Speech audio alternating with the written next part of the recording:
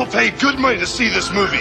When they go out to a theater, they want cold sodas, hot popcorn, and no monsters in the projection booth. Everyone pretend podcasting isn't boring. Turn it off. Turn it off.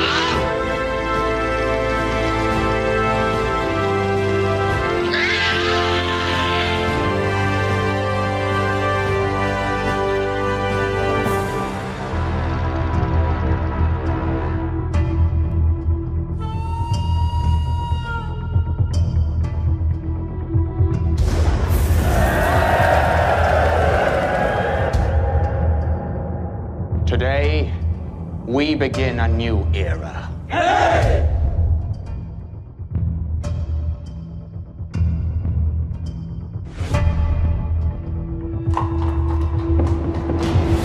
I have existed from the morning of the world, and I shall exist until the last star falls from the night. Although I have taken the form of Gaius Caligula, I am no man as I am all men. And therefore I am a god.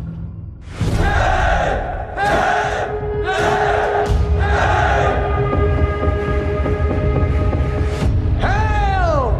Yes.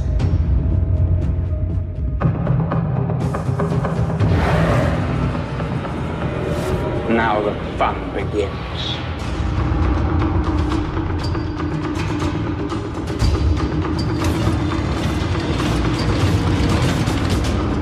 If only all Rome had just one neck.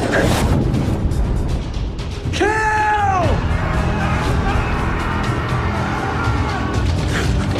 I am the great Caesar. Hail! Hail! I hate them!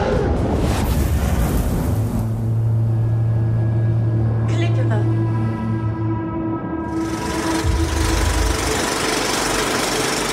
Welcome to the Projection Booth. I'm your host, Mike White. Joining me once again is Mr. Rob St. Mary. Shall I be remembered as Caligula the Dull? Also back in the booth is Ms. Heather Drain. Hello, hello. On this special episode of the Projection Booth, we are going back to the well. This may be the first ever time we've discussed a movie for a third time, but much like the saga of The Magnificent Ambersons or The Other Side of the Wind, we are continuing to document the troubled history of the 1980 film Caligula. Caligula isn't just artistically bad, it's also offensive in its gratuitous scenes of torture and perversion. This movie makes a real specialty out of castrations, disembowelments, crucifixions, and other forms of torture that the camera lingers over, and what a piece of trash. When we first spoke about this film, almost 10 years ago exactly, where we were joined by Maitland McDonagh to discuss the movie, while Ranjit Sandhu gave us the sordid history behind the production and talked about his book, 200 Degrees of Failure, and filmmaker Alexander Tuschinski discussed the career of Tinto Brass and the original intentions Brass had for this finished film. We came back together in 2018 to discuss the recent rediscovery of the original footage of Caligula and the plans Penthouse and Alexander had to restore the film to Tinto Brass's original version. This is where we left things. I recorded Alexander's interview, and then a week later, I talked with Kelly, and in the interim is when the bigger news broke about her almost losing the company and then getting the company back, and then the funding, it sounds like, is going to be there for this restoration of Caligula. And I just want to make sure that folks understand is that this will probably be Alexander at some point taking that work print that he's talked about, the work print of Caligula, where I think he said 89 minutes of it were done, and then kind of using the original elements to recreate that. And then the rest of the film will be done in the style of Tinto Brass, unless Brass's notes or Brass himself, who is still a very viable filmmaker, unless that happens, it'll be done in the style of Tinto Brass. And I think that Alexander knows his style well enough to be able to do that. It's kind of like Walter Murch coming in and redoing Touch of Evil based upon the memos, those kind of things. So I'm very, very excited about this because it does sound, and I don't want to get my hopes up because, things happen, but in a world where Other Side of the Wind might actually have its premiere very soon, I'm very excited that Tinto Brass's Caligula, with name over the title kind of thing, that Tinto Brass's Caligula might finally actually see the light of day. Now we are back, and we are talking about the version of Caligula that played in Cannes in 2023, once referred to as Caligula MMXX or Caligula 2020. But this is 2024, and it's now called Caligula, the Ultimate Cut, and it was produced by a person named Thomas Negovan. We will be discussing the film as well as what's happened to this project over the last 6 years. We'll also be spoiling the film as we go along, so if you don't want anything ruined, go ahead and find the movie. It's coming out on Blu-ray a few times, including the Umbrella Entertainment version, which features commentary from our own Heather Drain. One more thing, we might get some things wrong as we talk about this, just because we have been Caligula'd up one side and down the other. I feel a little bit like Proculus at my wedding night.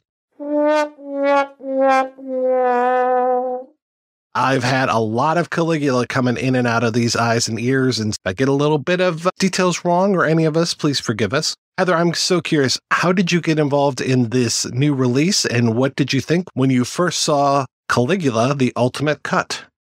First of all, how am I supposed to give a rational answer when you just reference what may be the greatest fisting scene in all of cinema history? I don't know. Some of the... I think Fred Halstead has him beat, but... It's, again, children's entertainment. Come on. This is what we specialize here on the projection booth. Between this and Salo, it's just children's entertainment. Come on. This is what I've missed about talking with Rob on film podcasts, is that dry humor and that slightly beautifully shaded point of view. I do love Fred Halstead. We'll save that for another show.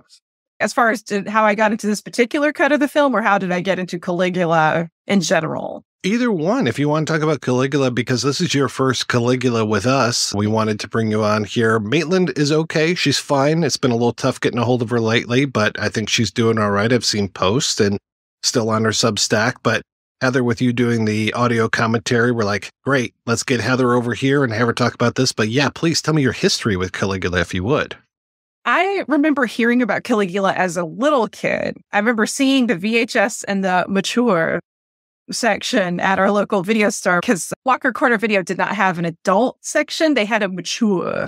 Some of those videos were probably more in the immature range, because there was like a lot of Beach Bunny type stuff. It was all softcore, but they had, I remember seeing the cover for Caligula and that great iconic art. And yeah, I was already reading a lot about film, and ooh, that's that infamous film. Even as a little kid, I knew this is the film. Of course, Malcolm McDowell, Sir John Gielgud, Helen Mirren. You've got these Shakespearean trained actors, and it's Penthouse and it's lurid. And I remember seeing Inside Edition, or it's like tabloid shows, doing a piece on it like the late 80s. I feel like Video Search of Miami in one of their catalogs had some variation cut of it at some point, because I used to get their catalogs even though I was too poor to order anything, and I was also like well under 18, so I couldn't order from them. But I loved seeing the movies, and when I finally did get to see it, I was not disappointed. It's the Guccione cut is, for all of its flaws, you still get to see there is so much brilliance in the movie that cannot be restrained by any cut of it. And especially McDowell, the Danilo Donati sets. And honestly, I think there are performers in it that don't get enough respect that should, including Teresa Ann Savoy and John Steiner, especially. So I'm a huge fan of Caligula, which is why when I got approached from somebody by Umbrella, if I wanted to contribute a commentary, I, of course, jumped on it. Now, I do have to give a shout out to Alexandra Heller-Nichols, because she threw my name in that hat. I would not have gotten that gig without her vouching for me. So I hope she likes it. Whenever that happens, you're like, Jesus, I hope they don't hate it. But I did my best. And so that's how I got to see the ultimate cut. And it was fascinating. It is a fascinating thing to see. I think it's interesting. And I can't really think of any other film that's quite has the storied history of having so many variations of it. As far as edits, the whole drama of it being basically stolen from the director. Because the other thing that helped me get my name in that hat was I'm a noted Tinto Brass fan. I'm a huge Tinto Brass fangirl. I don't know as much as Alexander Tuschinski, who I know you got to interview now. Alex is amazing and incredible. But I love Tinto Brass. He's my kind of artist. So I was curious to see how this cut was going to play out. I knew it was going to be different than the Mission Caligula cut, and which made me sad, but it's still okay getting to see this footage restored and presented in a different way. Had me very intrigued. But I'll reserve my further thoughts as we go into it.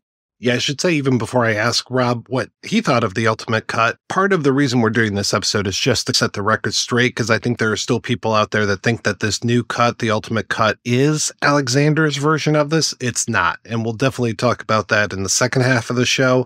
But just to put that out there right here and now, just a few minutes in, it's an interesting follow-up to what we talked about with Mission Caligula, but this is not where we thought we were going to be going. So, Rob, what did you think when you finally got to see this ultimate cut? The thing that was interesting for me is that there's scenes in the film that are directly what we know that Alexander told us about, such as the Simon Says scene, the gods removing the head scene, things that there were stills for, but we didn't see. So for me, there's aspects of that are really interesting. Another aspect of this that I like are some of the performances add depth, and there's even a character in here that I don't remember from the theatrical version that we'll talk about that I think adds a bit to McDowell's performance and his characterization that I think is interesting. So it has a lot of extra things in it. Runs an extra, I think, 30 minutes compared to the original theatrical. So it's 3 hours now. And then there are aspects of it in terms of the edit that I find a bit ponderous at times, and editing choices and things like that. And we can talk about all that. That's more for the second half. But for me, it's, again, like Heather was saying, it's seeing another version of something that you're familiar with. And it still leaves me hungry for that, as close as we could get, Tinto Brass version that I would absolutely love to see. I would love, that is the hang up that I have. But I went in watching it against what was previously given to us, meaning the Guccione version and the Blu-ray, which is a little bit different where they cut out some of the softcore or some of the hardcore from what I remember. But it definitely has some merits on its own, and it has some deficiencies on its own too. That's to be expected with any time you tinker with it, with any piece of art. Sorry. It's close. I don't know if it's got a cigar, but it's close. There are some interesting choices, like you said, even when it comes to the long opening scroll. I understand us wanting to have a scroll at the beginning to talk a little bit about the history of the film, though some of the things that are in that opening scroll, I'm just like, really? Then to start it off with the animated sequence, and I'm just like, oh, okay, we're going really different, because that animated sequence, which not a big fan of the style of the animation. Some of it looks kind of, I don't know, off to me, but I guess it is a dream sequence, so you can't really put rules on a dream sequence. I like some of the stuff that they have when it comes to the little Caligula dance and everything, and I'm just like, okay, this explains a little bit more. I know we're saving a lot of stuff for the second half of the discussion, so I'm not going to get too far into it, but the dream sequence was there in one version of Gore's screenplay. It wasn't there in another. But at least it makes a lot more sense to have this dream version here rather than to make it be. I remember, and I listened to our earlier episodes on this because I refused to go back and watch the Guccione version again. But where it was, the dream was nymphs in the forest, and then it's, I had this horrible dream. I'm like, what? Wait, what? Speaking of that animated sequence, I was looking at it and I went back and actually looked at the press notes after. And the press notes, at least the version that we got, is only really 2 pages. So there's not a lot in there. But I was looking at it and I go, God, this looks really familiar. Like this animation design style is really familiar. And I realized it's Dave McKean. And I love Dave McKean's work from Arkham Asylum, the graphic novel, the Batman story. And he also did those covers in the 80s and 90s for Sandman. He has a very specific painter style.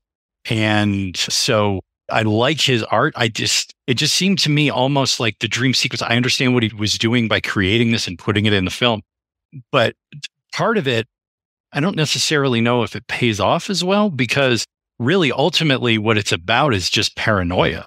It's really about the paranoia of power is really the story. And I don't think you need to get that far into it, because it's like, Caligula is Joseph Stalin. He's just, I'm in power and now everyone wants to kill me. And it's some might, but not everyone.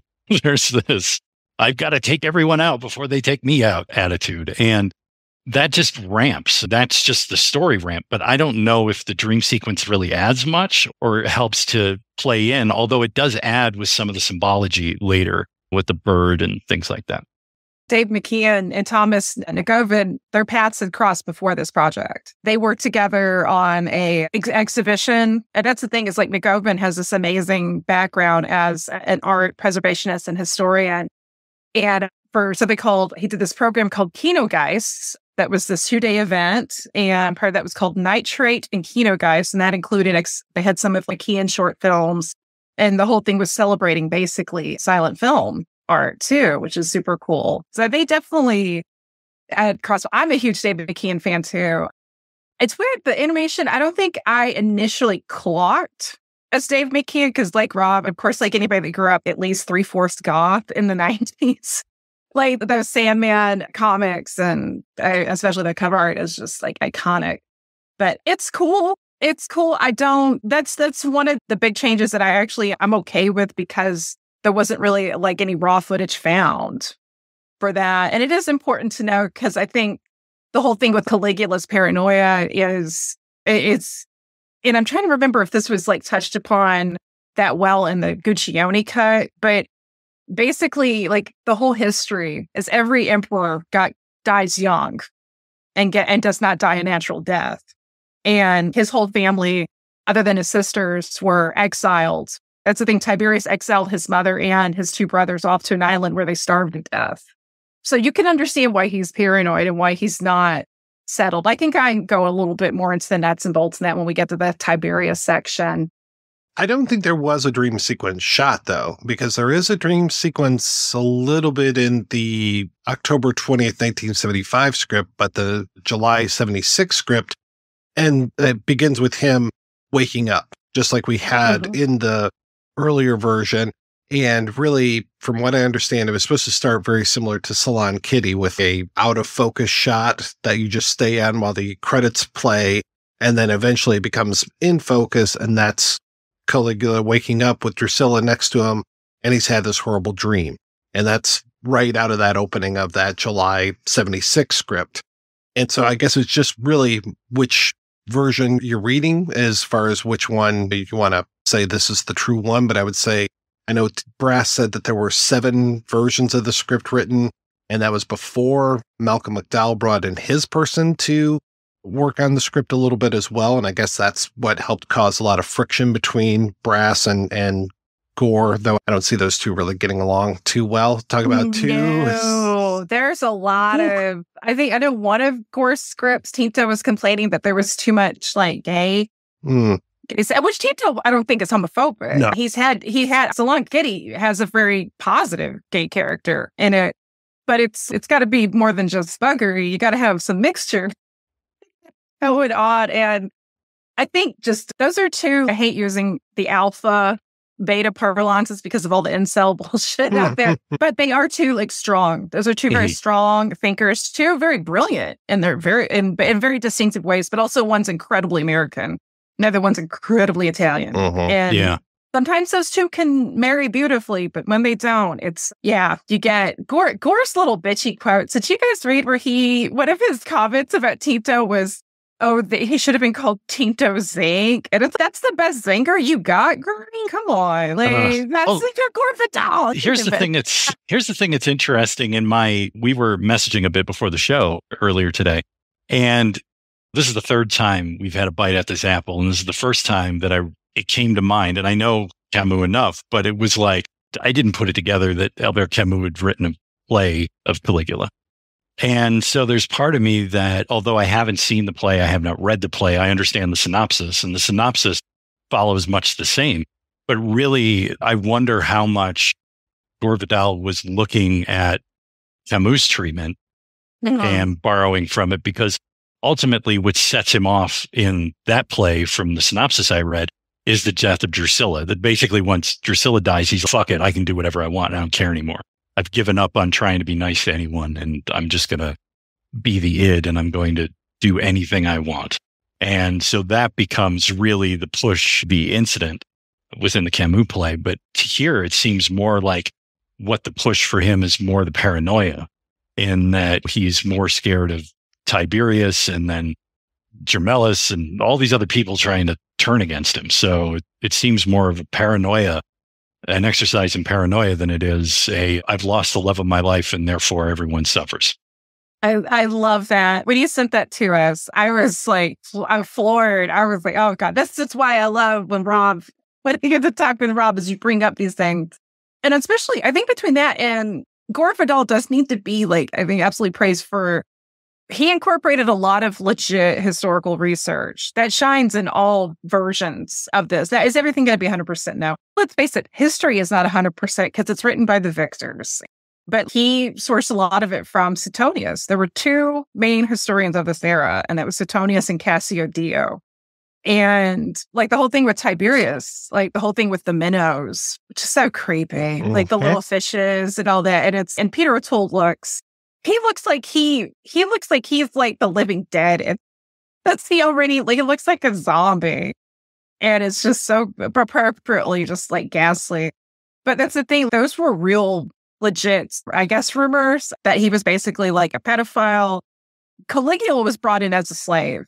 He treated him as a slave. There is no telling if that's true what Caligula as a little boy, as a young man, had to witness and endure. Also, with the full knowledge that this is the man that was responsible for basically slowly murdering his family, most of his family, including his mother.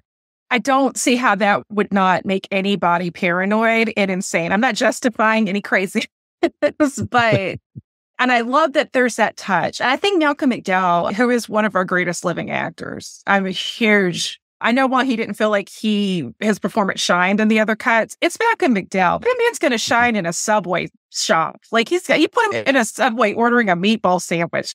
Dude is going to shine. That's what he does. Because there are times where he has such a sensitivity in his eyes and such emotion, but he also has that cheeky side to him, and also just that bratty monster. And he has all of this. But I think in some ways the whole stuff with Tiberius in this film is the most compelling.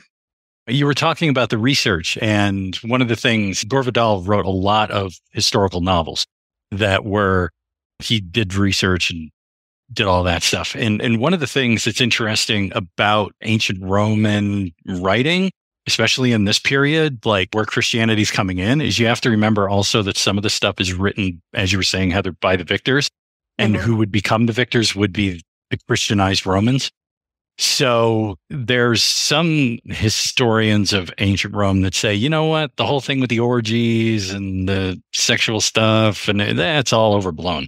They made them sound way worse than they were in order to make them, the new guard, sound much better than they were. There was this balance of making the old guard seem like they were just the most evil and horrible people to ever walk the face of the earth. So the question becomes how much, and we're never going to know, but the question becomes how much of this is real or not. But ultimately, I think the bigger question is this question that's asked about how power corrupts, how power can make you paranoid, looking over your shoulder all the time. And I think that's really the key theme, really through the whole piece.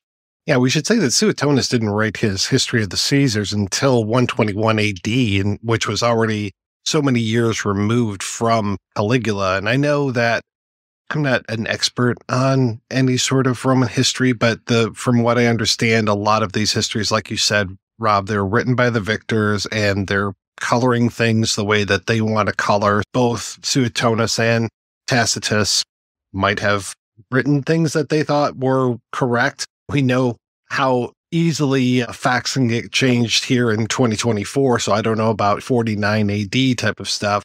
But yeah, from what I understand, Nero actually wasn't that bad of a guy. He didn't play the fiddle while he was burning Rome down, these kind of things. But it's the next emperor or the one after that is, look at that guy. Look at his record. Look at what horrible things did. He played the fiddle.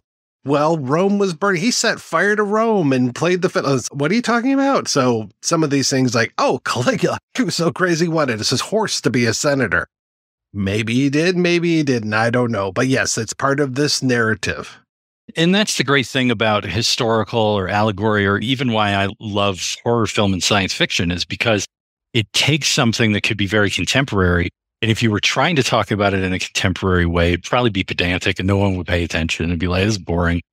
But when you couch it into these other terms of history or science fiction, horror, whatever, you can actually have a really interesting discussion on themes. And ultimately, I don't care about historical accuracy of No. as I care about, I guess, what Werner Herzog would call the aesthetic truth. Is it true in terms of how it feels and how it reacts, as opposed to is it true? And going back to some of that conflict between Gore Vidal and Tinto Brass, part of it too was Brass was like, you're spending way too much time on Tiberius. This is not the Tiberius movie. This is the Caligula movie. What are you doing with all this Tiberius stuff? And I seem to remember back in the first discussion we had about Caligula, me complaining about just how long the Tiberius stuff goes on for. And even though they added more to the Tiberius section, but they also took away things from the Tiberius section. But that Tiberius section still runs, I think, close to a solid half an hour between when Caligula gets told, hey, you need to go to Capri, and after Tiberius is murdered. I think that's a solid half hour of screen time with all of this stuff going on, if not more.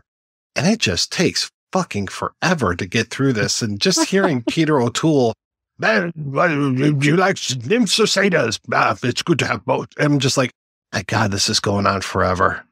I loved that. I thought that the bacchanal of it all. Oof. I think especially because saying it in a very clear, because the Imperial edition of Caligula is a set that I love it. I'm glad I have it. And I thought that looked great. And then you see this restoration of it. But I think there's arguably stuff that's way more transgressive and obscene if it's film. It's not obscene.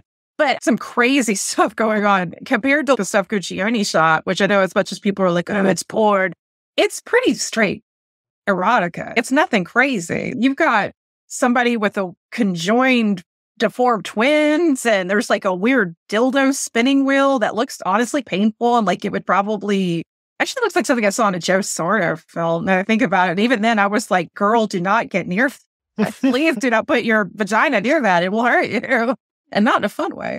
But I loved it both for the complete outre of it, but I also, to me, I think I liked it because to me it sets up, this is what he has had to be around. To me, I think it's essential to see, it's not really the origin of Caligula, but the madness, but also just the madness of government, which is really what the film, to me, is really bad. People say it's about the corruption of power, but it's also, look at nobody, they're all snakes.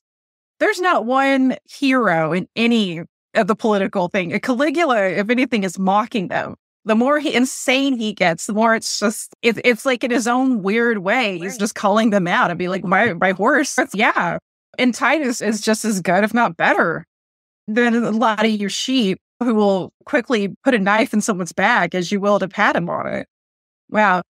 I'm glad things have changed, though. So that's good. Yeah. The point I had made, I think it was in the first episode we did, is that Caligula becomes like, I had this bully in high school that it seemed like he wanted to push you. It was like he wanted a reaction out of you. Oh. And it's what he does here, where it's, I'm just going to keep doing this, and I want to see if someone's going to push back. And eventually they do, but it takes a long time. And it's almost someone with a death wish, where it's, I want to die, but I'm not going to kill myself. I'm going to make you do it. I'm going to make you kill me. I'm not going to kill myself. I want to see how far I can push you. Instead of death by cop, it's death by centurion. Exactly. Yes, that's a new metal band, by the way. I'm performing that. I love. You know what's funny though? We've all known bullies like that in real life. I hate that. I hate that person. Nobody likes that guy in real life, but for some reason, Caligula in the movie. Maybe it's because it's Malcolm McDowell. Malcolm McDowell's like the best. The Caligula that McDowell plays in here is Alex's fever dream from Clockwork Orange, because there's that scene where he's in prison and he's reading the great book, he's reading the big book, and he's imagining himself taking part in scourging Christ on the way to the cross and all of that stuff. And for me, there's one scene in here that's cut completely different from the theatrical version that completely changes a little bit of that for me.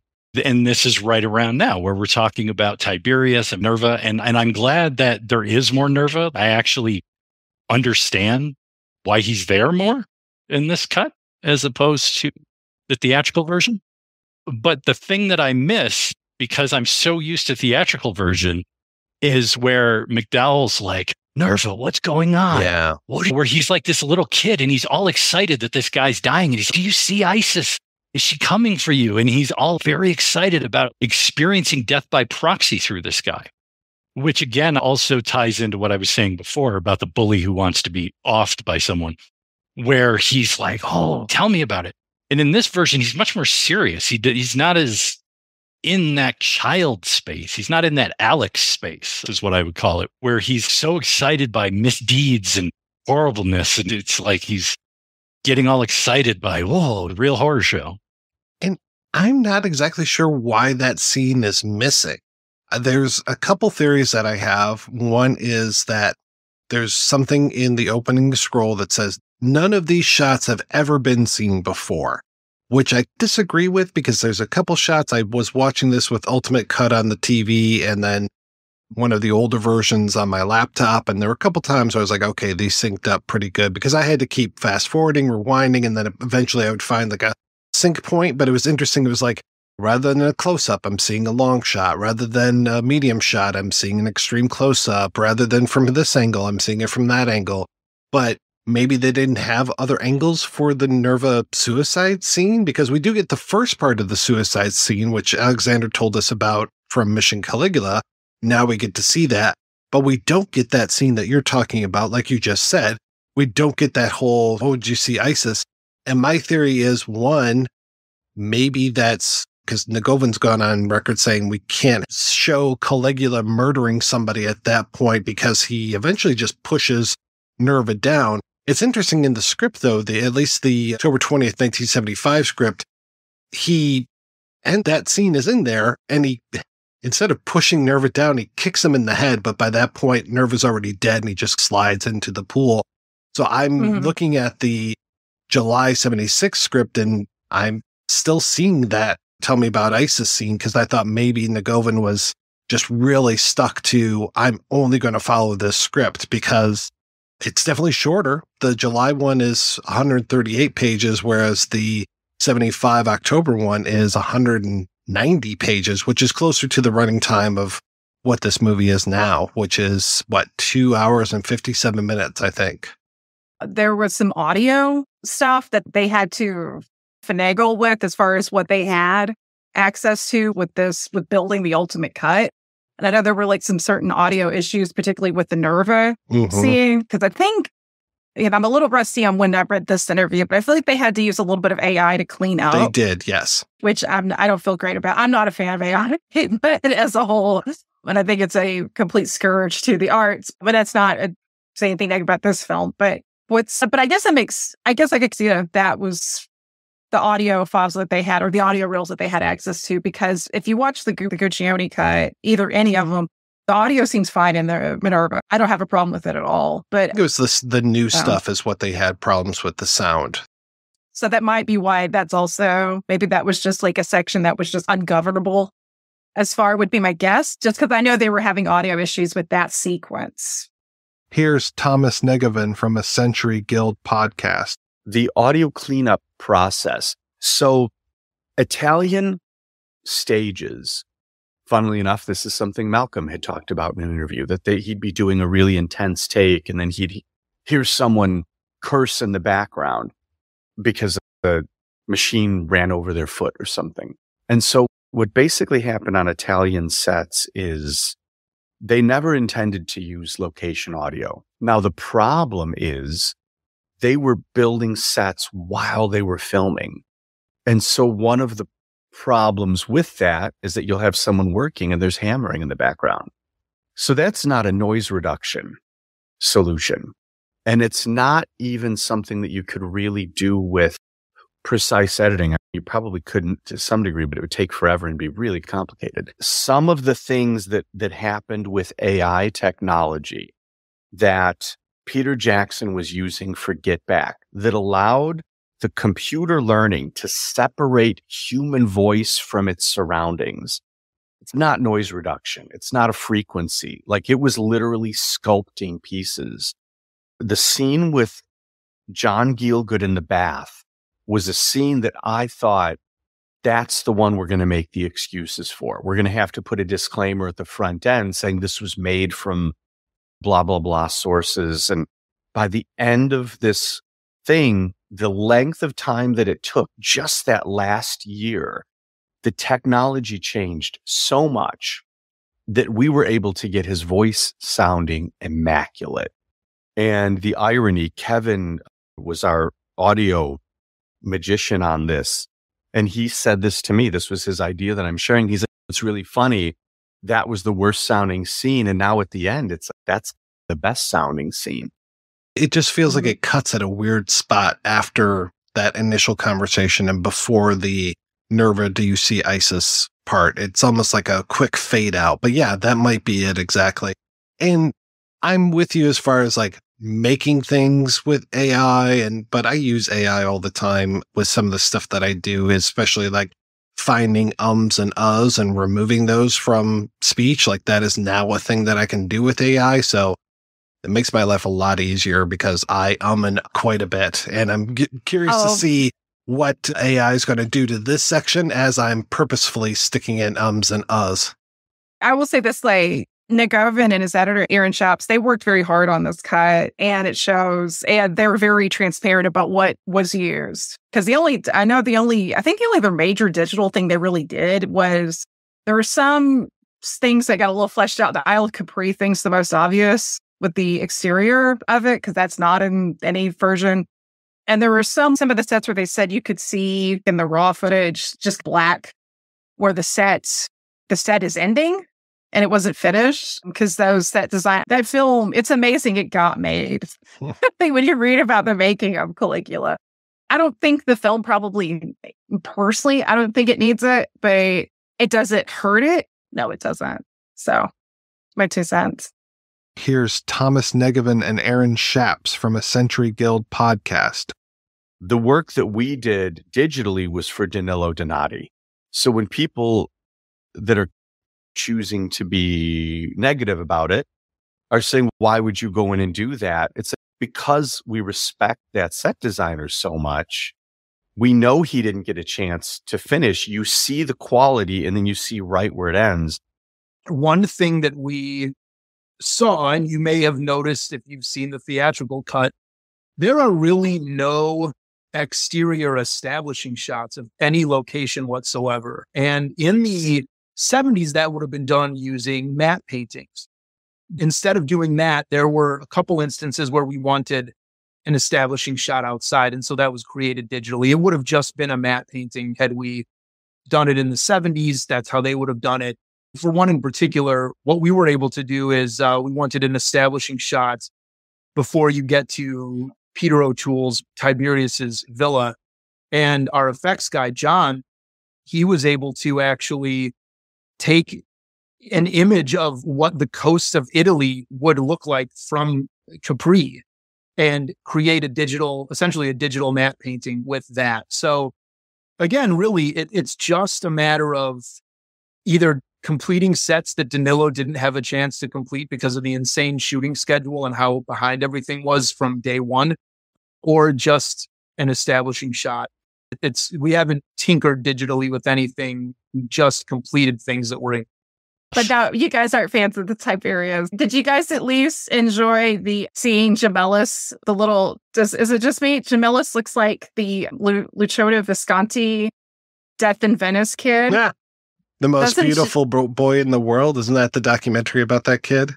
Yes. I hope that documentary looks really good. I still need to see it. Yeah, I'd like to see that myself too. It looks good. But I thought Gemellus, that's the thing, the casting in this film is because even with the more minor players like him, everybody's so striking and everybody just fits their part so perfectly. You see this kid and he looks like Death in Venice kid, but more sickly.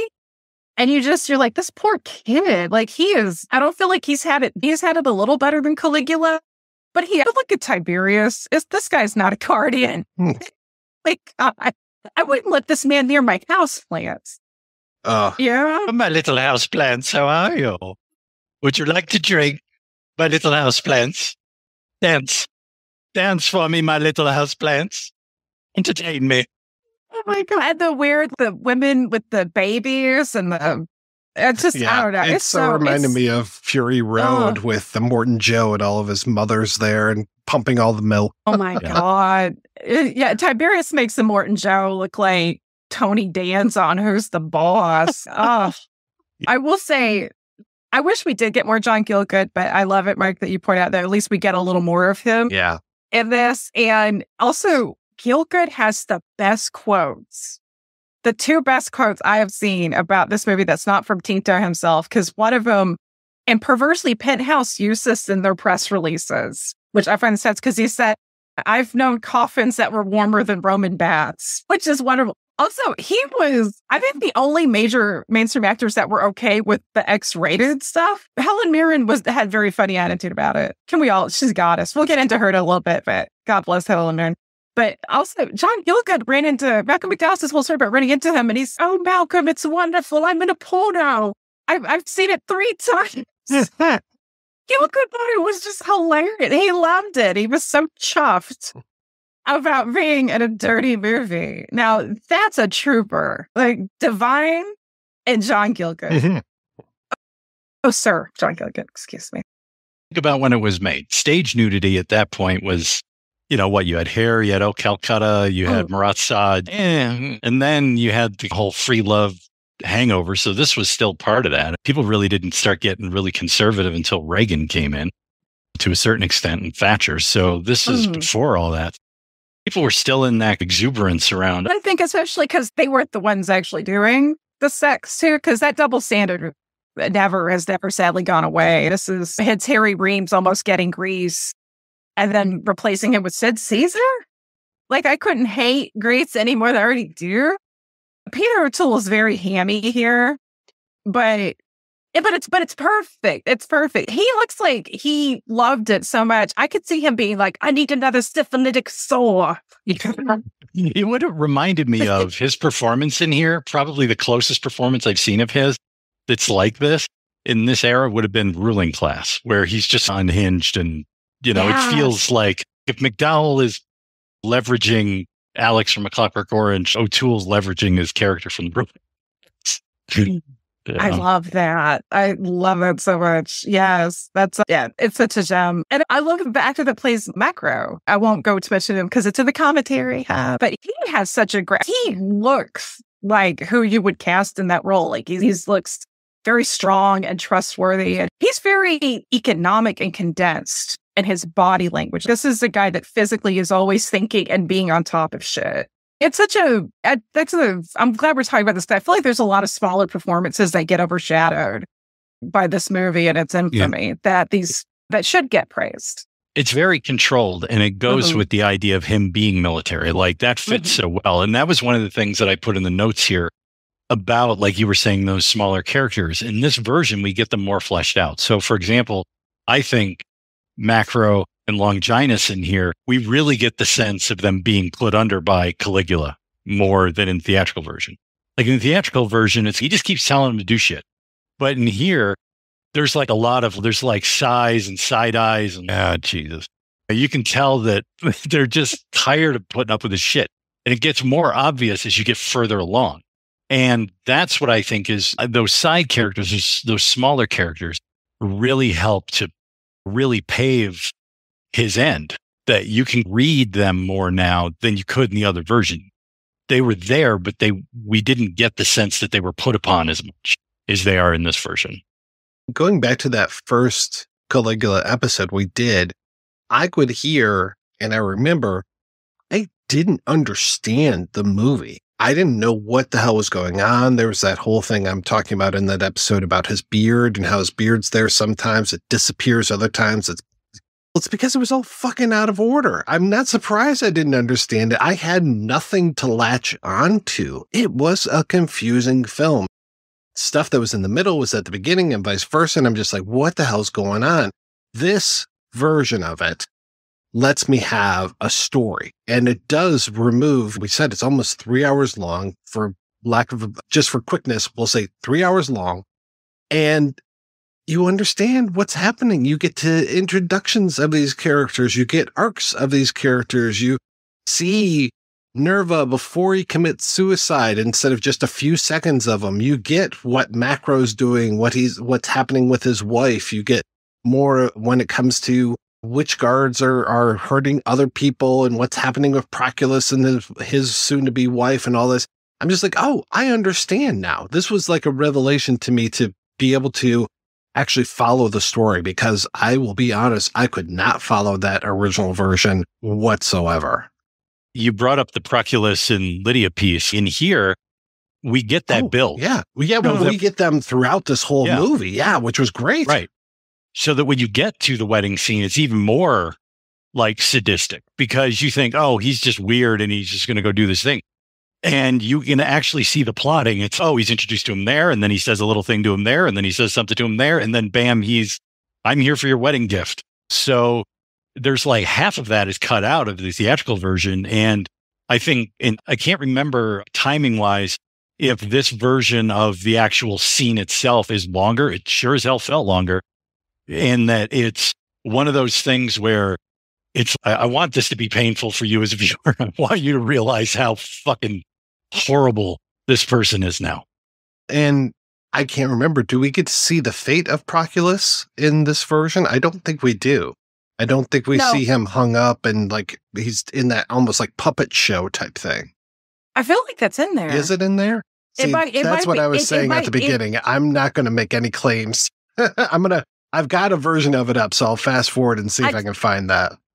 Yeah, because and this is the beauty of doing this film, but it's various cuts, is it gets hot and heady. And especially when you start going to international, that's actually the cool thing, and I'm not doing this as a plug thing, with the Umbrella, is they actually are having like some of the foreign cuts, because like they're like the Australian release obviously was missing some of the more X-rated stuff, and it was missing other stuff, but then had scenes that were in no other versions, that weren't in the US versions, that weren't, it's fascinating. But this is why God bless people, Alexander and Thomas and Eric, for having to take this bounty, this cornucopia of beautiful mess and try to make sense of it, because there's so much great stuff there. It's just trying to, and I don't think I even fully realized how out of sorts the cut that I was used to, the X-rated theatrical cut, until I started researching both Mission Caligula,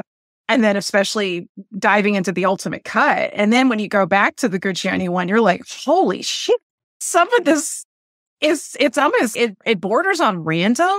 And there's still good stuff in there, but then you can see where the Guccione porno penthouse lens, for lack of a better term, is coming in there with, and some of the nymph footage in that pastoral with the misty fog. Some of that is gorgeous visual stuff in the whole film, like with Drusilla and Caligula running around and being playful. But then the nymphs, it gets a little too, okay, is this about to turn into a loop? Calm down, Bob. Calm down. Okay. Well, this is one of the things that I wrote in my notes, and I talked, I think, a little bit about this in one of the previous episodes, but can we look at the three main men of porn publishers in that era, right? So you had Hefner and Playboy, you had Guccione and Penthouse, and you had Larry Flint and Hustler, okay? So when I look at this movie, this is a movie that only Guccione could make. And there's several things that like aesthetically connected to his magazine.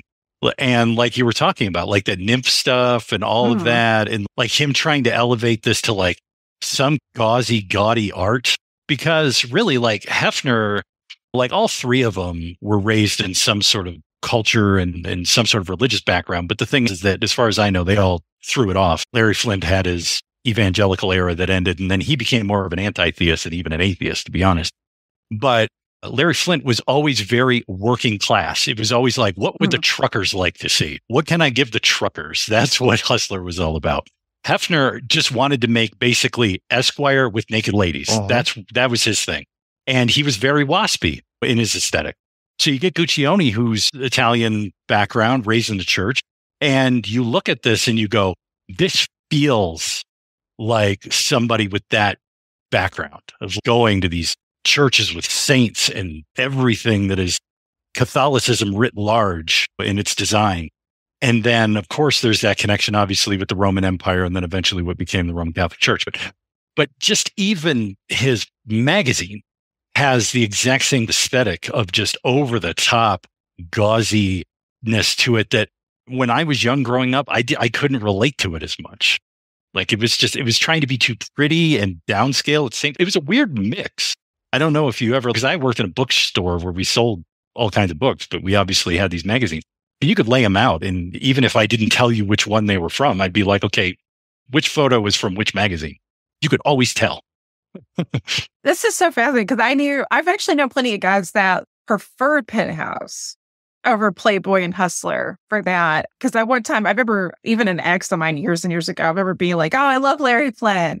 And I am a Larry girl through and through. But it was like, oh, God. And yeah, I get it. Hustlers, but more gynecological. But Guccione's style, I mean, he does have a distinctive style. And I think some of it is very lovely. The 70s were that era of that gauzy look, though, too. You look at Just Shaken with the fashion photography, but then going into Emmanuel. I feel like Emmanuel has that look. His version of Story of the Yo, for all of its flaws, it has that, too. The work of David Hamilton has that look. We won't go into that, but I'm sure him and Tiberius. Oh, I'm sorry. I should have made that joke. But it is, I can see why if he could have just let be, because Penthouse actually had a production credit on films before this. Penthouse has a production credit on Day of the Locust.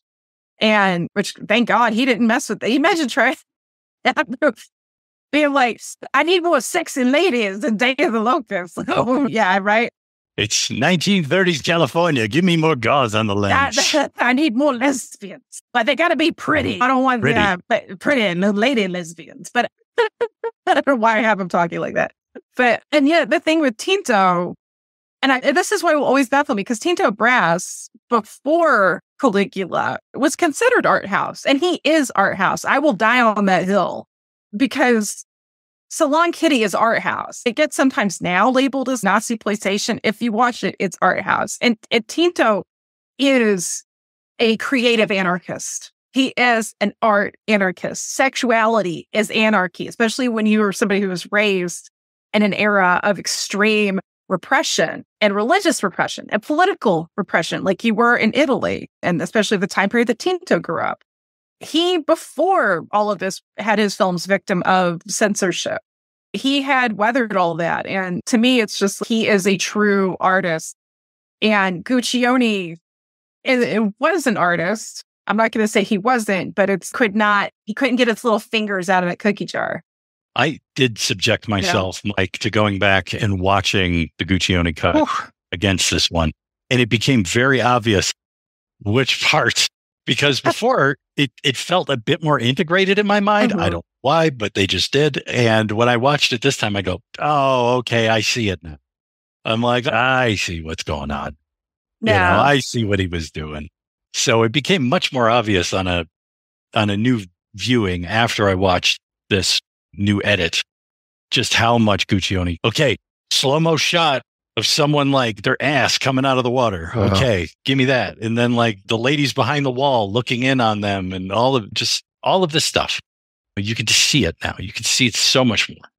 I actually had somebody respond to me on Twitter when Umbrella announced this, being like, oh, no nudity or sex. No, thank you. And it's still Caligula. Yeah. Okay. There's still plenty of craziness going on. And in fact, there's still the whole Temple of Isis scene. You still see a lot of the pets in that. And I feel bad for the Penthouse pets too, because it's like Guccione basically promised them, you guys, you're actresses, you're going to be in this big film.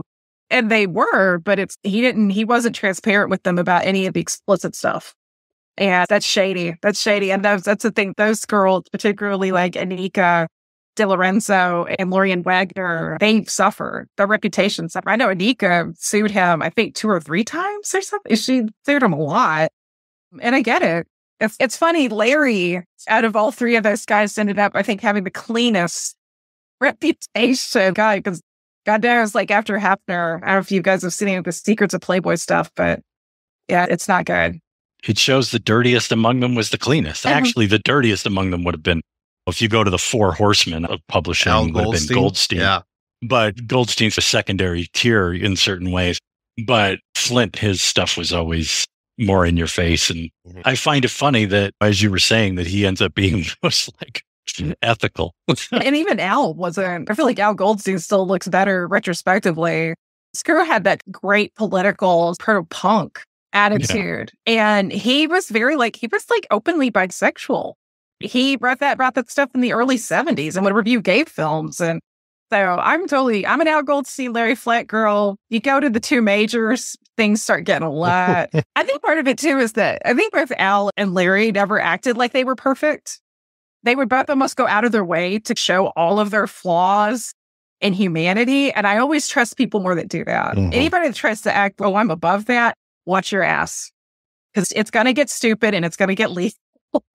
The nudity that your Twitter follower was objecting to, or the sex, it was just so tacked on. Just going back, and though I didn't rewatch the original Guccione version of it, I have watched all these other deleted scenes and extras and all this stuff, and listening to our original episodes, I forgot about things like there's that sun statue or placard in Caligula's room, and he goes up to it at one point and looks through it, and then in the Guccione version, they cut to what's on the other side, and it's these two girls looking through the other side, and they just start making out and having sex. It's like one of those, and maybe people remember this, maybe they don't, but lesbian scenes in porn in the 70s, 80s, 90s was so easy because you didn't have to worry about a cum shot. You could just have these two girls making out for hours, it felt. Just put on your favorite lesbian porn scene, go do some laundry, come back. Don't worry, they'll still be at it. And it just felt like one of those. And then some of the other sex scenes where it's like, oh, we're here on this boat and here's this orgy, but we'll just cutting in new things and here's more hardcore footage. And it's just boring after a while because there just wasn't anything to it. And I don't know, it just felt so unmotivated, even though I think Tinto Brass there's a documentary that David Gregory shot and it's called Orgy of Power. And his line in there, and I think he used it even twice, was he was about making a movie about an orgy of power. And then Guccione was about making a movie about the power of an orgy. And I think that's perfectly summing up what Guccione's version was versus what we're seeing now with this ultimate cut. And if there's one thing that changes from a sex scene to a non-sex scene that talks about this idea, and I know you're going to be like, what does that have to do with it? Is, and I can't remember the exact scene, but it's Macro's wife. And if I remember in Guccione's version, she's laying on like this lounge and there's all these men around her jerking off and then they unload. And in this version, there's still her with the men around her, but that's not in it. But what he does in terms of power, and I can make you sit here while I do this thing, is Malcolm McDowell comes in and he's in front of them. You don't see him, but he's over in the corner taking a pee while he's having this conversation with them, which reminded me of the stories of LBJ, where LBJ would take meetings in the bathroom while he took a dump. He would make people come in and talk to him while he was on the toilet. That's Billy Bob Thornton in Fargo. Yeah, and it was his way of going, I don't care. Like, you got to sit here and smell my shit. Kind of attitude. So there's the difference between the power of orgies and the orgy of power right there. It's Caligula's world. We're all living in it. You're talking about the masturbation over Enya, and you're talking about this peeing scene, and I see all of this stuff in my head because I've seen all of these shots. And I don't know if I've seen them in the Guccione version or just in outtakes, because I've watched hours and hours of outtakes that are out there. I think on the Imperial edition, plus in some of these documentaries, we'll get little clips. My head is reeling from Caligula right now, and it's going to take a long time to get out of it. And I can't even imagine. Alexander talked about 96 hours worth of footage. And even just to see these outtakes that go on for so long. Oh, here's this woman with a swan and she's touching the swan, or here's this woman with the snake, and you get 20 minutes of this type of stuff. And it's all just B-roll type of footage, but it's okay. If they wanted to cut into that, they could have. They had that option, but as me doing research on this, I'm just like, oh my God, I'm Caligula'd out. My brain is just such mush. I can't even imagine what had either Alexander or now with this, why am I forgetting? Tell me the editor's name for Aaron Shaps. Aaron Shaps' version. Yeah. I feel bad for Aaron having to sit through all of this footage, and I would have felt bad for Alexander having to sit through all of this footage because it just must have felt like some sort of Sisyphean task. Within a short amount of time, given that footage, if anybody else took 10 years to repiece together with that much raw, I don't think anybody would question it. I don't think anybody would be like, oh, look at you. What do you think this is? Fleetwood Mac's tossed? They would be like, no, of course. Like, that's a lot. So yeah, no, Aaron, and I think he did a beautiful job editing this together.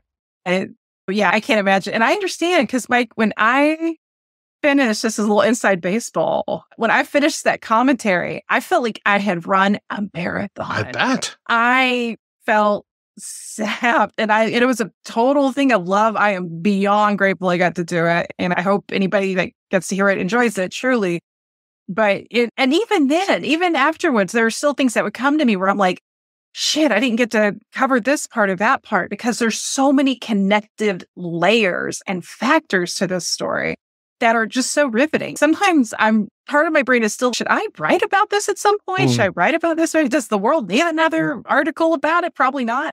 But it was because there's already a great Ranjit's book out there, and he knows way more about this film than me. Yeah, unfortunately, Ranjit says that he will now never finish his book because this new cut would make him have to revisit it, and he's just, no, I'm done with that. So I'll dedicate my papers to a museum or something, and someday somebody will be able to read this, but he does not plan on finishing it. Yeah. That is a heartbreak, because he like, when I researched this and just seeing the amount of work. Oh God, yeah.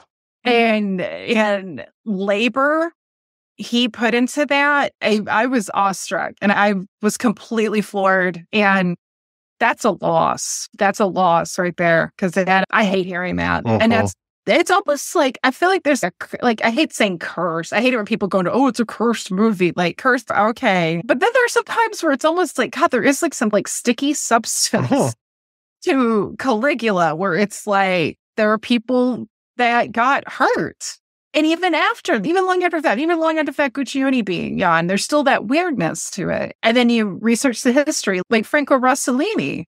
Franco got just as boned by Guccione as Tinto did.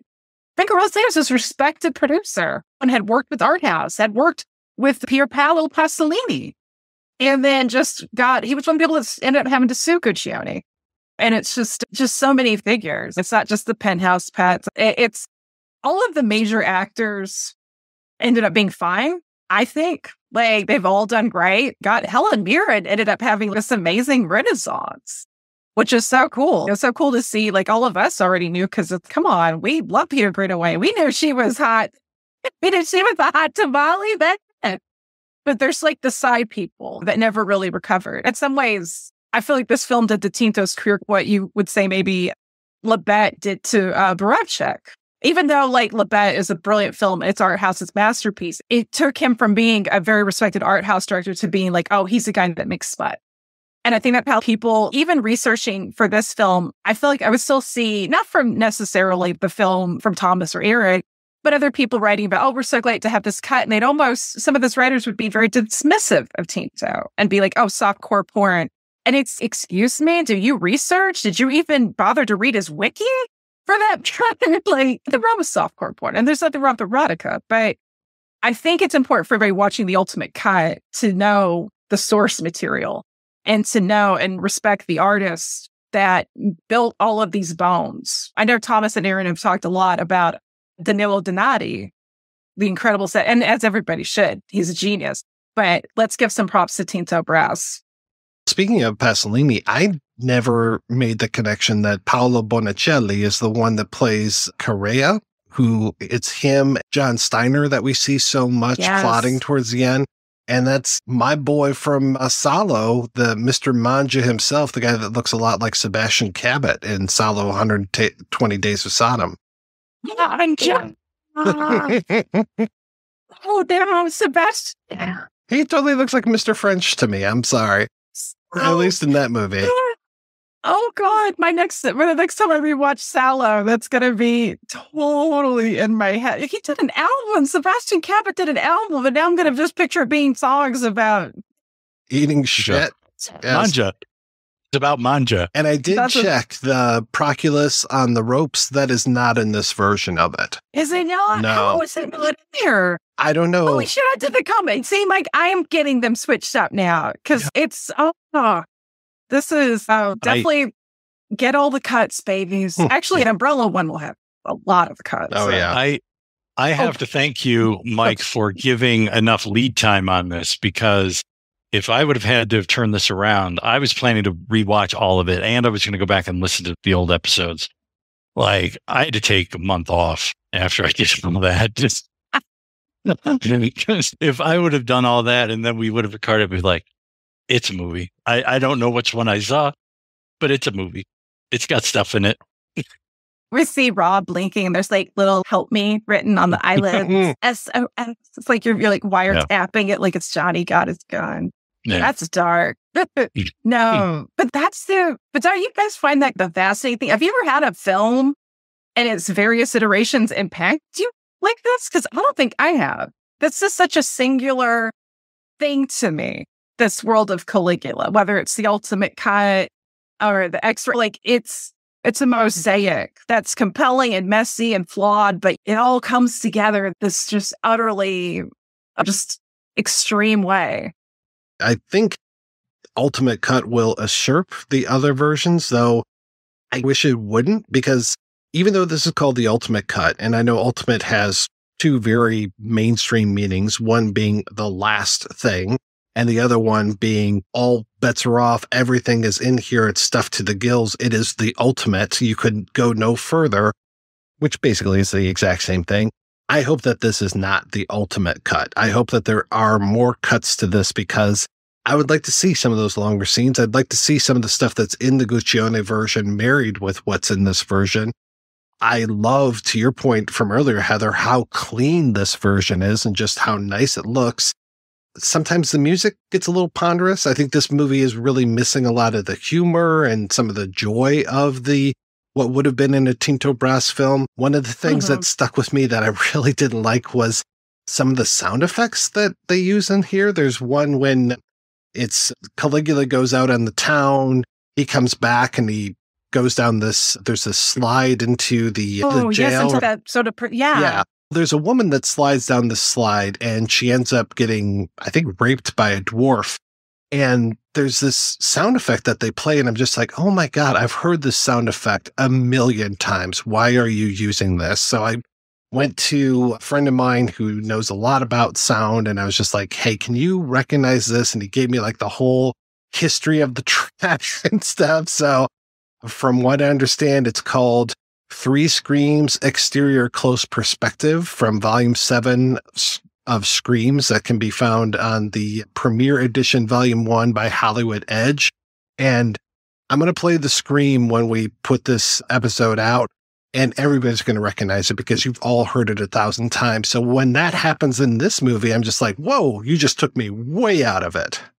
No, this is like the Wilhelm. It is. It's almost like the women scream Wilhelm.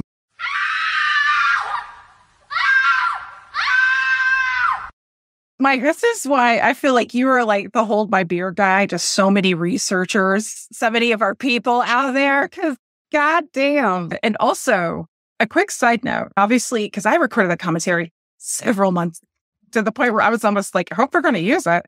But I feel like Proculus's death was in the cut I saw. Because the reason I remember that, because I remember making that's me. I made a joke in the commentary because she urinates. I know it's Lorian Wegner's character. I'm trying to remember what her character was named now. She urinated on it. She urinates on his dead body. And I made a joke because Guccione was he was big in a pistol. Which is fine. I'm not kink shaming. But unless I just have made that joke so much over the years that my memory is conflated, which is maybe a possibility. But I feel like that was in the cut I saw. So maybe, are there different ultimate cuts of the ultimate cut? Oh, that's a good question. I'm going to go through it one more time. That's the penultimate cut. that wedding scene, the rape at the wedding scene, the prima nocta stuff happens almost exactly midway through this cut. And I know that because that's where I can start with my fast forwarding to go through the rest of this and see. I'll triple check now to make sure that's not in there. I believe you. I just don't. Now I'm just like, I wish I could go back to that link. And when we're done with this, I may find my notebook, my old notebook from that era and go through it because I would have had that in there. The most impact of the ultimate cut is in now the second half of the film. Starting at 1:30, you can go through there and things like when Caligula is signing the orders, like one of the most, for me, famous scenes in the Guccione version, I'll just call it the Guccione version, was him saying by the name of Caesar and all the senators of Rome, blah, blah, blah. And he passes the law, right? And just stamps it. And he's doing the exact same thing that he saw Tiberius doing before, which he wanted to do and thought that was going to be a great honor. But then you saw how Tiberius was just fucking sick of it. You don't get him doing that whole by the power of Rome, and like how he just goes through. It ends before he starts to get crazy with it. That's when he starts to step across the tops of all these racks and is doing his little dance across the racks and starting to really fuck with Longinus. It really feels like in the second half of the movie, it is the, how can I make Longinus's life miserable? And which is one of the reasons why he gets killed. And yeah, that's where you get a lot of these interesting things, the birth of his quote unquote son and some of these other things you get. One of the things that I like in this new version too is the use of the bird omen and how that comes back quite often. And like you said, Rob, that's in that opening animation as well. So you start off with that, but then you really carry that through. And that was the thing with the Guccione version, is I just didn't feel like it knew how to tell a story. These bird moments are very important. These are massive omens for him. So when he sees the bird at the very beginning after the dream sequence, he freaks the fuck out. I'm like, okay, yeah, that makes sense now, because he's going to see a bird before Drusilla dies and he's going to see a bird before he dies. So yeah, it makes a lot of sense. And this one just makes sense now, and I can understand this film. Do I think it's the best film in the world? No, I think it still has a little bit to go before it gets to be even more. It's definitely an improvement over what we had. The side character you were talking about in the back half of the film that comes in is the mute. Oh, yes. The deaf mute, the mute guard. And how, when I watched it against the theatrical version, I realized, oh, this character's in there, but he doesn't really interact with them that much. He's in a couple of scenes. But within this version, you really get a sense that it's almost like he builds a friendship with this guy. And that's interesting in that while he's destroying everything else around him, he's finding companionship with this odd mute character. And it just adds more to McDowell's characterization and just the character of Caligula as a whole. So I really love that. That's something I really love in this version that wasn't in the other versions. Malcolm McDowell on Mark Moran's WTF podcast, he was like, oh, it's great. Helen Mirren, she was in the movie for 15 minutes before. She's in there an hour now. And I feel that's the same for everybody by removing all of the, and I hate to use this word because I think it's overused, but gratuitous sex, because it was gratuitous, unnecessary sex. By removing all of that, it gives all of these actors such a time to shine. And I'll tell you who else gets a lot of screen time that didn't before. Incitatus. So finally we get to see a lot more of Caligula's horse, like this major thing, this scandal of like him having his horse in Congress or in the Senate. And boom, here's Incitatus. And we get a whole lot more of him and like even Caligula sleeping in bed with them and bringing him to all of these parties. And yeah, he's a major character now. All hail Incitatus. Yeah. Yes, justice for Incitatus. Hashtag give me the Incitatus cut. I love so much both of you bringing all of this up, because that is, I think, one of the biggest gifts of this cut. And there are some gifts in this cut. I'm glad it's out there because we are getting more of these performances. We're also getting to see more of Longinus. John Steiner, I feel like, does not get enough praise. He was a brilliant actor.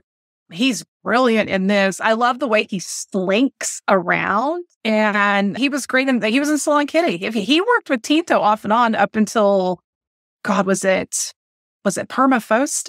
Yeah. He did a lot. I think now it's Snack Box. But of course, he's also in Mario Bava's Shock. He's in Tenebrae, which also so is Marilla D'Angelo, who's Poor Proculus's wife. And Steiner's great. And from all accounts, a great guy. Like even the pets, because I've ever seen an interview where a writer said that one of the few, these poor girls, God, I do. I'm like, also justice for the pets. But one of the few people that actually was really warm to them was John Steiner. And he invited them over for dinner to him and his wife's place in Italy for dinner. Nothing untoward, nothing sordid, just being like, hey, welcome to Italy. And she just like nothing but praise, just what a gentleman. So John Steiner's the man. We get more of him. Of course, more Helen Mirren. Also, something I loved, and this was a rarity, because even though Teresa Ann Savoy was usually dubbed in almost all of her Italian movies, which that was the standard in Italian cinema, is just everybody was dubbed. That they even recorded on-set audio is a remarkable thing. Yeah, but we get to hear her actual voice in this cut, which she's bizarrely dubbed in the Guccione one. And she's British. I can understand dubbing like some of the Italian actors, because some of them, even the great, is it Ariana Asti, who's Macro's wife? Brilliant actress, has a very respectable career in art house, had to speak her lines phonetically. English was not her language. But Teresa Ann Savoy has this great voice. Her voice is fine. Why was she dubbed in this? It's like when you watch Star Crash, and it's like, why is Joe Spinell? Right. Why did you do my Joe Spinell? Joe Spinell had that New York thing going on. It's gorgeous. I know. I love him. That's half the ticket is his voice, but yeah. His voice is the ticket, baby. Well, I'm saying the face is the other half. Whew, his physicality is fantastic. It's everything about Joe Spinell. I'm like, justice for Joe Spinell now. But it's so cool. And I feel like Teresa Ann Savoy is one that gets overlooked. And I think she holds her own. I think she really does. Drusilla, she, of course, lovely. So lovely looked at, and that's everybody focuses on that when you read everything. Oh, the girl that played she was known for playing these nymphets in Italy. But she has this quiet strength. She is totally the rock. Drusilla's that one rock of the rock of love. Did I really just say that? The Bret Michaels show? Yeah, you did. This is ridiculous. Why did I get that commentary? It's amazing they let me do anything. But mentioning Bret Michaels over here. But Drusilla really is like the rock. And she is definitely, I think, the biggest thread to sanity for Caligula. And what's interesting is, and you can get that impression here, but incest was a big no-no in ancient Rome. I know some people are like, oh, those Romans were decadent. Decadence depends on how you want to define it, but they weren't that decadent. Incest is a major taboo in almost every culture for reasons, which is why she's like, yeah, we're not going to marry. We're not Egyptians. And it's interesting because there's that parallel with Osiris and Isis. Like in the mythology, it's interesting. The relationship has that Egyptian, and why he keeps mentioning Egypt. And there's a lot of Egyptian sort of references there, which I think is cool. Which in this version feels like there's more of it. I remember references in the theatrical Guccione version to Isis and things like that, but it just didn't seem like he was that much of an Egyptophile as he is in here, where he's just, oh, Egypt's so great. Maybe I should just move to Egypt. Yeah, the whole wedding scene with the pharaoh and the Anubis and all that. And then even when he gains power, he's just like, and the worship of Isis shall be legal. I'm like, okay, great. Yeah, that wasn't there before. And that's completely normal, historical, in that the Romans took over everything. They stole the whole pantheon from the Greeks. So it's like they had a tendency to incorporate all this stuff. Which makes it so hard when you're playing Jeopardy and you think Ares and it's actually Mars and you're like, oh, they said Greek and not Roman or vice versa. And yeah, same damn guys.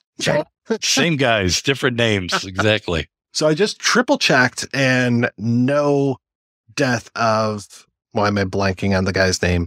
Proculus. No death of Proculus. And the version that I'm watching right now, which is called The Ultimate Cut, and it says 2023 in parens after it, but we'll see. So I got to find that, because now I'm like, did I again, feel free not to keep us, but goddamn, what is it with researching this fucking they make it impossible for us.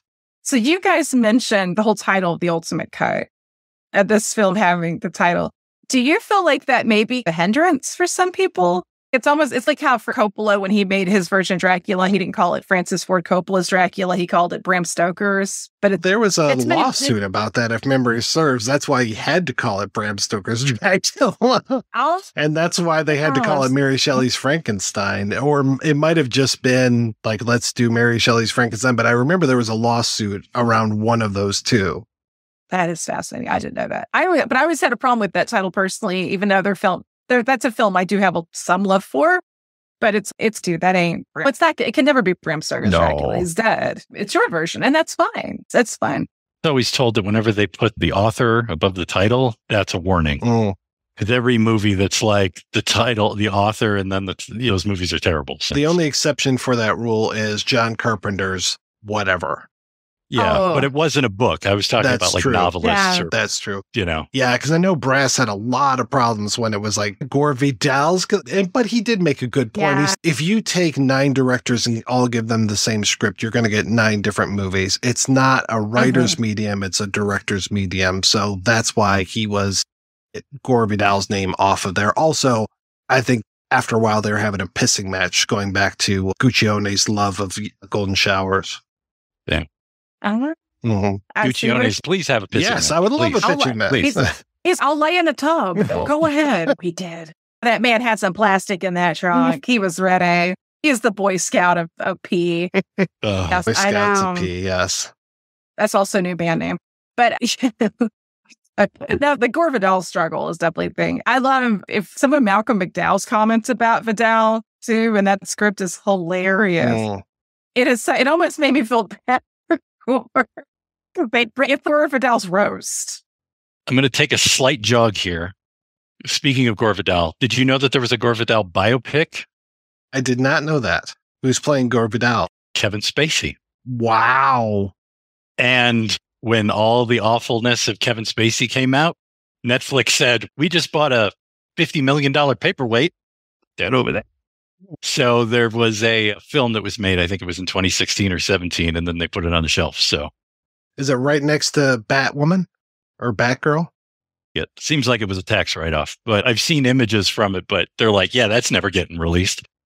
Oh, man. Wow. Because I guess in the screenplay, there's some note to Gore Vidal and his dalliances with young men. And of course, Spacey and his. And, that's awkward. Hey, there's method acting, and then there's just quiet discomfort that becomes very loud discomfort. I want to know what you guys think about the end of this movie, because that was one thing I paid attention to quite a bit going back. And I guess I rewatched the Vidal version or the Guccione version via watching it on my screen. So that's why I'm also familiar with it. But I was more paying attention to the ultimate cut and seeing what the differences were. But the end of this, I'm okay with it, but I really like the end, some of the end images in the Guccione version. I really enjoy the whole thing of the washing of the blood and just like how quickly we're going to cover up this crime. This one does have the, let's put the crown onto Claudius and just, oh, hey, hail Claudius. And that's pretty much where it ends. I really like the whole idea of the cleaning up of the Caligula crime and then Incitatus coming out and running around and then taking off. And I was just like, okay, yeah, I want a little bit more. I felt like they could have put both of those together, but I don't know if that's, I'm only using things from this 96 hours of footage and I'm not going to use anything that was used before or what. The ending for me, the two different endings, it's the theatrical Guccione cut feels like I was talking about before. Remember the thing about the bully who wants to be killed? There's almost a feeling that I get from the way McDowell plays it in that cut. When he says scrotum? He's happy that this is happening. It's arrived. And in the other version, the new one, it feels a bit more somber in his play and it's much bloodier. And the thing that I do like when I thought about it politically, when we talk about this, is that Claudius throughout this entire film is played up as a bigger fool, an idiot in this version than he is in the theatrical Guccione versions. And because of that, when he's finally crowned by the kingmakers, by the power brokers that keep these emperors, it feels much more like, okay, we've made our new choice. And it's, I get this feeling that it's like, even if you are Caligula or even if you are Claudius, that doesn't matter. It's the people who are the power brokers that run the show. And eventually they'll get tired of you and they'll get rid of you and they'll bring the new guy in. So I really liked the ending in this one, because with that, it felt much more definite, as opposed to the theatrical Guccione version where it was just like, all right, just throw the crown on him and go. This, it felt much more like hail and bring him out. And there was more to do with it. Just to I keep going back to those scripts, and the July 76 one has Proculus stabbing Caligula in the chest. Caligula goes, "I live." And then one of the guards stabs Caesonia. She falls dead. One of the guards picks up Julia, their child, and bashes her head on a wall, which is very upsetting. And no matter which version you watch of this. And then you've got Caligula, "I still live." And Carrera hurries towards Caligula, sword drawn. Caligula is now struggling to get to his feet. He is half erect when Carrera viciously slashes his crotch. Caligula howls in pain, then Longinus stabs again. And that's it. That's the end of the script. It's the other one from October of 75 where you get more of the idea around the Hail, this new Caesar, Hail Claudius, and you get the death mask of Caligula at the very end. And the last shot is long shot. The funeral procession has now become fantastic, and the line which should have ended realistically with Caligula seems to be an endless procession of grotesquely masked figures of tyrants. And they really talk about those death masks so much in this version, because even at the very beginning of the script, there's a little note that says, let's see, note, the audience needs to know two things that the film cannot make clear short of using cards. One, that Caligula and Tiberius were actually 1st century AD Roman emperors and that the events shown in the film took place pretty much as recorded. Second, that the Roman funerals, figures wearing the death mask of ancestors would proceed over the dead body. This information could be supplied in a brief voiceover while the camera reveals the ruins of the palace of Tiberius and Caligula as they look today, as well as the Forum, Senate House, Circus Maximus, not to mention the still extant underground corridor where Caligula was murdered.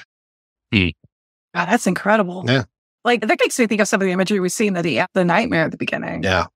Like, in the animation, that would have been a very cool, with all the death masks. I would have enjoyed that immensely. I just say one thing, whatever version is, it is brutal, the brutality. And there is like such a sadness because honestly, what crimes has Caesonia done? What crimes has that kid done? That little girl, what has she done wrong? The giant, you love the giant. He's just doing a job. And it's just the innocent always suffer. But that's how but that's also very true to form. Back then, it's like you'd often want to kill the family so there couldn't be a little one waiting to take place. Oh, yeah. Yeah. So it's brutal. Actually, it's funny because we don't really get it in the film, but Tiberius, for all accounts, was a very reluctant emperor for that reason. Like he really didn't want to be emperor and was not very beloved, and obviously had a lot of flaws, but you can see where somebody wouldn't, because it just seems like a way to just basically put a big target on yourself. Let them hate me as long as they fear me. Well, that's supposed to be the name of the documentary coming out about this, is Let Them Hate Me. It'll be interesting. It's one of those things, like when you see like a great documentary on a band that has a lot of like animosity and then some of the people are gone. Is what are the logistics of getting a truly objective story?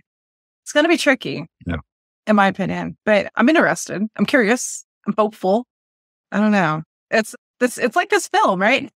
It's like this film. I'm curious. Yeah. And I love it. I have hesitations. I have sadness about it. It's like how many? Because even with other films that have like different edits and got plenty of films that got tampered with, that's far from new. I mean, you could look at Erich von Stroheim and what happened to Greed and see that. But how many films have repercussions years after the fact where people, even researchers, like you're talking about Rashid, where it's like, he's not going to finish this book. It's bonkers to me. Like I can't think of any work of art that has that just juju about it. It's almost, there's some bad juju with it. I don't know if I believe in that as a proper thing with this film, but there's something to it. I think that's what also fascinates me about it is what is it? What is it with this? It's like the Kennedys minus the brainworm, but I'm sorry. It won't stay dead. What if we all kissed under the parasitic brainworm? Speaking of animosity and tampering, let's go ahead and take a break, and we're going to play a pair of interviews. First up, we'll hear from Caroline Kirkendall, the president of Penthouse Global Licensing. And after that, we'll hear from our old friend Alexander Tuschinski, director of Mission Caligula, right after these brief messages.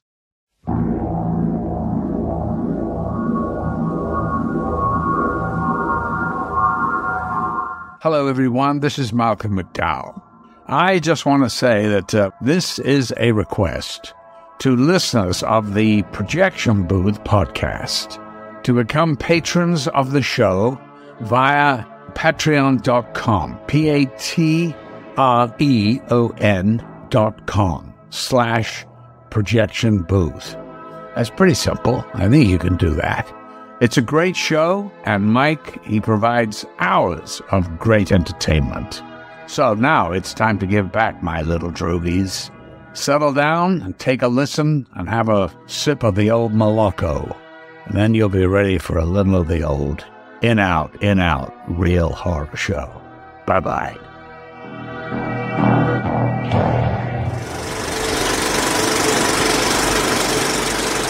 Tell me a little bit about you and your background, because you seem to have a very interesting background, especially all of the positions that you've held over the last even just 10 years. Yes.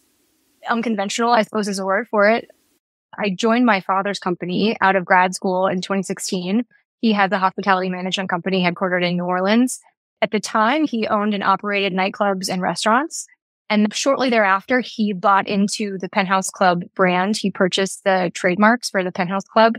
We purchased the entire licensing division from the former owner of Penthouse, Kelly Holland, and worked with her for a while running the licensing division. Unfortunately, Kelly filed for bankruptcy. We found ourselves in a position to want to work positively with the new owners to maintain some semblance of control over the marks and ensuring that the brand continued to evolve. We were really fortunate in that they were very receptive to working with us. Ultimately, we ended up pooling the trademarks we had purchased related to the club with the other Penthouse marks and assets, including Caligula, but also things like Omni into one joint venture, which is Penthouse Global Licensing.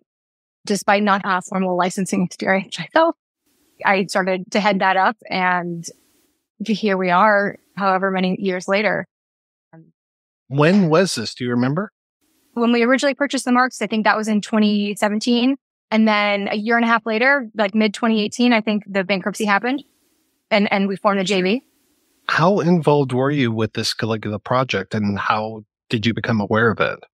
When the bankruptcy happened and we inherited all these assets and we started talking about what were potential moneymakers for this new Penthouse, Caligula came up. And I know that Kelly at one point had attempted to bring the movie back in some capacity and unfortunately just never had the funding for it. So it had been something that others had been thinking about. One of my colleagues knows Tom Negovan personally. They're family friends from years ago.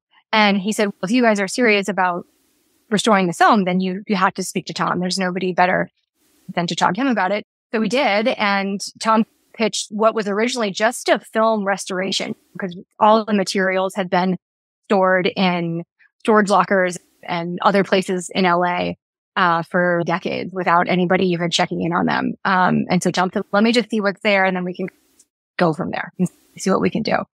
So what started as an archival attempt to maintain the integrity of the original film assets turned into what we now know is this incredible reconstruction of the film. I didn't really become involved with the project. I know Tom, and the first time I met him was at the LA Art Show. We displayed a bunch of photographs, Tinto Brass photographs and stuff like that at the LA Art Show. And then this was pre-COVID, and COVID hit, and Tom got very busy working on the restoration. And then I didn't really hear from him. Not that I needed to, but he was just busy doing his thing. He did a great job of maintaining updates and letting everybody know how things were going and what was possible. The project did take longer than we thought. We weren't really sure what we were going to get at the end of it, but I remember getting a phone call from Tom, I think it was probably February of 2023, saying, listen, I finished the movie and I think it's going to go to Cannes. What do we do? And so that was really when I started to get involved. And since then have just helped him manage all the post-production involved with bringing a finished film to market, getting it in the hands of agents and distributors and all that fun stuff. You're talking about licenses and rights, and now you probably have to worry about global rights and who sells it and who shows it. The ins and outs of that must be incredibly tough. The learning curve was very steep, I'll say that. Even though I did have a fair amount of licensing experience at that point, the film world is very different. But we got really lucky in that Tom, through his personal connections, got the film in the hands of Goodfellas, which is an international film agency. So they agreed to represent the film. And so we gave it to them, and they went out and sold it to different territories and have been really wonderful at just managing all of those contracts, and hopefully just start sending us checks now every quarter. I can't even imagine how much a project like this costs to do the restoration, because you've got all of those different, the sound needs to be rescued, the digital effects need to be added, just so many things add up with a project like this. And like you said, the timeline was expanded from where you originally thought it would be. Yeah, exactly. I don't have a hard number to give you. And in talking with Tom about it, I know that it was significantly more than what we had anticipated, just because, again, we thought we were just restoring the film. We certainly didn't understand the post-production costs associated with marketing the film and getting it to festivals and showing it to buyers and engaging Maitland McDonagh and stuff like that. But it was, and again, my first film, so I have no ability to qualify, but I do think it was more expensive than we were planning on, and maybe many people would assume, just for a generic film restoration. I can't imagine it was just Thomas working on this. There must have been other people. He must have had some sort of big team for this, I would think. Yes, he definitely did. Tom ran the project and then outsourced a lot of the technical work to various teams during 2020. So everybody was on lockdown. So it was a unfortunate thing that these were all people who were already very dialed into working remotely, a different aspect, a challenge to creating a film with people all over the world with very little in-person overlap. But yes, I had the pleasure of meeting several people that he collaborated with, Dave McKean on the illustrations, the beginning sequences, and some of the musicians who created original scores. I met them in France last year, and like super cool people. Tom has a Rolodex of like 1 million miles long of just super weird, super cool, super fun people. So yeah. How's it been for you getting immersed in this film world? Personally, I loved it. It was challenging in the sense that I really had no idea what I was doing. But it's nice to learn a skill when you have mentors like Tom and Goodfellas and our United States agency that sold the film in the United States. They're called Submarine, and Draft House, who's the distributor that picked it up in the United States. They've been incredible as far as just like educating me and letting me know this is bad, this is good, do this, don't do that. That's been great. But personally, I love it. I would love to have the opportunity to do this again. I don't know that Penthouse is sitting on any secret footage of any other films that we could possibly restore, but should the opportunity present itself, this has been really fun, and I'd love to do it again. The movie is infamous, and I know there were a lot of lawsuits that happened after it came out, while it was being made. Was all of that settled? Did you have to worry about old grievances and old claims to things, or had that all been worked out? Technically speaking, we didn't really have to worry about anything because so much had happened just like legally from a bankruptcy standpoint since even before and after Bob Guccione passed away, that there were no legitimate claims to any of the assets. But there's a lot that goes into managing relationships with people, and it's a very small world. Guccione's world is very small. Tom's world is very small. So we wanted to be really respectful of everybody, especially the actors and members of the crew who are still alive.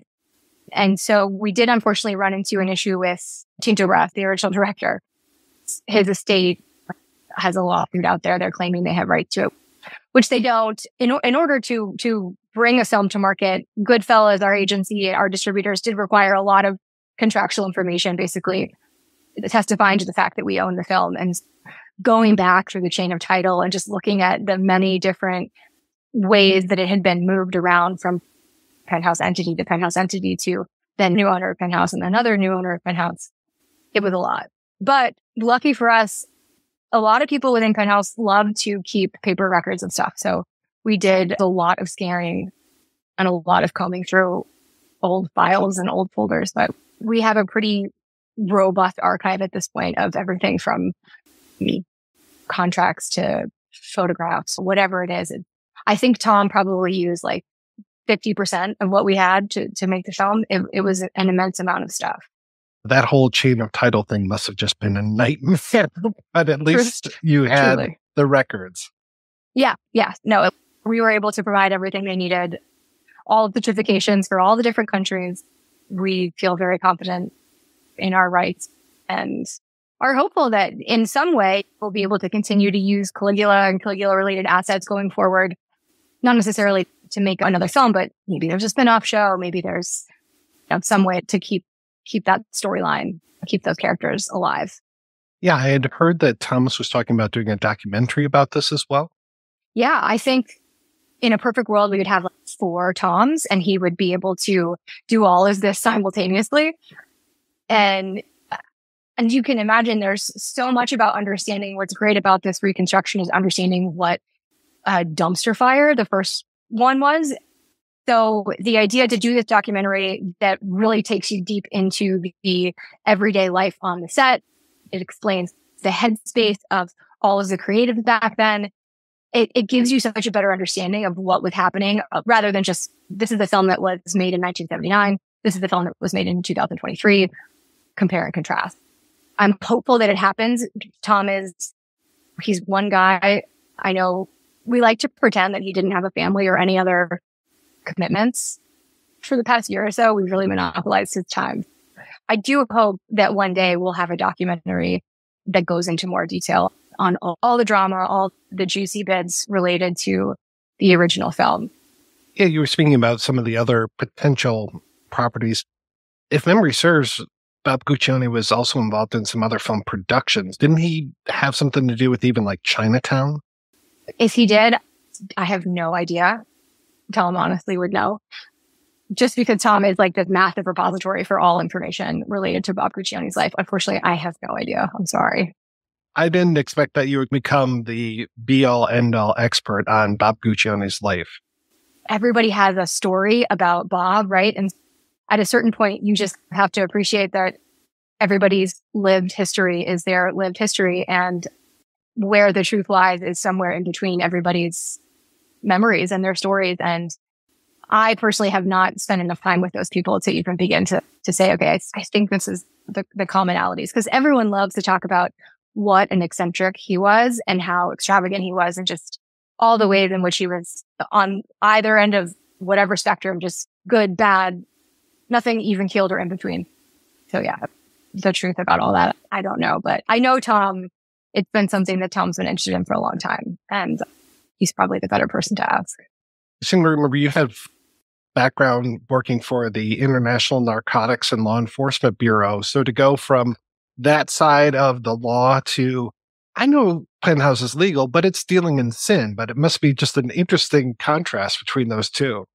Yes. There's really no easy explanation for that other than I was one of those people that didn't really know what I wanted to do with my life. And I felt like going to grad school would answer that question. Instead, it just prolonged making that decision by a full 2 years and a lot of money. By the time I had graduated, my most recent experience, I had been working for the State Department on a Central American regional security team that did a lot of work in drug trafficking, human trafficking, stuff like that, which I find academically incredibly interesting. Professionally, I had a hard time figuring out how to maintain the idea of working for the U.S.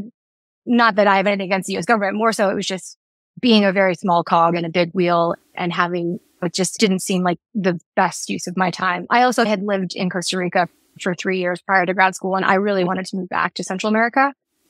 Staying in DC, it didn't feel like I was going to be able to do that. But anyway, the truth is I couldn't get a job after grad school. I couldn't find one that I really liked. And that was when my dad came to me, and he was in a position with his company where he had spent the past 30 years working exclusively in nightclubs. And rather than thinking about retiring and taking a step back, he did the exact opposite of what probably most men his age would do, and wanted to figure out a way to diversify within the hospitality space and grow the company. So he had just purchased a restaurant. I had some international business experience. So I thought maybe there's a way to turn this into something that I find interesting and that also gets me a paycheck. And the adult side of it was shocking in a lot of ways, mostly because I didn't even know what my father did until I was like late into high school. Not in a naive way, just in the way that kids don't really care how their parents are spending time. But when I did find out, I think if I had been a guy, it may have been different. I would have thought, oh, this is super cool and I want to do this every day. And I didn't. I just wasn't interested. But then I got into it, and eventually it just becomes, I see boobs every day. And I have a Penthouse, a version from Germany, sitting on my desk, and it's just a naked woman, and it's been there for 6 weeks. Every time someone new walks to my office, it's like a jump scare, and they're like, oh. And I'm like, oh, sorry, I guess I should cover that up. At this point, it doesn't really affect me. The licensing part, there are aspects of the licensing that are super interesting.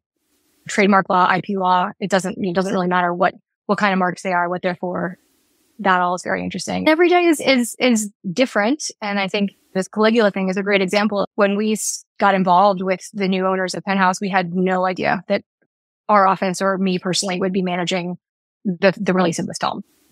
Could not have imagined. And here we are. So every day is different. So how about you? What's next for you? I'm really excited about a potential club deal we have in London.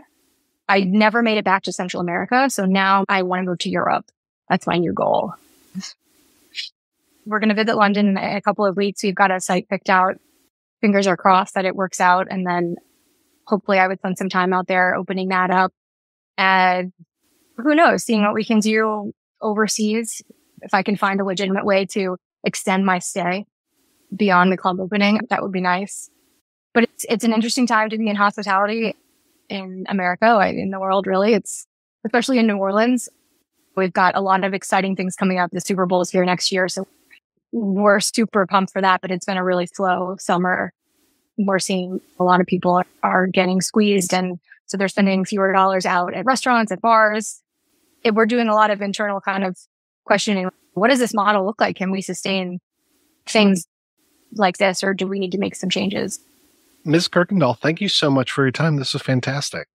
You're so welcome. I hope it was helpful, interesting in any way. I'm sorry I don't have the most amount of Caligula knowledge, but if you do have specific questions, I'm happy to go through the Penthouse people. We're still in touch with employees who knew Bob and stuff like that. So happy to try to dig up more specific stuff for you.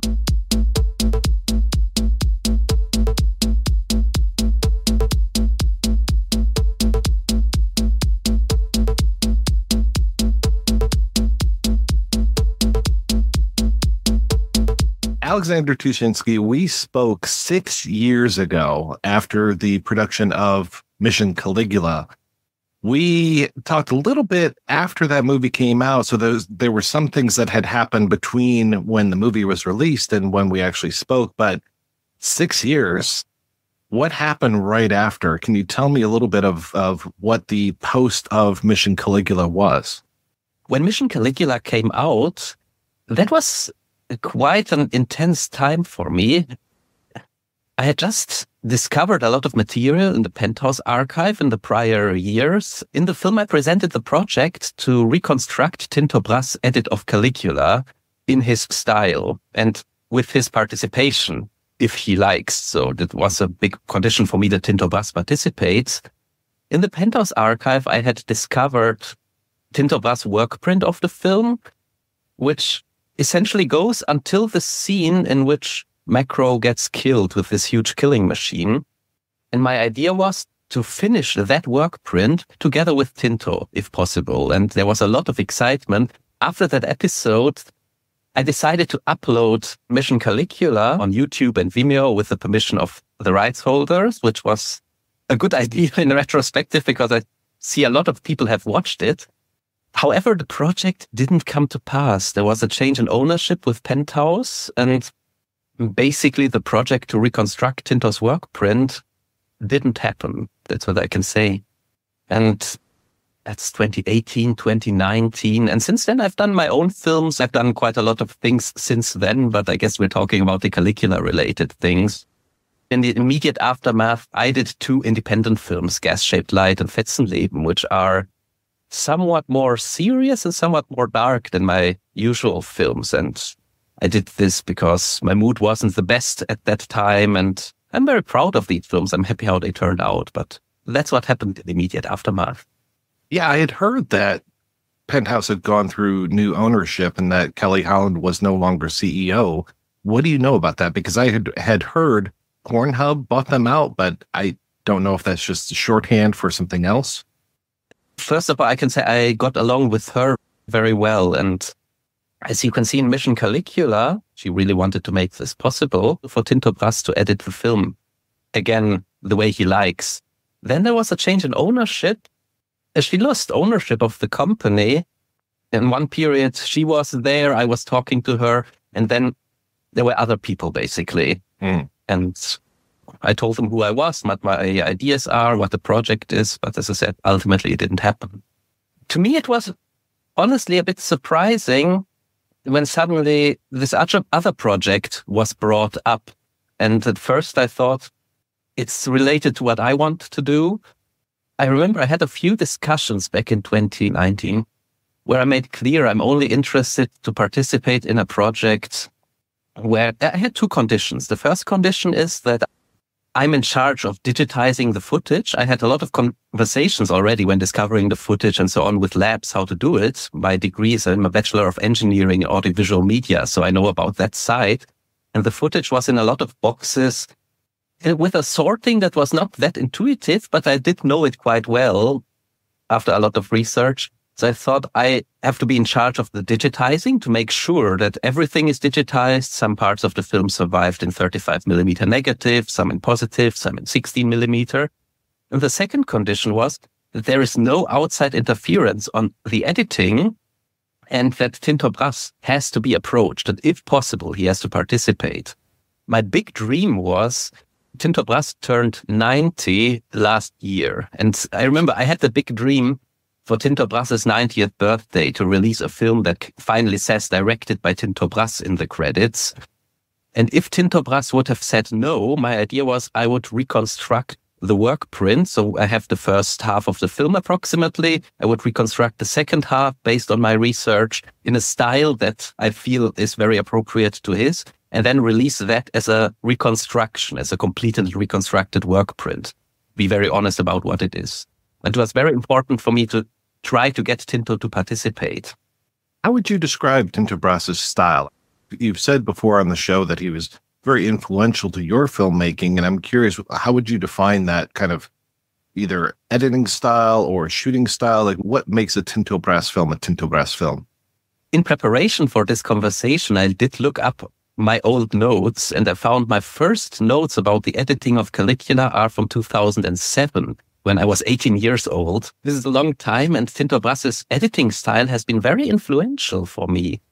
And I think if people want to really get an idea of his style, there's a lot of 1960s films he did, or the film Salon Kitty. I think a friend of mine described it as impressionist ones, and I do agree. There is a lot of quick cuts. To me, it flows very naturally. There is zooms in it that I think today are not that usual in the visual language of most filmmakers, but they are masterfully done. And it's basically these quick edits that form an impression of the scene. I would say very playful. That's a word that I could use. I think there is 2 films to watch. One is called Colcore Angola, in English Deadly Sweet, from the 60s, where he went to London doing a low-budget thriller crime film, where he's just so playful with the camera. The story is very simple, but the style is elaborate. And then there's the film Salon Kitty, which he did right before Caligula, where he had a bigger budget. And when I first watched Tinto Brass's films, I was so impressed by the style because I thought that's the style of visuals that I like. I could say I didn't model my visual style after his. It was more, I had those ideas and I found him, and that became something I really appreciated. And so when I started doing films, I was very influenced also. to use zooms, to use quick cuts. And my own editing style has been sometimes ascribed to be reminiscent of his. So I would say these quick, unexpected cuts, interesting camera angles, and an overall flow. Also, the soundtrack often flows very well with the visual. When I think of Salon Kitty, there is a sequence where a song is played on the morning after, which kind of reminds me of the film Cabaret a bit. And then you can just see how one pan leads to the next pan, and that leads to a zoom, and it all moved very naturally. When I looked at the raw footage for Caligula, I'm jumping ahead a little bit in the topic, but when I looked at the raw footage for Caligula in the archive, I got to say I was hard to look at it and not be able to edit it immediately, because Tinto filmed from multiple cameras. I personally have used 2 cameras in some films. He sometimes used more than that.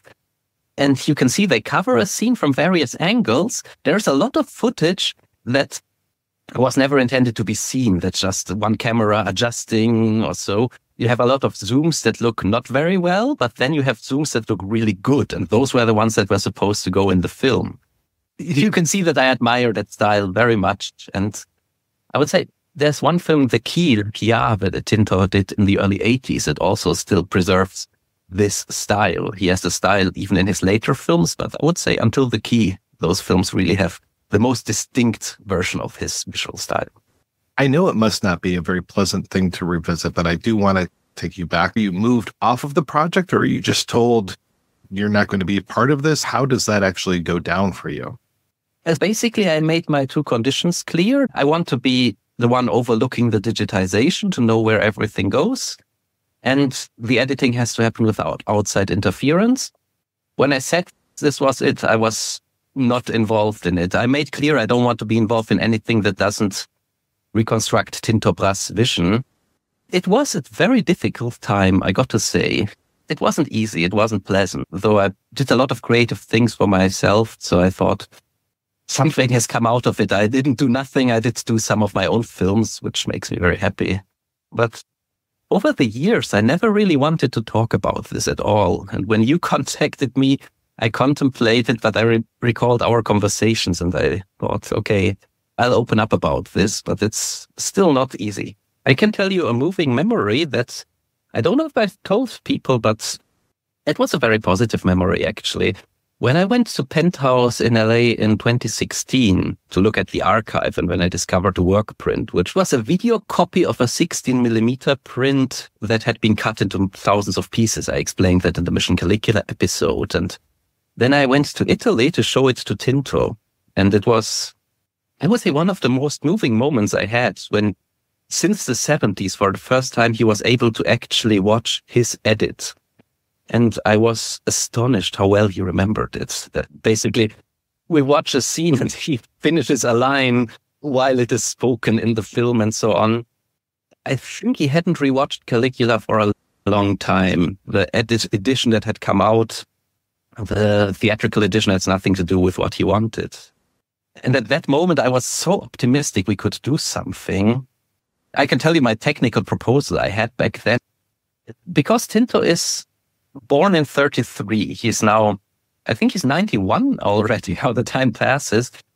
So I thought to reconstruct this film. The work print was in black and white, but a lot of the color footage still exists. Most of it as negative film, but as far as I was able to see, but I wasn't able to see all the boxes. Not all the negatives survived, but there was also positive film, 35mm, and some 16mm reductions for the making of documentary they had done in the 70s. So I wanted to scan everything, positive, negative, 16mm. This would have been a major part of the restoration, to then find out which is the best footage for each individual shot, then take the 16mm black and white work print that I had a video copy of, and reconstruct that in color.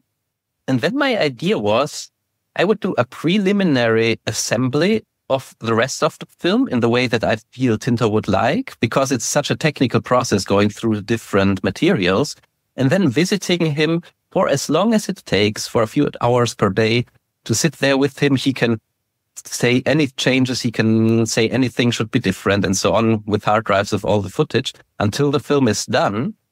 And I always had the feeling if we get to do it that way, he would be the hero, obviously. It would be his film coming out. I would be an assistant editor, and those in the know would know what I had done. But I would have been really happy about that, I got to say. So that was my hope. And Tinto is still around. But I think what happened really wasn't easy for any of us. Let's put it that way. I'm surprised that Tinto is even able to speak these days, because I just read how demented he is in every article about this new cut that's come out. But that's the new producer of the Ultimate Cut, Thomas Negovan. Oh, what does he base it off? Has he met Tinto? He bases it off of a documentary from 2013 called Is Tinto Brass? And he says the documentary would claim that Tinto has mental problems? Yeah, I've read that time and again, at least 4 or 5 sources. I was present when Is Tinto Brass had its world premiere at Venice Film Festival in 2013. Tinto told me about it, and then I got an invite, and I watched Is Tinto Brass sitting in Venice at the film festival, sitting right behind Tinto. And Tinto was happy, and I was also invited to the after parties. Tinto would talk to people, approached him. It was actually quite a funny experience, because sometimes people thought I didn't know Tinto, and they tried to introduce Tinto. Said, "Oh, why are you trying to introduce to me? We know each other." To me, this is a very bizarre claim. Is Tinto Brass that I watched in 2013 at the Venice Film Festival makes no such claim. Tinto talks about his life, talks about all these things.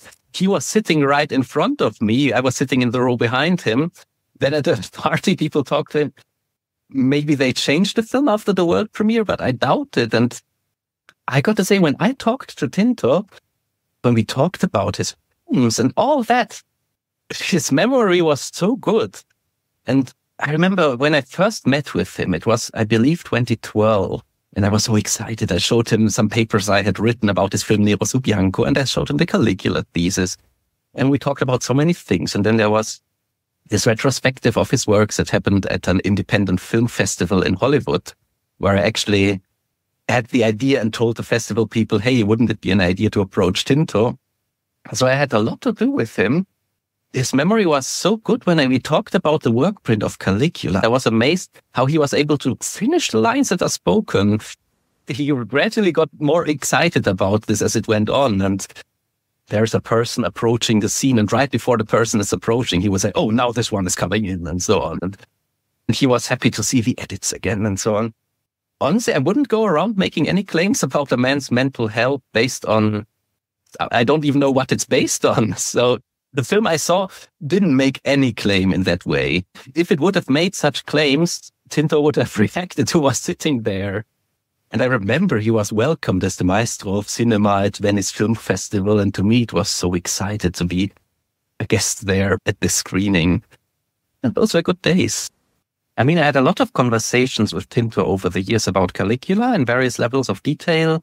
I also did some unpublished interviews with Tinto. I did one on camera, which could have been published at some later point or so. I would say Tinto has always been very clear when speaking about his films, when speaking about his art. I'm not in a position to judge anybody's mental capacities. As a visitor and friend, I went there and nothing weird occurred to me. He was just a kind old gentleman who loved talking about the films he had done and who took interest in what I'm doing. Just a nice man. I didn't notice anything. So to me, this is all very bizarre to claim otherwise. Yeah, it sounds like he was very excited by the idea of finally being able to revisit Caligula and be able to make this the project that he wanted. When I was 18, I felt so intense about this. I still feel intense about it, though over the years I tried not to think so much about it. But basically I thought with Salon Kitty, Tinto had a bigger budget and he was able to use his cinematic language. With Caligula, he had an even bigger budget and even more sets and more actors who were internationally famous. What kind of film he could have done there with his style, with his editing. So I got very excited from 2007. Then I wrote my thesis at Stuttgart Media University, Hochschule der Medien, in 2011, my bachelor thesis. I updated it over the years, and on the internet there is a most recent version, which is a few years afterwards. Then I got in contact with Tinto. I met one of his friends at an LA film festival, and he put me in touch. I gave Tinto a call. I was so nervous. And we met in Rome. It was beautiful. And we talked about his 60s and 70s films. He did a film called Dropout and one called La Vacanza, which I had never seen, which I wanted to prepare for the festival in LA, which he was very happy to do. And gradually I brought up the Caligula topic. There is a documentary around the time that the Imperial Edition DVD box set was done in 2007. I remember I was excited of getting it and underwhelmed when I watched it because it was still largely the same cut, though the pieces of the work print there were interesting. And on that documentary called, I believe, The Orgy of Power, Tinto is saying that he really has no interest in revisiting Caligula. And that was his stance for a long time. So when I first brought it up, he was skeptical, and understandably. Then I showed him a reconstruction I had done, I had attempted with the footage available at that point, which got him more positive about it. And I did an interview with him that was shown on the internet, and people got excited already in 2013, I believe, where he said, if he can get access to the entire footage, it has to be done. It has to be, I think he used even these words, it has to be done, something like that.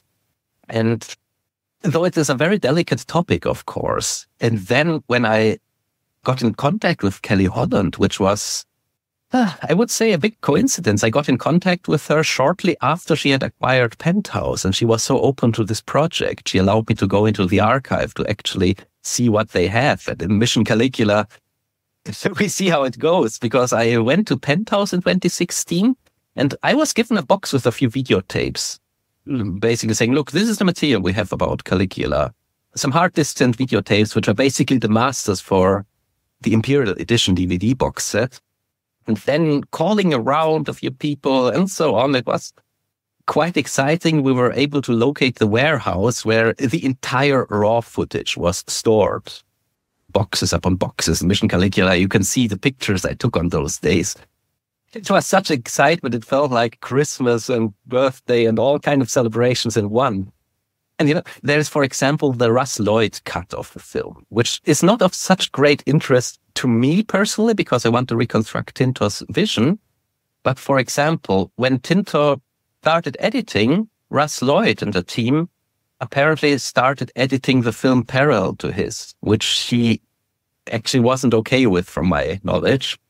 And when Tinto wasn't able to continue editing, Russ Lloyd finished his Russ Lloyd cut.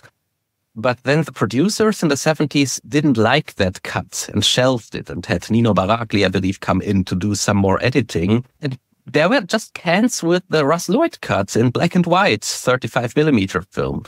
I was thinking, if I did this film, if we succeed with this project, we would include so much bonus feature. It would be the reconstructed, hopefully the director's cut. If Tinto would participate and he has the last word in editing, we'll do Tinto Brass's director's cut on one disc. Another disc will be the Russ Lloyd cut, just for completionists, and completely unknown edit of the film. I found the silent 35mm black and white footage for the Russ Lloyd cut. The audio must have been somewhere else. Basically, these boxes were packed, and I would say if you looked at them as an outsider, it wouldn't make so much sense. But if you knew the production history, it started to make sense to me. These boxes were packed chronologically. They first packed the footage that they were done with at this point and so on. That was the impression I got. So I thought we'll do the Tinto Brass cut, hopefully, if he participates. Then we do the Russ Lloyd cut as a bonus feature. Then we might do the 1980 R-rated cut. Was it 80 or 81, 82, 83?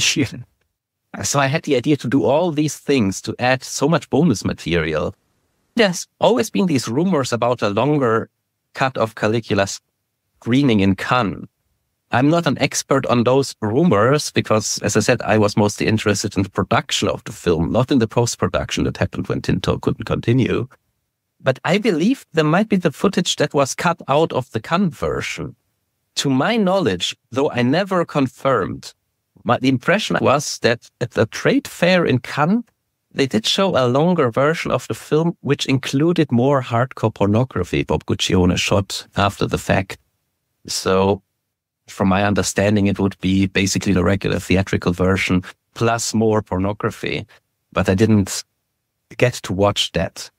An exciting and at the same time somewhat frustrating experience, because when you handle 35mm film, you have to have specialized machines to even view it. And I only had access to such machines briefly, so I was able to unspool some rolls for a foot or two and look at the pictures, get an impression what's on it. Then I was able to watch a few reels, which was really interesting. I'm now combining multiple visits to the archive.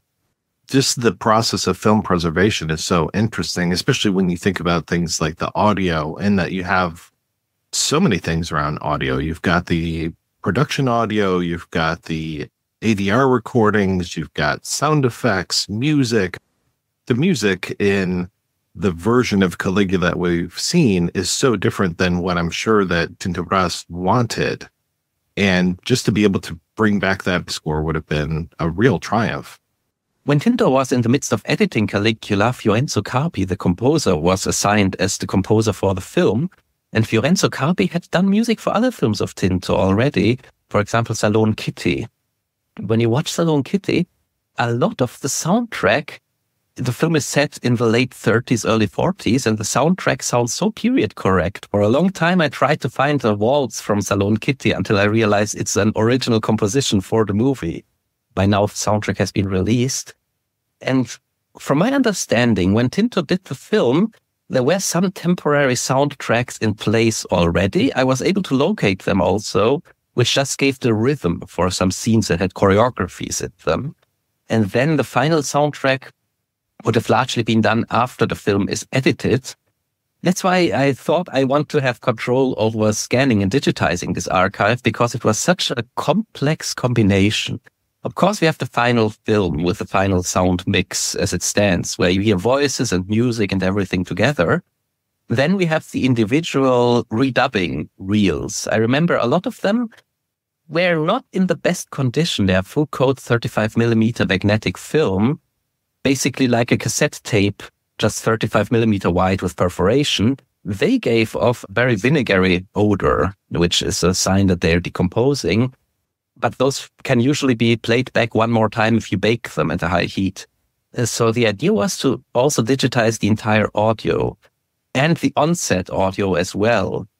Though in a lot of Tinto Brass's films and Italian films of the 70s, the onset audio wasn't recorded with the same care you would record it these days, because oftentimes it was expected that the film would be redubbed, and it's mostly just a temporary track to have a reference.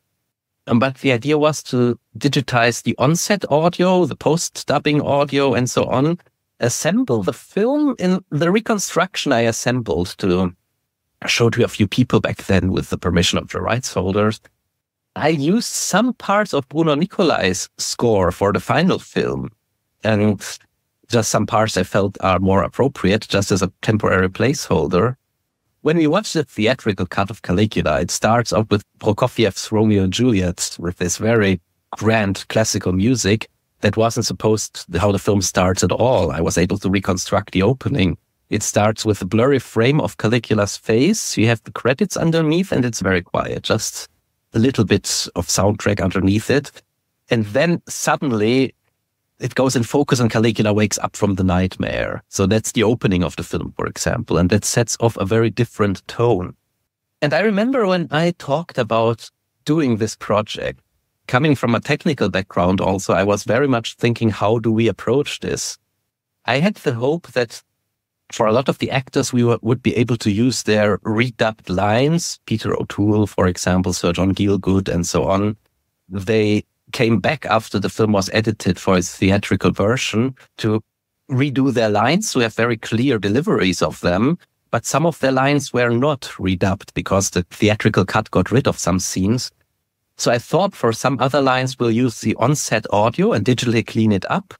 For example, the actor who portrays Macro and the actor who portrays Caria, they had some strong Italian accents. They are Italian actors, and they were always supposed to be dubbed by some English or American actor.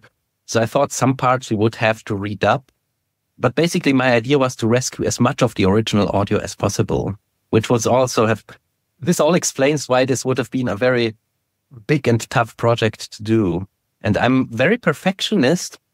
When I looked at Tinto Brass's edit, for example, the work print, my idea was to reconstruct it in color from the negative footage down to the last frame. So if a shot survives in the negative 2 frames short, I'm going to find that shot in the positive and put those frames back there. So I'm really a perfectionist when it comes to that.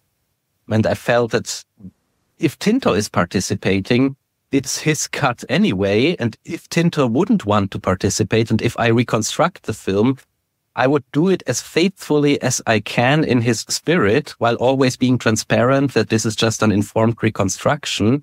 And it was important to me that the final result in either case should be a film that represents what Tinto Brass was going for in the 70s, as much as it's possible to say. If he had done it himself now after decades, it would have been his film. If I would have done it, it would have been an informed reconstruction. Well, it sounds like you would have maybe needed more than just you to do this. What kind of team would you have put together for this? Yeah, I was actually in conversation with some professional technicians, and that was a wonderful time. And I don't know in how much detail I should go, but basically I felt there were some people who were very knowledgeable about this, who were very on board with this. There was a time, even after Mission Caligula, where I was very optimistic this could be done to a high technical standard. You even show that a little bit in Mission Caligula. I remember one sequence particularly where you had the black and white footage, and then you do a pushover and you've got the color footage there. So you're showing split screen of new pristine looking footage on one side and then the black and white work print on the other. And I'm just like, wow, if this is a promise of things to come, that's going to be pretty awesome. That particular shot was the same in Tinto's work print and in the released cut. When Russ Lloyd did his cut in the 70s, and then Tinto wasn't there anymore, he was dismissed. The people after Russ Lloyd took some shots from Tinto's cut and put them back into the final film. So a few shots I already had in color, but most of it would have been you. I got to say the Russ Lloyd cut, it was an interesting look using a lot of different footage. But I used interesting in a neutral way. I vastly preferred what Tinto Brass did. You talk about the print that you put together that you reviewed with Tinto. And with that, using still frames, reconstructing things that way, inside of Mission Caligula, you have the sequence of Caligula and Longinus and everybody else at that big party doing the whole thing of Caesar Says. Sign of what you were showing to Tinto. Is that what you had reconstructed, the idea of the stills with the subtitles? Yes, the version that I showed him around 2013 was trying to tighten the editing, using alternate footage where I found it, and where the footage was missing, I used stills and subtitles to give an indication of what was to come. It was never supposed to be released that way, and it hasn't been released that way, but this was my idea. And basically, if I talk about it from my own personal experience, it was a huge puzzle and a hugely exciting research project.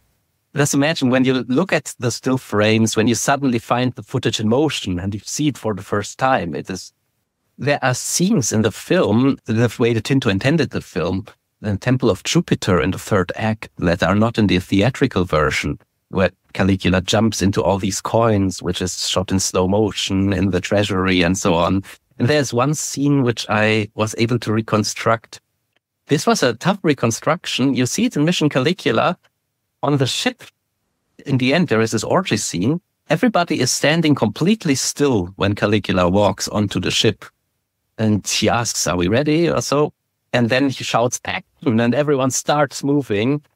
And to reconstruct that, first I had subtitles. Then I found in the making of documentary, I believe, of Caligula from the 70s, at some point, I believe it was there. My memory is not as clear about this because I've not thought about it in 5 years or so. But in the making of documentary, I believe there was a part where you hear Malcolm McDowell shouting action. And then I realized, wait, it's from this shot. So I put it there. And with a lot of scenes, I couldn't wait to have the negatives digitized and the positives if some negative footage is missing. And shall I explain what negative and positive is to some listeners? So negative footage is whenever there's killing or rapes or anything, and positive footage is like when they're outdoors and there's sunshine and things, right? I just imagine if someone assumes that, like, what kind of person I would sound. I want to use the negative footage wherever possible. And so for all film connoisseurs, I apologize. I'm making it brief. But when you shoot a film, it's shot on negative film stock. You know it from photography, where, for example, the darkest part is white, for example, in the footage.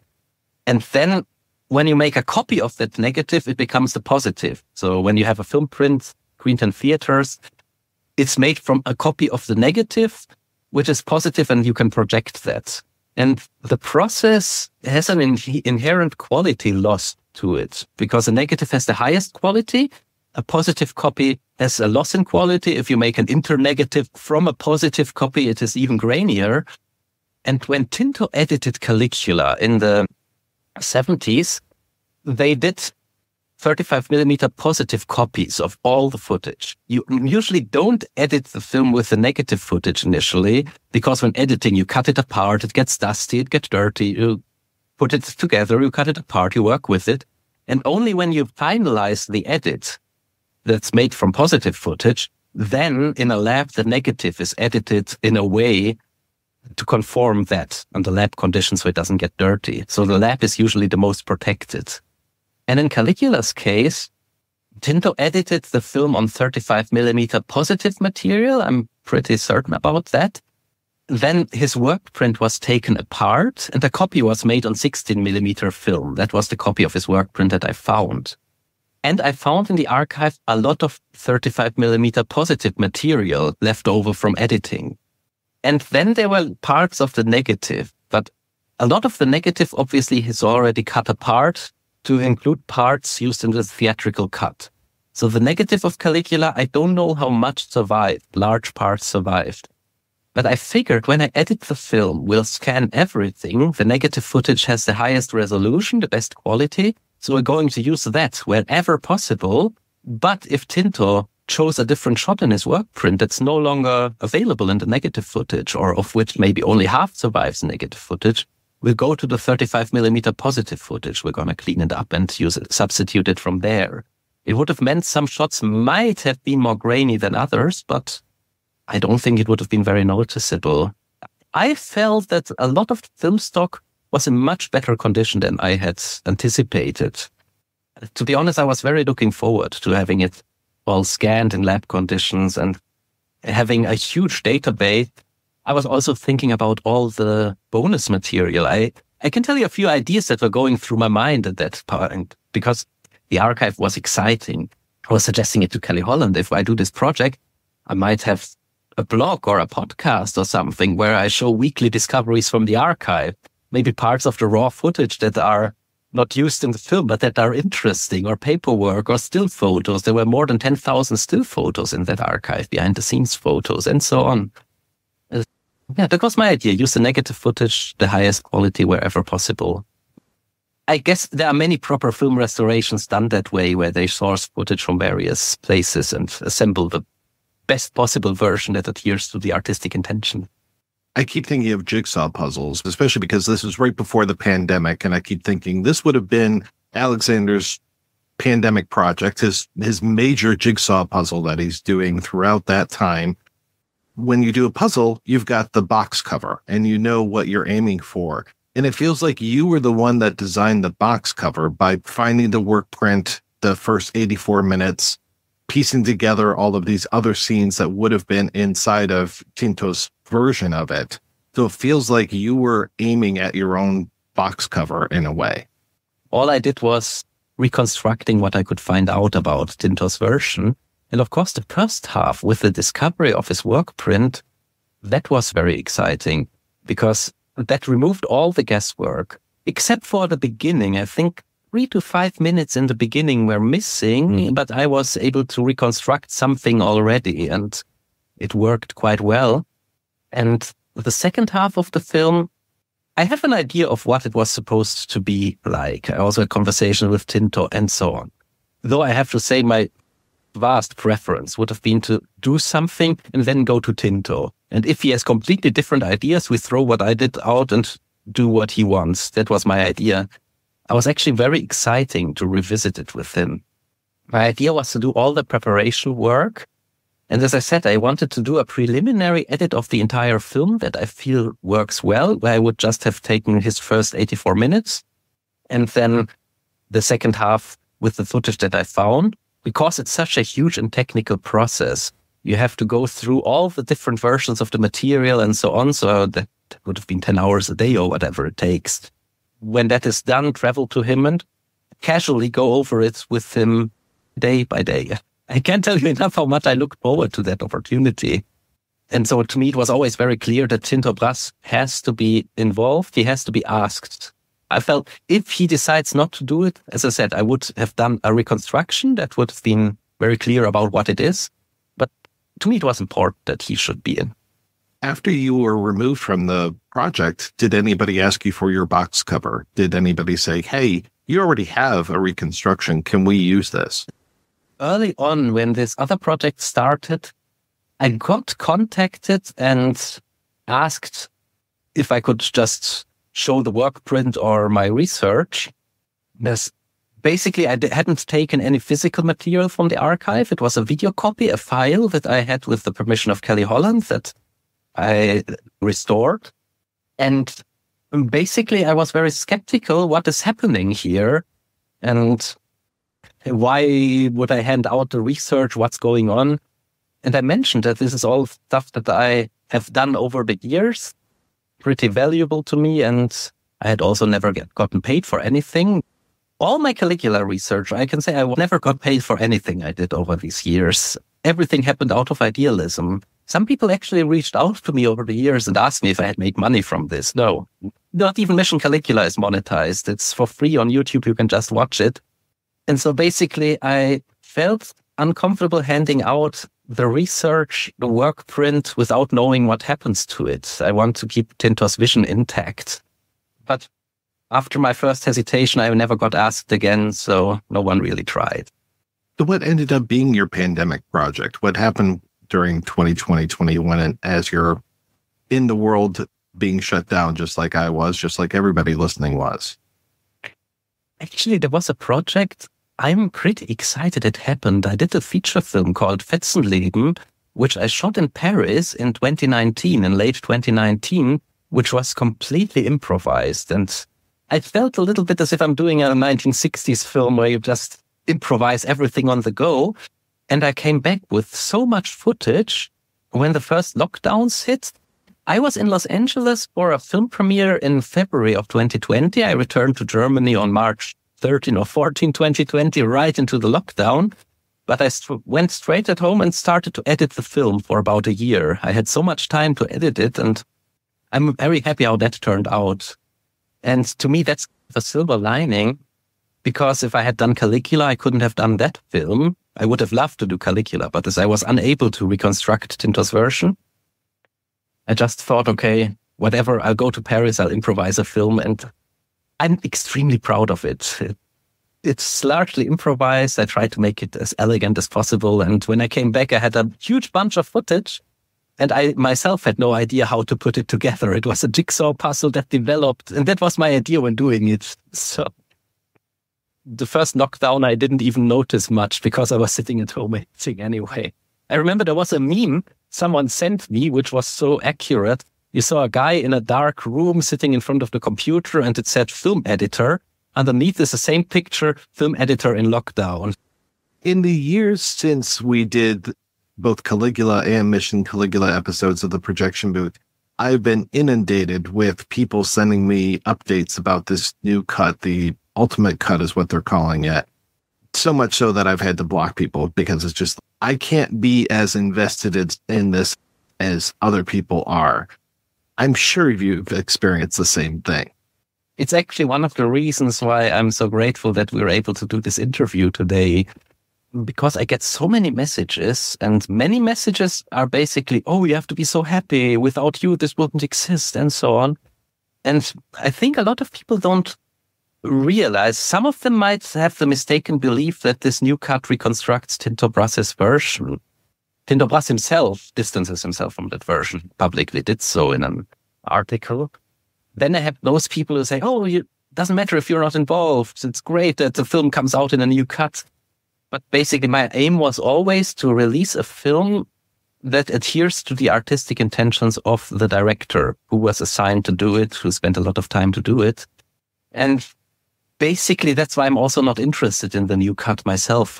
I couldn't watch it, I think. I don't want to watch it because to me it's just another version of the film that yet again does something different than what the director aimed for. And I was always, when I looked at the post-production in the 70s, that's what I can comment on. When Tinto Brass was dismissed, they tried to change the tone. They reordered scenes, they removed scenes and so on. They edited it in a slower way, so the entire film felt more slow-moving. I wondered why no one had the idea to just go and at least attempt to have the same scene order. We have these scenes that the director shot, put them in the right, correct order. Though I feel any editor working on that material has to have a very deep knowledge of Tinto's films. I can tell when I looked at the raw footage, to me it's obvious because when you look at my raw footage, it's also very similar. With video, it doesn't matter how much you film. So very often I just leave a camera running and you have a very beautiful zoom and then you have a really awkward zoom, which is just setting it up for a different view and so on. And when you looked at the footage of Caligula, I saw all these incredibly beautiful moments. And then I saw these moments that were obviously never meant to be included, which looked awkward or so on. The camera operator readjusting his lens and so on. And I felt you have to watch Tinto's films thoroughly to get an idea of how he uses that, which shots to use, which not. When I watched his work print and when I watched the raw footage, I can tell you that there is a very elegantly filmed motion picture there with Caligula, which just hadn't come out. And I've not watched the new edition. As I said, I don't intend to watch it. But if that doesn't adhere to Tinto Brass's intentions, I think the motion picture that Tinto wanted is still hidden, I think. I would almost be curious for you to take some of the footage that's been released in this ultimate cut and then go back to your work print again, which I'm sure you have no interest in doing, but there are now more things, such as the Caesar Says sequence is there. Maybe not edited in the way that Tinto would have done it, but it is interesting to see some of these things that I've only heard about and that you've shown me via Mission Caligula to be able to say, oh, okay, this is the scene. This is what Alexander was talking about, like with Nerva as far as his suicide. But it is interesting now to finally see a little bit more of what you've brought to light in the past. There are two sequences that I personally have a high interest in. There is the sequence in the Temple of Jupiter, which was cut entirely from the final theatrical film, where Caligula is supposed to sacrifice a bull and instead he kills a priest and then talks about Jupiter and then he's raising fun where they collect coins and he jumps into those coins. When I reconstructed it, I knew one camera angle of that. I wonder how it's done here. Unfortunately, it's not done here. What happened? How is the Temple of Jupiter done then? I don't remember there being a Temple of Jupiter sequence at all in this new version. We have Caligula declare himself a god in the Senate. Then it cuts to Caligula and Caesonia speaking while Caesonia is massaging him, standing on him and so on. Then we cut to the Temple of Jupiter where he replaces the statue's heads with his. I think after that there's a scene where yes, exactly. When he is at Temple of Jupiter replacing the statue heads with his, he is doing his weird dance at the end of the scene, mocking Longinus. The whole film in the second half gets a more satirical tone, which I felt was brilliantly done by Tinto, because the film is very provocative and somehow also funny in some bits and pieces and horrible in other bits and pieces, meaning very violent and so on. Caligula does this dance in the temple and then he's raising money for the war on Britain. And then all these people walk around, throw coins in this box, and Caligula and the little giant, they walk up the stairs and put it in the treasury, and then Caligula jumps into the coins in the treasury. And then we cut to the scene where he's supposed to sacrifice a bull, and instead he kills the priest, and then he goes, Jupiter's treasury is now mine. And then Longinus saying, and you want to raise taxes. There's this entire sequence where he replaces the statue's heads, whereas Longinus talks about taxes that could be increased to fund the war, and Caligula says, if we increase the taxes, the people won't like it, so takes the treasury instead. Yeah, that last bit with the bull and everything is not there. The replacing of the heads is there now, but not the bull and the gold coins. Weird. The replacing of the head, from my understanding, was so important. Caligula says he's a god. Everyone goes along with it. He takes the money from the treasury and so on. But with all this kind of more satirical overtones and bits, it's clear that he's not serious about it. He's trying to provoke them. He's now taking the money from the religious cult there and so on. And to me, that was a key sequence. And then this leads to the brothel ship scene, which starts so surreally with everybody standing still and Caligula walks onto it and shouts action. This entire block of scenes to me was so important. It was entirely missing from the theatrical cut because I believe the editors who were hired by Penthouse after Tinto left in the 70s, they wanted to make the film as serious as possible. And they got rid of everything that could be perceived as satirical and so on. So that was my impression I had back then. I would say that this new version follows in that more dour tone, that it is not very funny at all. The music is pretty bombastic at times and much more almost like a horror tone at times. I remember in the released theatrical cut, we have the scene of the structure where Tiberius walks around, this rigid structure with all these people performing various acts, as he calls them, living statues. In the theatrical cut, there is some very gloomy, eerie-sounding soundtrack underneath this entire scene. And it starts with this horrible thing where the soldier is forced to drink the wine and he's killed after Tiberius returns and so on. And I realized when I looked at what Tinto had done in his work print, you saw shots of musicians with their instrument there. When I reconstructed this work print, I realized would have been in contrast to what we see. But so to say, plausible. Tiberius has a structure and his musicians do kind of beat rhythmic Roman music there while we observe all these things. When I watched it with Tinto, we discussed it. There is also one sequence that was very important to me when Caligula arrives in the beginning. The entire scene where Caligula wakes up from his dream, and in the opening, we have the still frame of his face, very blurry, very close up. It's a different take than the theatrical cut. And then he's talking about his dream. The camera slowly moves away. And then he arrives on Capri. We have these slaves working on the rocks, and Caligula gets carried up. And that was a sequence that was missing in the work print. It just wasn't there. The pieces for that scene were gone. So I reconstructed that from scratch. I did have quite a lot of digital raw footage for that bit. And I discussed it with Tinto also. Basically, we have what I came up with and what Tinto seemed quite pleased about, though obviously if he would have been involved, he would have gone over it with me again and he would have done it. Basically, Caligula walks down this corridor with Nerva. In the theatrical cut, we hear some screams behind the curtain. But the way that I reconstructed it, you actually see a lot of scenes behind these curtains intercut very briefly. Some of them are very violent looking. Some of them are so over the top that they're just taking you out of the illusion, which is part of what was supposed to be done. And yeah, you have people running around behind there and getting tortured and so on, while Caligula walks up and talks to Nerva. I wonder, how was this done, if I may ask? Basically, to get to Capri, it's more of a pan across a landscape, and then there's a statue in the foreground, and then it's a dissolve into the hallway where we see Caligula and Nerva coming up. I don't think that you hear the sounds of the screams. Oh, that was a very... Tinto shot a lot of raw footage there, what happens behind the curtains.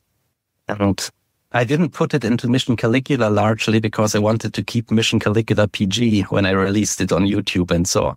But after we did that episode, you were so excited about Mission Caligula and you asked me when it can be seen that I briefly afterwards put it on Vimeo and YouTube with the permission of the rights holders. And I'm very happy that this is out because I put a lot of moments from Tinto's work print in there. So when I pieced back Tinto's work print, as I said, it's a black and white 60mm copy that was transferred to video. And I had that video copy. I made a digital copy of that when Kelly Holland was around the company. Then there was also a second work print on a very old videotape, which was almost the final cuts of the film. But there were some black and white shots. And by comparing the splice marks, I realized that they're actually also from Tinto's work print. So I had to piece back the black and white work print. And I believe in the work print, the first shot from Capri is there, where actually we see the slaves working with the rocks and so on. So that was certainly a shot that Tinto wanted in it. When you think of the work print, beginning is there, Caligula waking up and so on. Then when Macro comes in and talks to him, there are gaps. Basically, the work print got taken apart after Tinto was dismissed. And I believe it was put back into the raw footage. And they started to do it. And then someone had the idea, let's make a backup copy. So some shots were already put back into the raw footage. So some shots are missing. So we have a few bits and pieces of arriving on Capri and on the corridor. Once you have Tiberius's pool, the work print is largely complete. And it has a very good flow to it. Some bits and pieces might have to be just streamlined a little bit. Someone in some angle moving an arm, and in the other angle, the movement is starting anew. These were things that Tinto would have done when he went over the work print again. And then when we go to the scene where Proculus is on the machine, on the killing machine, where Macro is killed, it's clear that this was a sequence that Tinto was in the midst of editing when he had to leave, basically, when he was dismissed from the editing, because that sequence was largely unfinished. There were the same action repeated from a few shots. So it was clear that Tinto was in the midst of editing, had already gathered the material, but couldn't finish it. So when I did my reconstruction, I reconstructed that scene as much as possible from the work print footage of Tinto. And from that scene on, the rest was done by me in a style that I felt works without access to much raw footage, just as a kind of demonstration. Do you feel that Caligula was mad, or that he was just screwing around with people and just pushing as far as he could just to see how far power can go? I believe it's actually one of the topics of the film that it's open to interpretation, because he's doing a lot of very horrible acts. You could say no sane person would do it. At the same time, I'm not an expert on any of those mental conditions, if it's psychopathic, sociopathic, or whatever. But I feel in the first half of the film, he gets absorbed in all the power he has. And the horrible rape scene with Proculus and Livia, I feel is a culmination because he just does it and no one dares to interfere. And I feel the film is not so much about Caligula himself, it's more about the structure of power. And I find it interesting. He walks into the wedding, he rapes both the bride and the groom, and nobody, including them, try to resist or fight back, even though it's obvious that a lot of people are very uncomfortable. And that's just the structure of power. People know he can do this. He is allowed to do this. And as I see the film, until his illness, he might not be insane. But he's certainly a very cruel person without empathy. This is my interpretation. I'm not talking about what Tinto wanted. And he gets swept up in this power and all these acts that he can do. And then he realizes how everybody just does everything he does. And I feel the second half is pretty anarchist, pretty provocative. He tries to disassemble this whole system. He tries to get more and more outrageous. There's one scene where he says, I don't know what else I can do to provoke them, and which is very important. Isn't it? It's in the Caesar Says scene. I think so, yeah. Macedonia. It says, these are senators. Well, if they're so important, why do they allow me to do all these things? I don't know how to provoke them. And I felt the ending of the film, I've often thought about it, we have this system that we see that's apparently pretty broken because Caligula can do a lot of cruel acts and nobody stops him. And the people who are supposed to act in the interest of the people, act in their own interest, the senators and so on, they just do anything Caligula does to be safe. And instead of changing that system, they get rid of him and appoint Claudius, who in real life apparently was quite different. But in the film, he's portrayed as someone with some mental deficits. And they appoint him to have another figurehead, so the whole system stays. So I had the feeling that Caligula, that's not only a feeling, Tinto himself said it, Caligula is a very political film. I find it narratively quite well done, the film that Tinto wanted to do. Basically, it starts, and we always have hits that are a bit weird. He has this affair with his sister, but in the beginning, he's a scared young man. But again, there is something a little bit off, so to say, narratively. And when you see Tiberius, he tries to behave the best he can, and he's scared. So in the beginning, I would say there is an element of sympathy. Then when Nerva commits suicide, Caligula is curious, but at the end, he gets this aggressive fit where he pushes Nerva under, liar, where he shouts liar, which I feel is showing a kind of more cruel side to him. I feel the further we go, the more hints we get. And when Tiberius is supposedly dead and Caligula stands there with the mirror and Tiberius wakes up again, it's an interesting scene. We feel that Caligula wants to strike, but somehow he can't. And when Macro arrives, we get an impression again that he's more a likable guy who can't bring himself to kill Tiberius. And I found it interesting in the first half, a lot of the things he does when he has Macro arrested, even when he has Gemellus arrested, it could be in the framework of that cruel world there, be justified because to him it's kill or be killed in this society that's depicted in the film. Macro had Tiberius killed, maybe Macro will kill Caligula if Caligula doesn't go the way he likes. With Gemellus, in his view, removing a threat to his legitimacy and so on. I'm talking about the film, not about real life. My ethics in real life are different. In the film, it might appear from the character's perspective more justified. Then he does these things like the rape. I feel the rape, that's a real culmination. To me, it's a fever dream of power, and it goes to his head, and he just becomes cruel to people just because he can. I feel the fever in itself is not as important as the sequence where he then walks through the streets of Rome, which is actually one of my favorite scenes, although Tinto never got to edit it. But that scene where he walks through the streets of Rome, for the first time he actually sees the people of Rome. It's his first encounter with the actual people. And the way I interpret it, he realizes that all these senators around him, they don't act in the interest of these people there. It's a separate world. They just like to stay in power. So he does one outrageous thing after the other to provoke them and to shake up this entire structure. And so I talk about mad or not. I think it's a provocative political film. That's what it is. And the main character is serving that provocative political message. Basically, in the end, he does all he can to provoke these senators and so on. She acts mad in front of them, but they don't dare to dispose of him, tell him no or so. Instead, they just have him killed and replaced by someone. They are not brave enough to confront someone. That's something. I hate to be the bearer of bad news again, possibly, but the sequence when Nerva kills himself, in the ultimate cut, there is no shot of Caligula pushing him under. So there's an odd sequence where Nerva's in the pool. He has given more of the talk that you've talked about, as far as it's not that sequence that we see in the finished film. It is much more of him calling out Tiberius.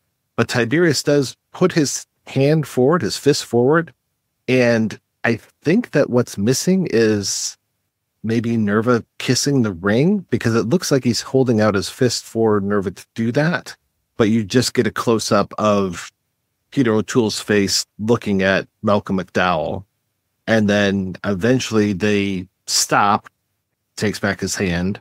You don't see what happened to his hand. And then they walk off, leaving Nerva in that bloody pool. And then the scene fades out. So there is no more to that. With the ring, I recall he holds out the hand, and in Tinto's work print, it was done in this beautiful pan where you pan across the arm and so on. But I remember that Nerva doesn't kiss the ring there. But then I felt it was a moving moment where Peter O'Toole's character, where Tiberius leaves and Caligula stays by himself. I felt there was an incredible sadness in Tiberius in that sequence. I guess one of the major differences in the released theatrical cut versus what Tinto intended was that in the initial scenes where we meet Tiberius with the pool and with this reddish structure, he's supposed to be drunk. And you see him drinking repeatedly, which was de-emphasized in the editing back then. So I feel when Nerva commits suicide, Tiberius is not drunk, he's sober. We see a much more contemplative side of him, and it moves him that his friend has killed himself. But I find it important afterwards when Caligula gets to Nerva and asks him about Isis and so on, when he gets mad. I felt that's a very important moment for the character development. I just wonder why so much is missing. Why is this... I'm partial here, of course. I want Tinto's version to be out, but why is this called the ultimate cut if it doesn't include all the scenes? That's a very good question. It is almost 3 hours long, and you really feel how long this is. When I discovered the work print, I reconstructed the work print, which is the first half. Then I put the second half together from the footage that was available. And that version was around 168 minutes long. So it is shorter, but it includes more scenes, apparently. It has to do with Tinto's editing style, likely, because he intercuts things and they are edited in a very quick way. I would say every listener who listens to this, they should watch Salon Kitty. Not for the content, just for the editing style. And I feel from Salon Kitty, also from Nero su Bianco, another Tinto film, or from Colcore Ingola, if you just disregard the storyline, if you just follow how is it edited, you can see how quickly a lot of things are done and how one scene intercuts to the next. Because honestly, I didn't know about this. So this cut is longer than the preliminary reconstruction I had, but includes less scenes. It's just interesting, let's put it that way. So obviously, I know that you don't want to stir up any hornet's nests. You don't want to upset anybody with this. And I know that you've tried to distance yourself from this new ultimate cut just because it is such a heartache for you. But I was curious if I read any quotes about this project. Would you be up for possibly giving me your first impressions as to the validity or possible not validity of these? It depends on the quote. All right, sounds good. There has been discussion about who actually discovered the footage. There was one article that says that the producer of this new version is the one that found the treasure trove of material. That doesn't sound like Mission Caligula whatsoever. This is quite an interesting quote. I would say, to give benefit of the doubt, it's hopefully a misunderstanding. And because the footage was put away in the early 80s, I believe. It was occasionally accessed again, at least in parts. Also for the Imperial Edition in 2007.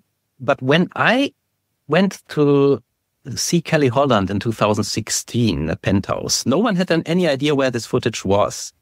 And as I said, I had to pull some strings to figure out and so on. It was quite adventurous to finally find this archive. And according to Kelly Holland, the footage was about to be destroyed because apparently it was forgotten about and not paid for a long time. That's what she says in Mission Caligula. I don't know the exact quote, but you can watch it in the documentary. So essentially the footage was all there.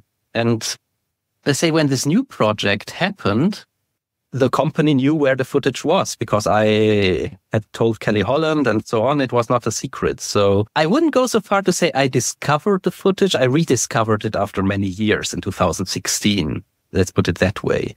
And back then, it moved me very much when Kelly Holland told me that if I hadn't come in at that time, the footage would have been destroyed likely. And that made me feel, oh, right place, right time, everything is in a flow. And here's the work friend. Now we get Tinto involved and Tinto is still around. He can still do his cuts. And basically the people who are doing this new cut, I hadn't even heard of them until 2 years after discovering the footage. Yeah, I've been trying my best to find the pedigree.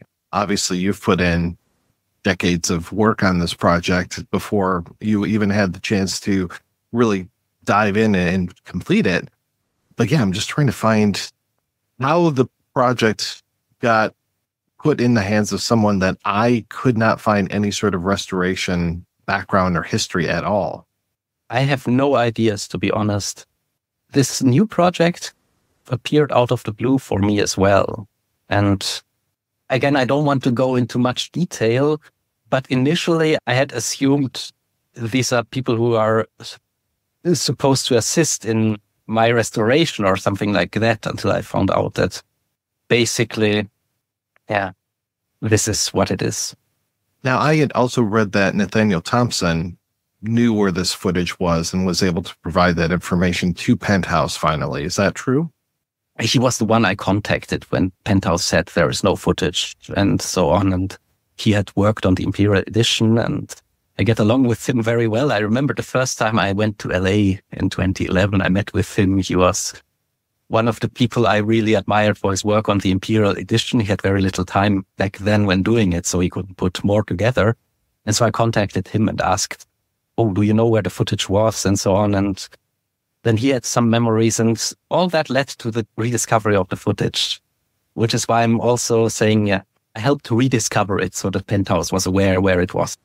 We were talking about that Capri scene, and one quote I read about that, because there are some digital effects in this new version as well. I'm not sure if you're aware of that, but the producer of this new version was talking about how he replaced or extended backgrounds in this new version. And he said, quote, "It's respectful of the performers and the audiences to take the parts that look like a high school play and make it match the parts of the set that were completed as Donati envisioned.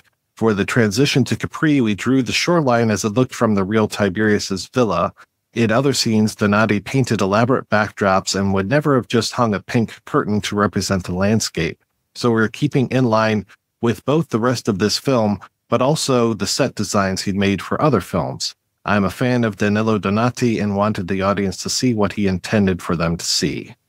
This is actually a very puzzling quote to me. When I think of it, Donati did the set design for Fellini's Casanova a little bit prior, and that film has some more abstract scenes in it. I remember a scene where Casanova is on a boat and the sea is made of plastic sheets that are moving. To me, this sounds as if you take Fellini's Casanova and replace the plastic sheets with CGI water of the sea. And the scene with the backdrop, we're really talking about a matter of taste here. Some people would prefer a photorealistic island. Some people prefer a more theatrical staging. The film was shot with the sets the way they are, so I think they should stay the way they are. And if Donati were alive and we could ask him, that might be a different story. But here, I really don't see the point in this. And again, why is it called the ultimate cut if you change the footage? If you remove some... These are not angry questions. It's genuine curiosity. Why do you change things instead of trying to make it the way they were intended to? I'm a historian as well as a filmmaker. I have 2 degrees, a bachelor in audiovisual media and a bachelor of master in history. And with Caligula, I felt I want to preserve what was shot. And I think I know which scene he means with the backdrop with this white cloth, which I felt was a brilliant scene because it shows this morning mood and it looks like a theater, a stage play. I know with the Capri scene in the film Io Caligula in the Italian edition, they put in a shot of the Isle of Capri for the transition. But the way that Tinto would have done it wouldn't have involved any look at the island of Capri. It would have been impressionist. It starts with Caligula being carried up the slope. So to be quite honest, to me personally, doing any digital trickery with the footage, except for cleaning it up, would be a big no-go. Tinto did the film with a certain vision in mind. Basically, what was filmed, Tinto made it work, and the Capri scene works. I just watched a few days ago, just for my reference, the beginning of the work print again. And it works well. Macro talks about going to Capri. We cut to Caligula being carried up there. It's very clear where it is. We don't need an establishing shot of the island. And I feel this is the special thing about the film Caligula. A lot of it looks quite artificial, quite stagey. And then there is the scene where he walked through the scenes of Rome, which were filmed in a therme. Therme is the German word. Therme in Rome, in the ruins. And that looks very real again. We suddenly have this dirty surrounding. So I felt in Caligula, he's getting from this more artificial looking surroundings into the real world in that scene suddenly. And it all makes sense. It's not like the movie was taken away from Tinto during the art direction phase or the set direction phase. It was during the editing phase. So it feels like that would be where you want to concentrate your efforts. When you think of Tinto's working style, he was great with improvisation, which is why I like his style so much. When you watch Col Core Ingola Deadly Sweet, he's just in London capturing things, and a lot of it was just spur of the moment, spontaneous. And with the set design of Caligula, no matter what happened there, or let's say if a set should have been more complete or not, I don't even know about this. I was more concerned with how the film was actually shot. Tinto shot the film the way he felt works. And if something in the set didn't work for whatever reason, Tinto would have got around it. So I feel it must be respected, the film that was shot. And I think if you just put the film together the way it was intended by the director, which is not simple, but if you do this, it starts all making sense and you don't have to add anything in CGI. The idea never occurred to me to add any element. Yeah, even when you're on Capri and you're in Tiberius's area, there's that shot of the whole proscenium almost, and it does feel very much like what it is, which is in a very elaborate soundstage. And basically, that's what I mean. A lot of the film is done also in parts, almost like a theater play with more stylized things. What I find interesting when Caligula is on the balcony of the Imperial Palace, and there are a few scenes where he's on that balcony, the backdrop is clearly painted. Parts of the film actually remind me of a play, of a more experimental play. Other parts are very filmic, and really it all makes sense and it starts to flow if you put it together. That really checks out, especially when you think of Caesona giving birth basically on stage, and she's the centerpiece of that whole stage production of the birth of Caligula's daughter. Yes. And I felt, I feel that when you watch Fellini's Casanova, you have this very artificial look to many sets. It doesn't look like the real world. And I feel that we would have similar effect in Caligula. A lot of it is more stylized, more abstract. I was always very interested in Brecht's theory about theater and getting some detachment by making things deliberately take you out of the illusion of reality and so on. So when you edit the film the way the director intended to, it becomes quite a complex piece of art that would be discussed very differently. We were talking a little bit about the death of Merva as well, and the producer of the new version of the Ultimate Cut also said for Caligula to have a story arc, it's important that he not be a murderer until he gets the ring. So talking about Tiberius's ring. Even when he's trying to kill the corrupt Tiberius, he can't do it. If power corrupts, he has to have a first act of someone who doesn't have it in him until the power gets into his blood. Then in the third act, when he loses the only person in the world he trusts, he loses it completely. That's a matter of interpretation. One might say with Nerva's suicide, suddenly he's alone with Nerva and he gets power over Nerva, who's dying. And he uses that power, he gets angry and pushes him down. I don't see why that moment would be out of line. Also, I think, again, it's not a story arc like that in the film that was intended. Mm-hmm.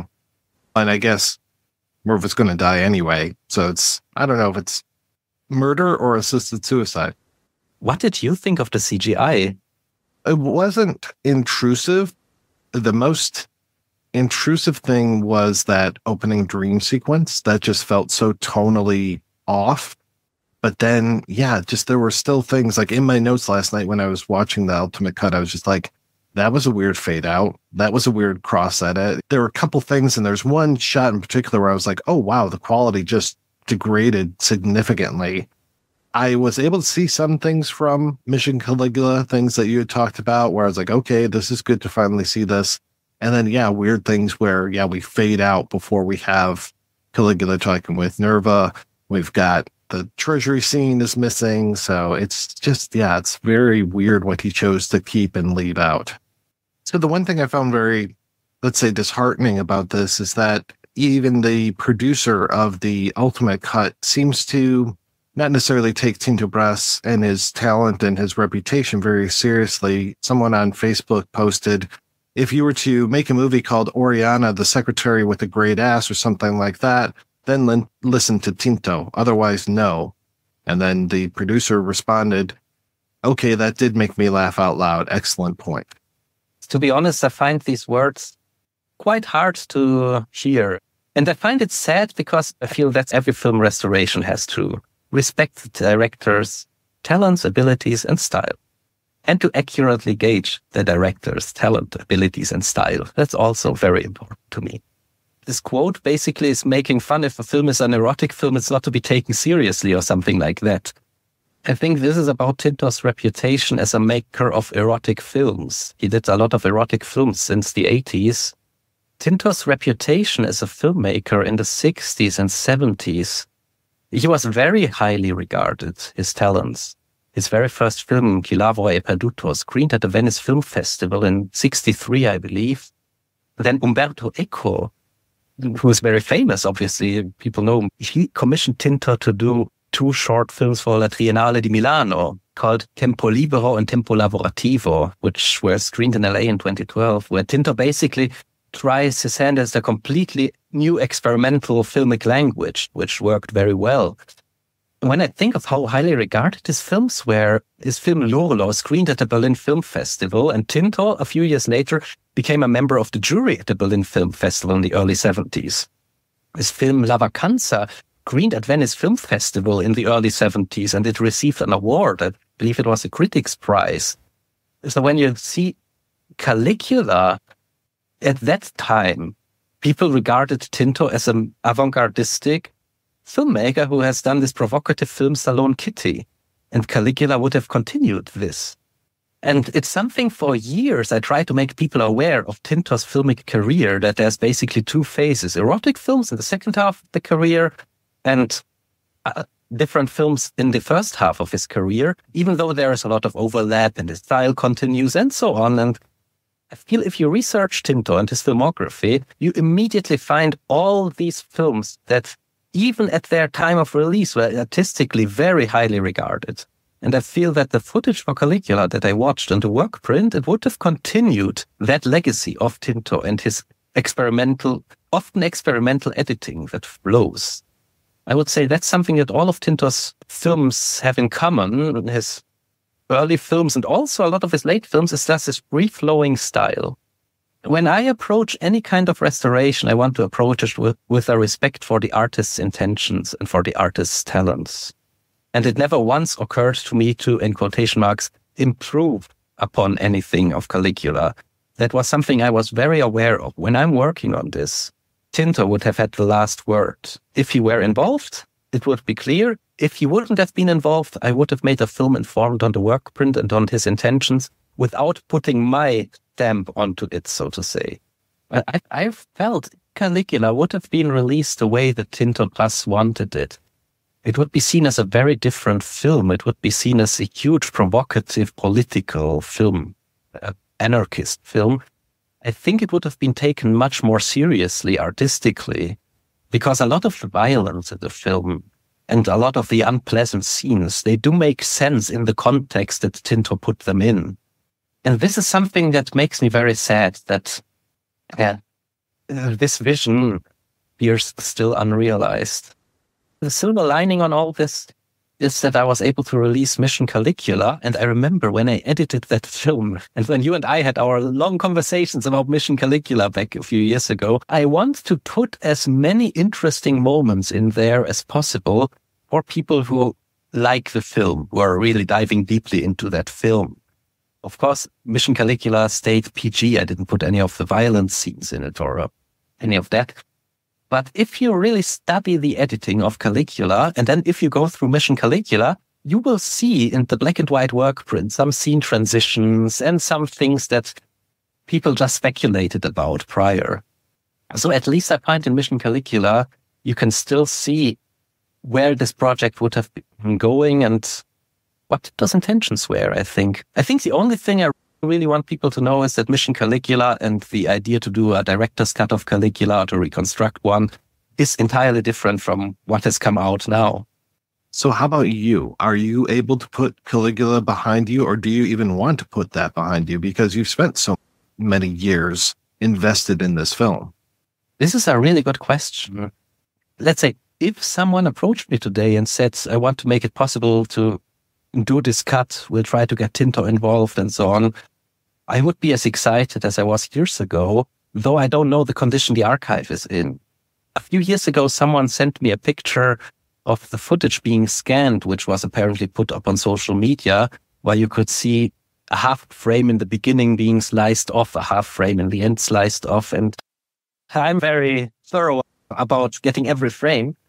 But I don't know about the condition of the archive, but I think the excitement could be reawoken, but it would have to be serious, because I talked to other people who are very involved in Caligula in various ways, and they all told me there is this up and down. You get a lot of hope up, and then it's stopped. The hope and stop. Let's say in my daily life, I don't try to think about it too much. I feel this interview is very important to me to get this viewpoint out, and I feel that listeners should also watch Mission Caligula, listen to our prior conversations to get an idea of what the film was, what it was supposed to be like. I tend to not think about it too often. When I think about it, it's, let's say, a tragic work of art that exists in a ruined state to me. When I look at this in a more metaphorical way, like a ruin from an ancient building or so, you can still gauge what the film was supposed to be like, but you don't really see the entire construction. And when you watch the theatrical cut, I don't know the new cut, but I guess this involves any cut that doesn't follow Tinto's intentions, it's basically impossible to see what Tinto was going for, because so much footage was shot, so many interesting camera angles. When I looked at the work print, some parts just surprised me when I saw them. I knew they existed, but then I saw them and I was like, okay, this is how he did it.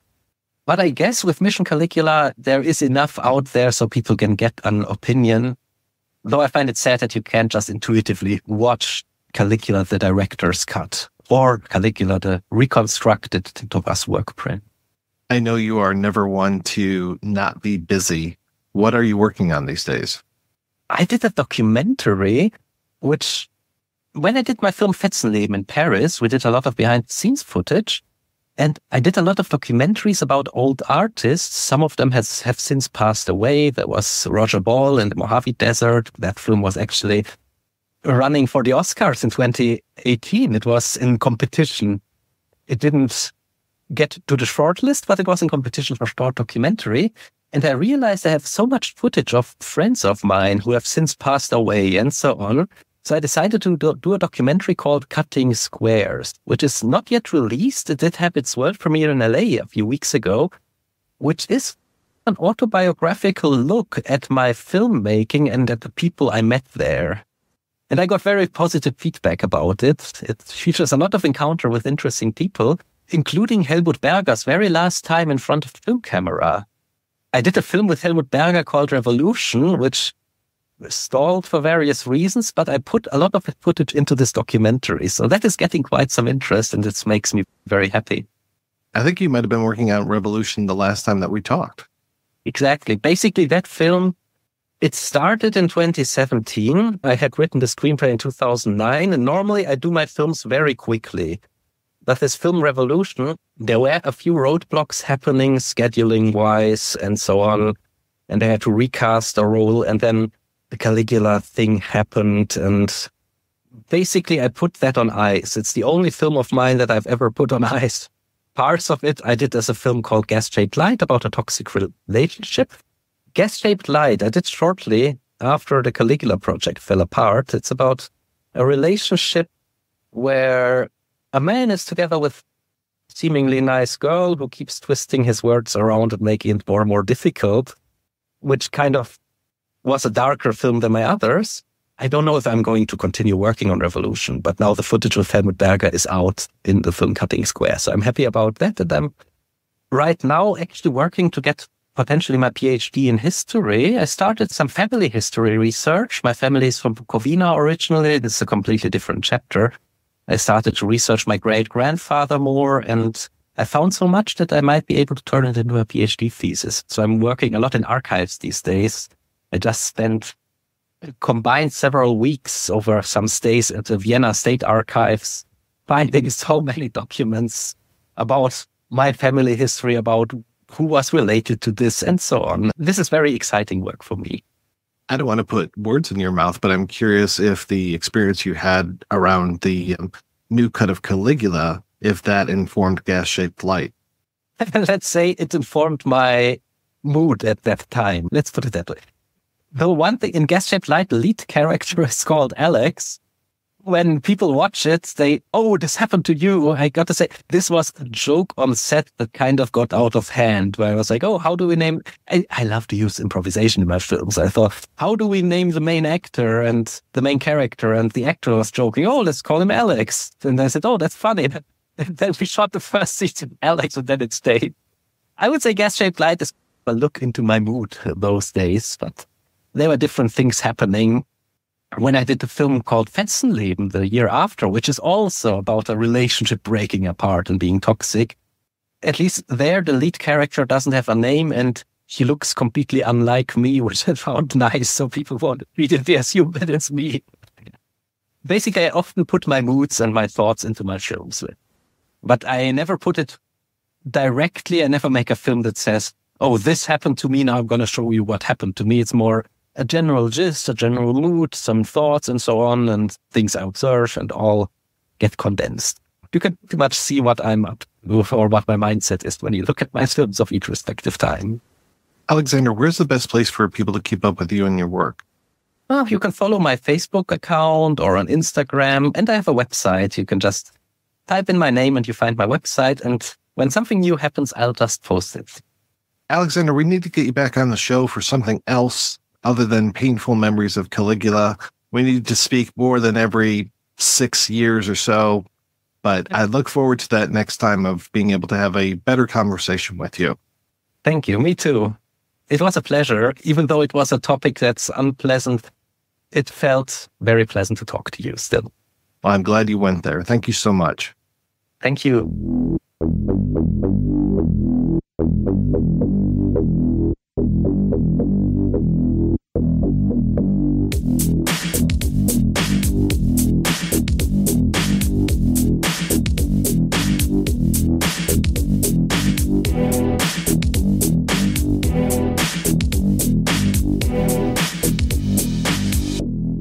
All right, we are back and we're talking about Caligula, the Ultimate Cut. First up, I should say that the producer of the Ultimate Cut, Thomas Negovan, who assembled a team to work on the editing, color grading, score, digital effects, etc., was approached for an interview for this episode, but declined. This is in no way a hit piece on Negovan.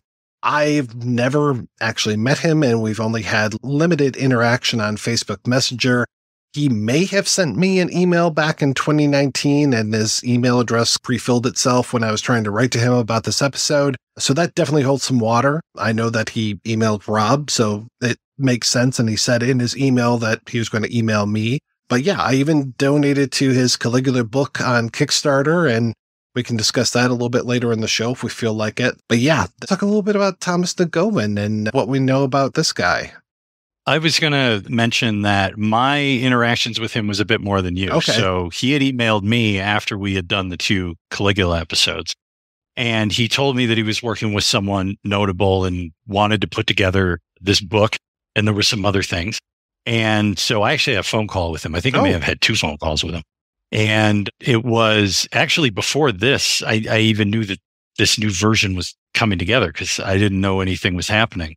I went back and I looked at the date stamps on my emails, and it was like the end of last year or something. Like I wasn't plugged in to the fact that this thing had played at Cannes. Mm-hmm. I didn't know that. I'm out of it. Like I don't follow film as close as I used to. And I emailed him and I never heard back. So I just figured dead letter office, as happens with emails. So I always found him to be straight with me, telling me what was going on. He was asking me for assistance and could I connect him with people. And I said, sure, whatever you need, let me know. And, as in the past, when we've done commentary tracks or things like that, I was always more than willing to help people if something came out of it or not. Because just being a gigantic film nerd, I always want things to work out as best they can. And this one being as long and meandering as it's been, with all of the various players and facets as we've discussed over 2 episodes plus on here, I just thought it would be great to see something come of it. But like I said, I haven't talked to him probably since before COVID. So maybe it's been like 2019, early 2020, something like that. And I know back then he had talked about pairing with E. Elias Merengue, the guy that did Begotten and Shadow of the Vampire. It was a quote in an interview he had with Fangoria, but I don't think that Merengue's name is on this new version. I don't know if they had a falling out or what happened with that. If Negovan would go on record, that would be one of the questions I would have asked him, is what happened with that? Because I'm curious. I'm also curious about Negovan's pedigree. To your point from earlier, Heather, as far as him knowing McKeon and stuff, it feels like his Rolodex, and I think Caroline Kirkendall even says this, his Rolodex is crazy. He knows a ton of people, and he's been connected through the art world for so long. I know he's made a couple short films. It just feels like such a strange choice to have Negovan take this project over. But at the same time, I think, again, right place, right time. He was approached by somebody at the same place that Caroline Kirkendall works at, as she said. And so it was like, all right, let's go ahead with this. And one other thing I should say is that over the years, I've had so many people, especially one person, and I can't remember his name because I blocked him on Facebook, because this motherfucker would just not stop messaging me about Caligula. Like every few months, it would just be like, hey, this is happening and this. And it would always be like he was angry about stuff. And after a while, it's just, I am so not invested in this nearly as much as you are.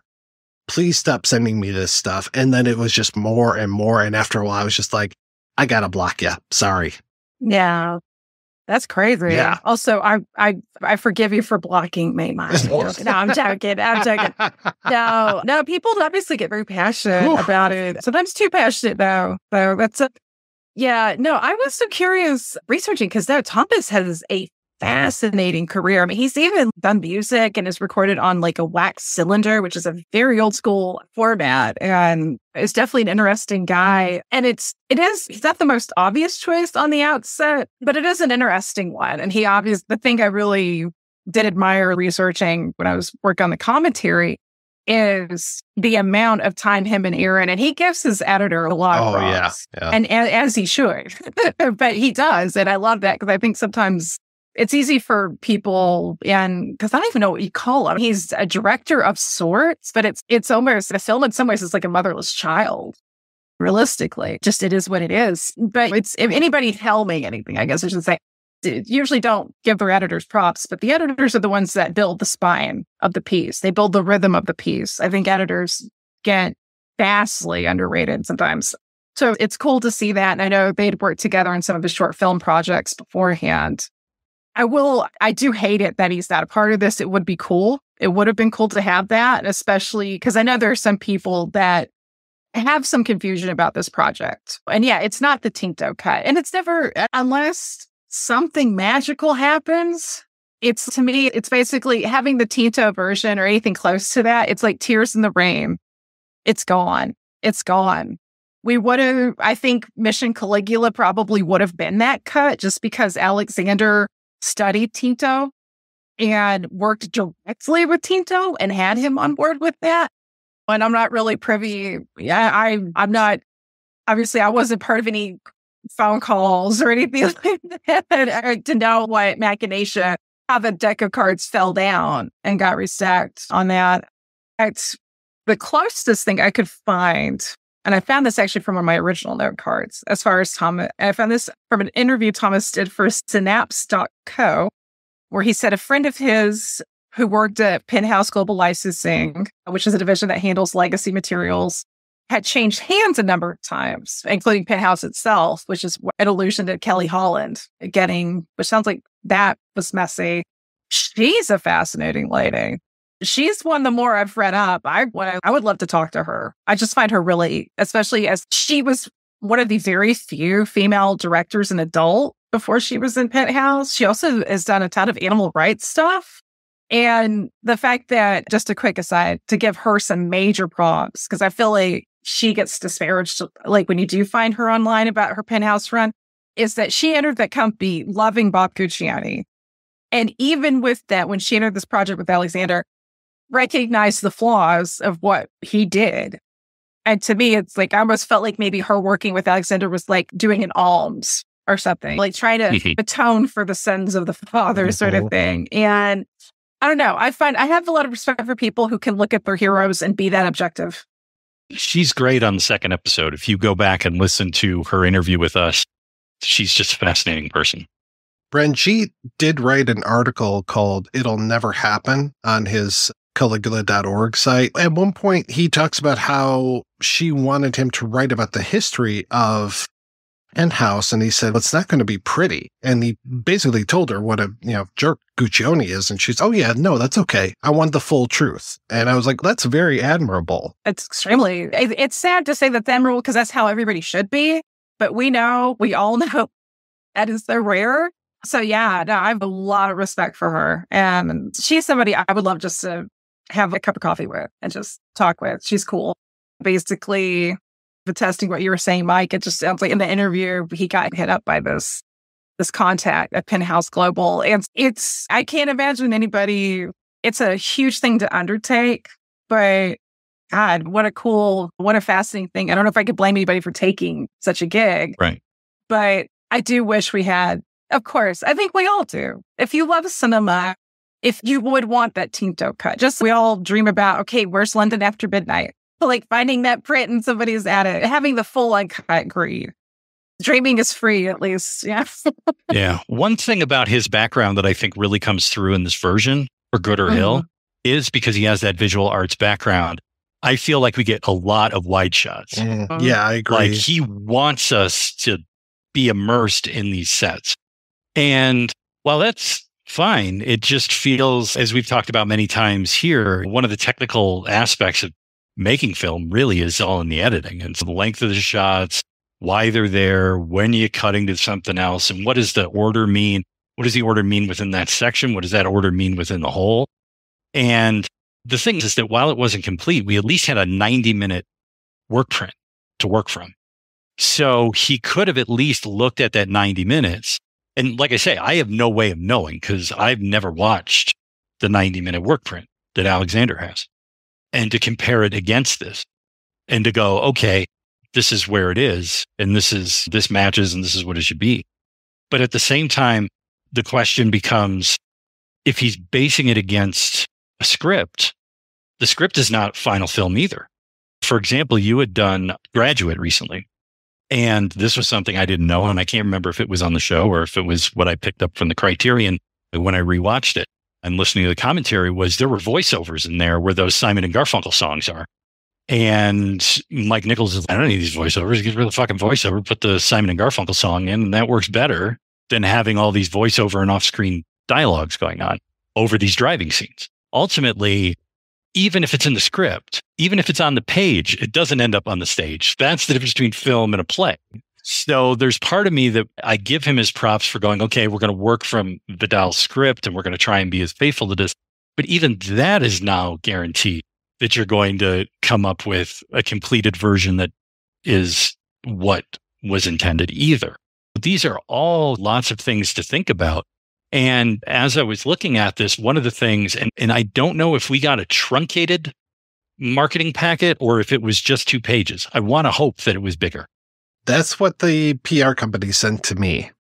So I want to hope that there was more, because one of the sales points of this film is 100% new footage. Right. And I'm just like, yeah, and I don't care that it's 100% new shots. That doesn't excite me. I was thinking about this as a comparable, and I'm a huge fan of the Stooges. And I had the Stooges complete Funhouse sessions, which is 8 hours of everything they recorded. And I go, this would be the equivalent of someone taking that and going, I'm going to make my own version of the Funhouse album. I'm going to take this take and that take.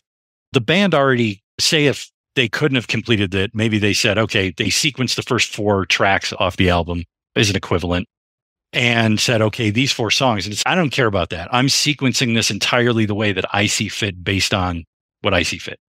Because that's the thing that I think really, when I look at this against something like what Walter Murch did with Touch of Evil, granted, Wells wasn't around, but he left a really long memo on every scene and what he wanted. So I'm in this place where I appreciate this version for all the cool and new stuff that's in it and looks great and all that.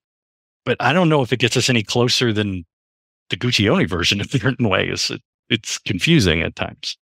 There were 2 of the Vidal scripts I read. But there's so many. And it's really trying to deal with some weird variation between a Mad Lib and Rashomon of trying to piece something like this together with so many different disparate narratives, elements, weird narratives sometimes. Not even just about, and that's not just against the Ultimate Cut, just Caligula in general. It's so much. And Rob, I do love that you mentioned the wide shots though. The wide shots, I think one of the biggest pluses of the Ultimate Cut, it is 100% a love letter to Donati's sets. You could tell there is a love, but even in a lot of the interviews that I read that with Thomas is Donati's mentioned a lot, as he should be. He's a fan of most of it, except for the stuff that he replaced with CG, but... Oh. I don't know.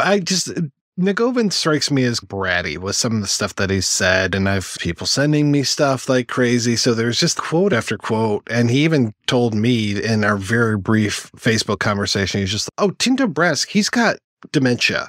And I saw this documentary, this obscure documentary in 2013. Of course, I had to look it up, and I'm just like, oh, okay, is Tinto Brass? Let me download this. Okay, watch it.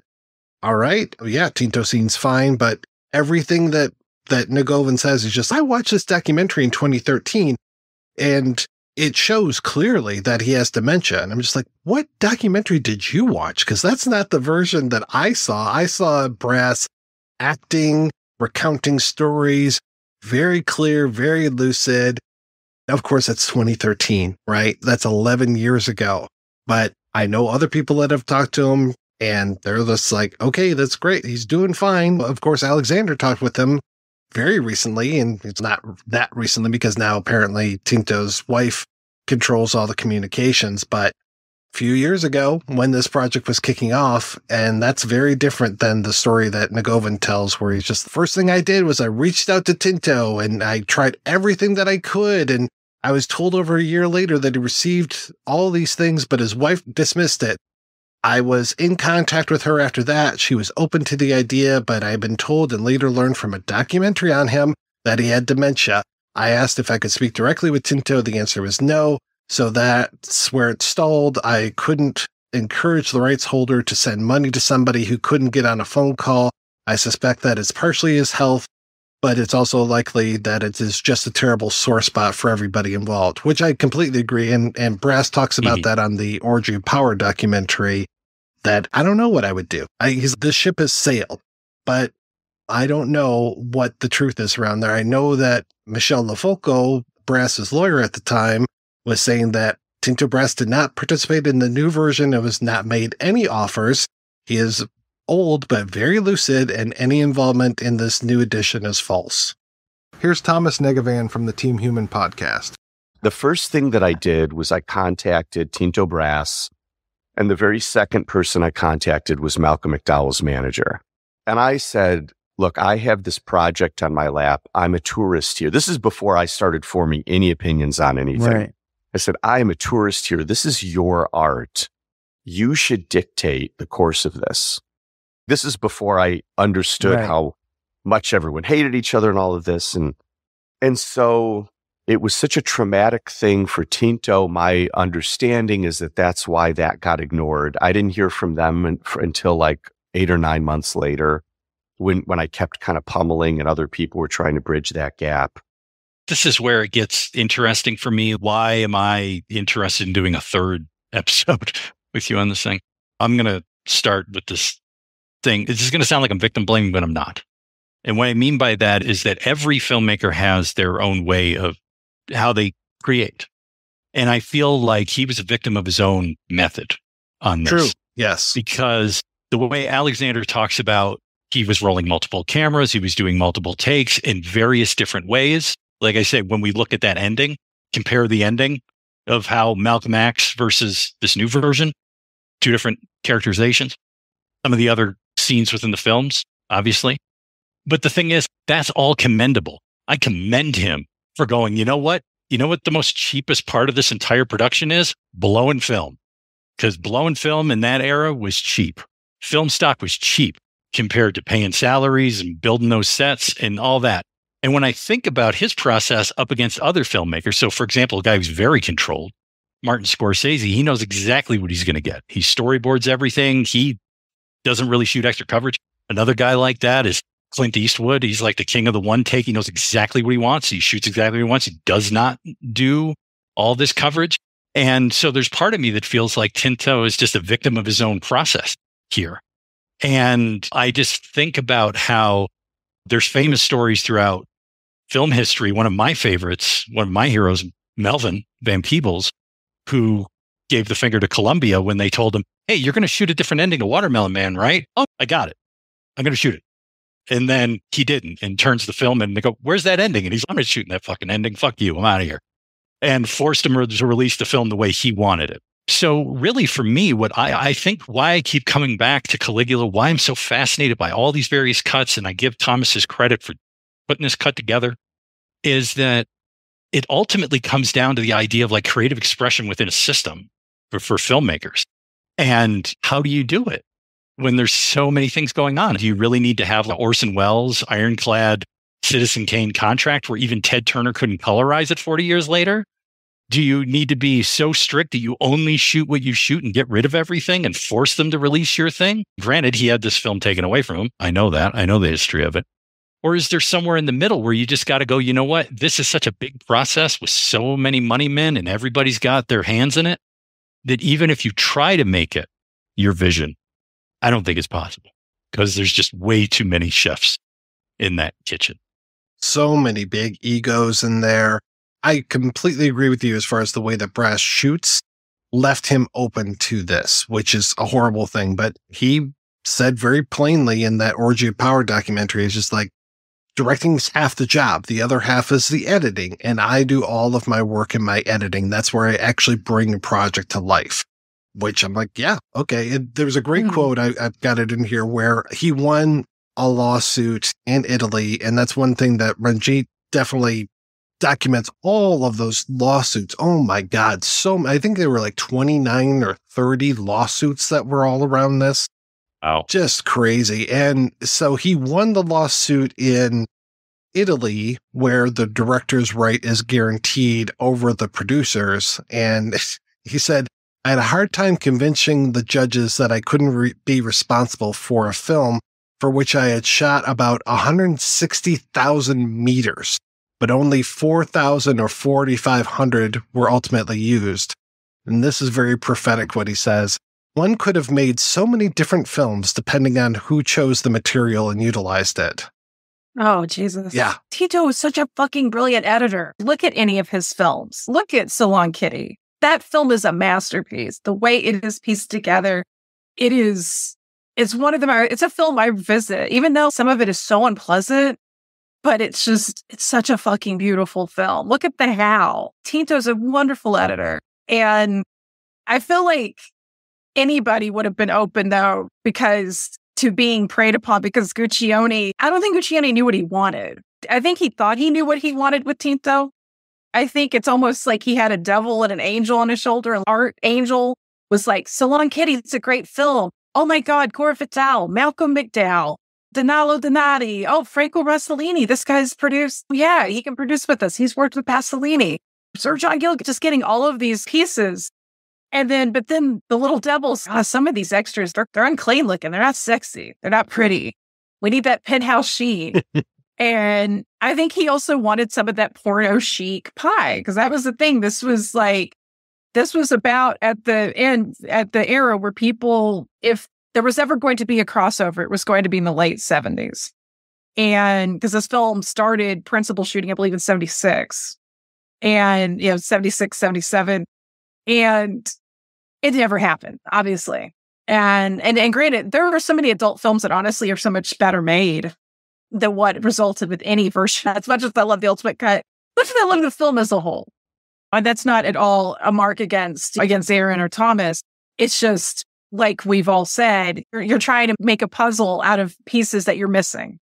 Guccione ultimately is responsible. And to me, he violates the rule that I had when I used to run a newsroom. When I used to hire reporters and people to work with, where it's hire well, trust in your people. Because if not, why? Why are you even doing it? You may as well just fucking do everything yourself if you don't trust the people that you've hired. Exactly. And the perversity of it all, though, is that, and I even hate voicing this, but realistically, he shouldn't have tampered with it. That's not a debate. That's absolutely not up for debate. Do not fuck with art. Do not fuck with artists. Do not censor. Do not tamper. It's a vital. If he had left it alone, it wouldn't be as infamous and famous as it is, though. That's the messed up thing about it, right? Is Guccione's tampering with it and adding in all the hardcore and having us cut. That's what played 42nd Street. That's what got all the press. That's what got all the publicity. And that's sad. What a sad statement on our culture, right? That an actual just true blue art film wouldn't get all that. And it wouldn't. Because a lot of them didn't. Like, how many people know about Sal? Even reading some of the reviews of Sal and Kitty, or how rave about with, even I found news articles when they were making this film from the American press. And at the time, they didn't even know what Sal and Kitty was about. They were just no respect and no understanding. Even then, America we have such a modeled history of how we regard art anyways, from our own artists, much less overseas artists. And that's what, I think that's maybe the biggest fact that breaks my heart. And I have no problem with explicit. God, I've been on several projection books talking about explicit films. I love cinema when it's done well. I don't care about the genre. But it makes me sad that it's like, if Tinto had been left alone, would as many people be talking about it? I feel bad for Alexander. I feel bad that Malcolm McDowell called him a nerd from Czechoslovakia. That's terrible. I love Malcolm McDowell. I would give him a kidney. But don't call. No, Alexander, in your interview with him, if you're listening to this, you've already heard it. Yay. Brilliant. Alexander is so eloquent and so intelligent and passionate. Researching this, I gained so much respect for him and the hard work he's done. And as proud as I am of any work I've done about Tinto, because I love Tinto, Alexander's the man. And on top of being a very talented and respected filmmaker in his own right. I would be proud to be a nerd from Czechoslovakia if it meant I was like Alexander Tuschinski. And not to disparage journalists, Rob, but so many journalists just take the easy way and they just quote from other articles rather than doing their own research. And just even like fact checking certain articles that I've read online, I've actually gone right to the writers and said, I think you're wrong on this. There's one where it was Todd Gilchrist, and he took this very well, and he actually went back in his records and looked and was like, nope, you're right, because he wrote at one point that in the 2007 DVD release, this is the Imperial Edition, he said that it was produced by Negovan. And so I went back to Nathaniel Thompson as well, who actually produced that version. It was just like, did Negovan have anything to do with this? He's like, no, I didn't even know who that guy was until a few years ago. So I'm like, okay. So we got that cleared up, which is good. But just some of the things like, again, picking on Negovan a little bit, he just was so pithy about things like, he was like, well, the footage wasn't lost. The footage of all this stuff, this 96 hours wasn't lost because obviously they had it for the Imperial Edition. And it's like, yeah, but then they lost track of it. Nathaniel Thompson knew where it was. And eventually Alexander was able to talk with him and then was able to talk with Penthouse, able to talk to Kelly and say, this is where that footage is. And they were able to get it from that Iron Mountain facility. But Negovan's just like, well, did you see the stuff? Did you see the boxes? You know, this is an interesting and dramatic story, he says. I absolutely believe that's what the owner of Penthouse at the time told, and he won't even say Tuschinski's name, told Alexander, if you think about how high-end storage facilities work with companies that have a public phone number, you might see some cracks in that story. And I'm just like, oh, wow. So now you're calling Alexander a liar. That's great. It's a good marketing angle to play the hero. But the thing that I'm hung up on in the marketing around this is 100% new footage. I don't fucking care that it's 100% new footage. It doesn't mean anything to me. The question is does it make sense within the story you're trying to tell? And does it comport it to what the filmmaker's intent was? That's all that matters to me. I mean, like I said, Touch of Evil, as far as I know, might have some new footage. I don't know. I'd have to go back and rewatch the versions. But guess what? Touch of Evil, it's completely different. Everything from a different angle. It's like, and it's not exciting to me. Like that. What does that mean? I don't know what that means. Use the right shots. I'm okay if you recycle stuff from the Guccione version. So I'm fine if you have a mixture. Prayer to the fan edit gods as well as to the powers that be.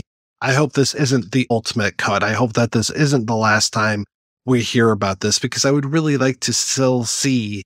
But then I hear all these spurious rumors about Negovan. I'm not going to repeat any of them here, but I hope that during the restoration process, all of those materials were kept in really good condition. I hope they didn't do something silly like, let's just go ahead and open up all these audio cans just to have the actual materials fall apart, or just like, it's so delicate. The film restoration is such a delicate art. And we've talked about that for over the last, how long has this podcast been going? 13 years? We've been talking about that over the last 13 years of just how delicate film is and how film needs to be handled properly and restored.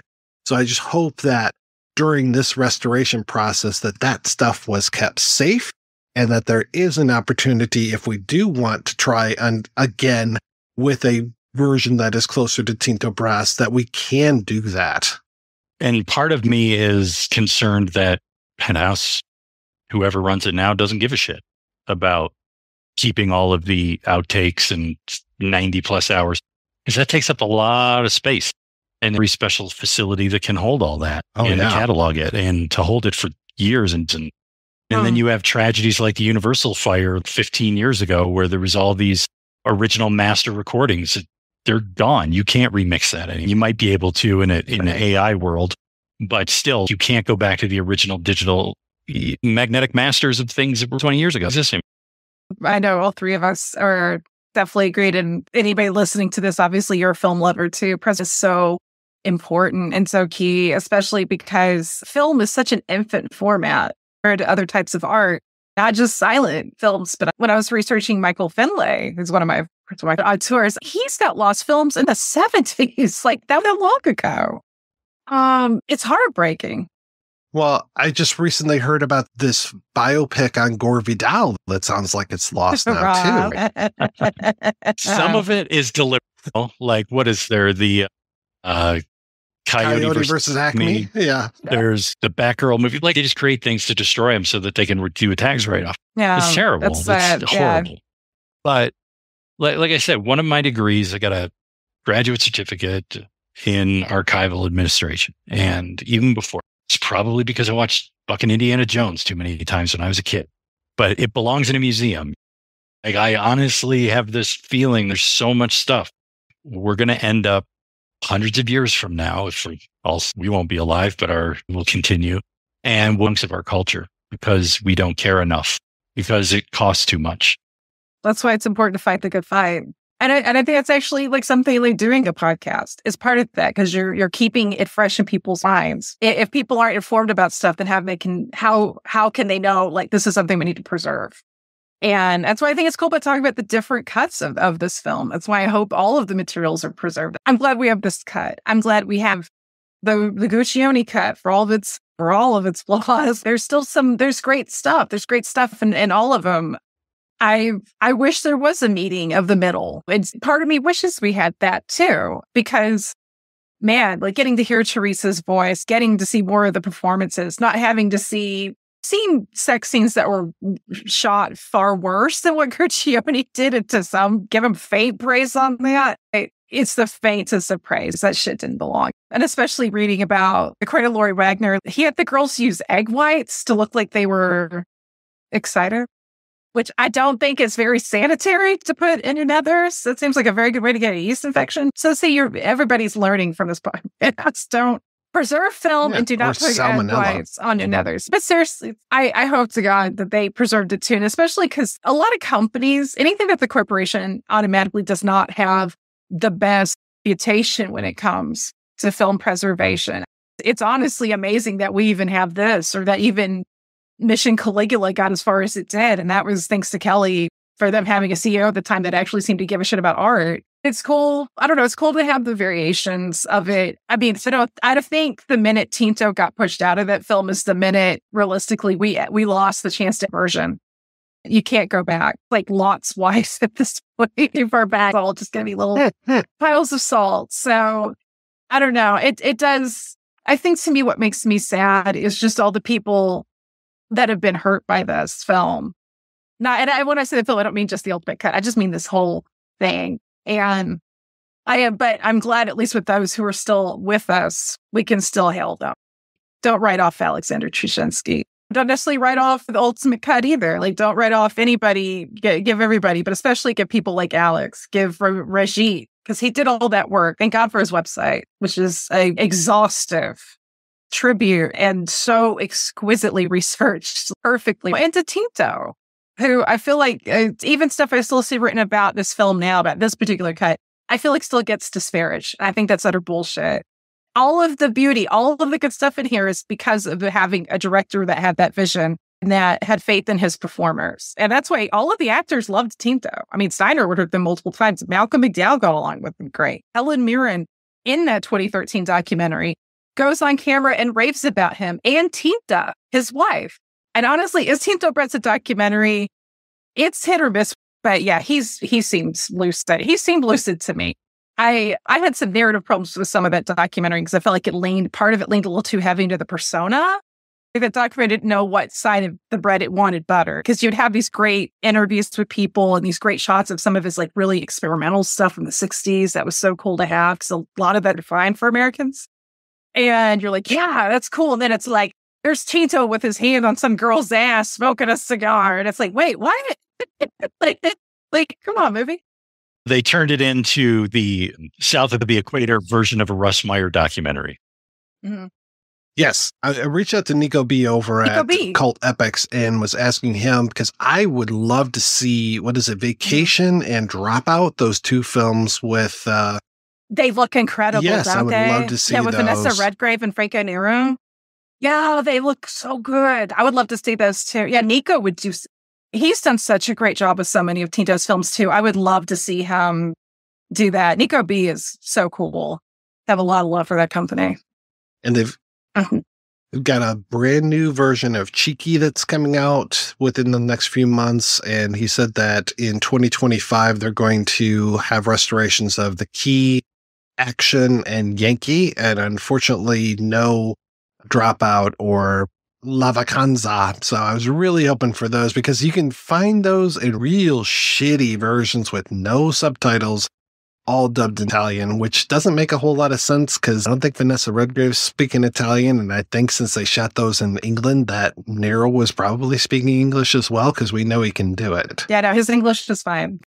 God, that would be great. I am looking forward to having like The Key, and especially because my copy of Actions, I have a DVD of it, and it's all right, but seeing the Cult Epics treatment, that'll be a beaut for sure. I think I want to do The Howl next year. I love The Howl. That was the first Tinto film I ever wrote about years ago. I can't remember if the editor even used it. It was a long time ago. Sometimes would use my stuff and sometimes he wouldn't. And that tell me, but still send me contributor copies. It was very, very weird. It's sort of like a ancestor to the panic movement. Maybe that's just me and my own craziness, but I really feel like it's some sort of spiritual ancestor to some of the early works of Jodorowsky and Arabal. It's got that energy to it. I mean, it's still in a very Tinto way, but it's brilliant.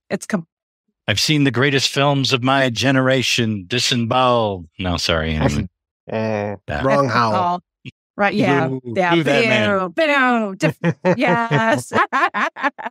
Yeah, I hear his biopic is shelved too.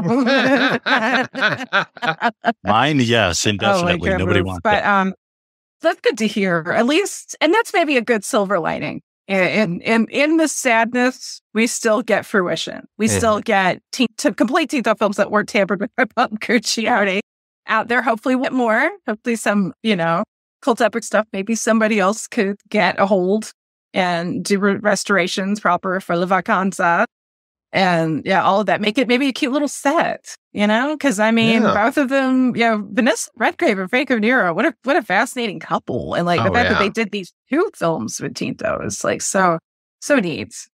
Redgrave's still alive, right? Redgrave and Nero are still alive and still married, I guess. Which is amazing. 2006. Yeah. That Heston and I call it the tall man. That's our little tribute to Fantastic. I thought it was to Jeff Goldblum, but that's the tall guy. That's the tall guy. Yeah, Goldblum's cool. But he's now Angus. So I love that we have that. And if anything, this is kind of a cool, a hardcore film person like ourselves. Yeah, I do like the fact that we have to have different versions at hand. Because the Imperial, the Guccione cut and the Imperial edition are very easy to find. These are not, And so if somebody wants to do a comparison, they can. That's the thing I like about the box set that you're coming out on is the whole idea of having these multiple versions. Rob and I have talked about this multiple times as far as what do I love about Blade Runner? I can watch the version I like. Rob can watch the version he likes. You can watch the version you like. We all have it. They are still out there. They are preserved. So yes, great. Here's this Caligula set with all of these different versions. We are not limited in our choice. I just wish there was one more that had Tuschinski's name on it, but at the same time, at least where they're not saying, well, that version doesn't exist anymore. You can never see that. So we'll be talking even more about that later on this year. I know that my friend Peter Flynn is working on a documentary about lost versions of Star Wars. So those are the ones that you talk about film MOD. This is being suppressed by the artist and the company that owns the rights now. So I'm going to ask everyone right now to put on their calendar 2030. Join us back for episode 4 of Caligula with the Alexander Tuschinski. That would be amazing. Wouldn't that be great? I don't know if he can do it just because his heart was probably broken.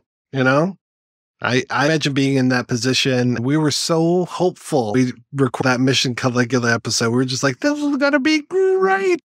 Anytime somebody has their heart broken with some creative project that they've worked so hard on, that's the kind of loss that hits me, that haunts me almost. When you're putting that much kind of work and love into something, that's part of you.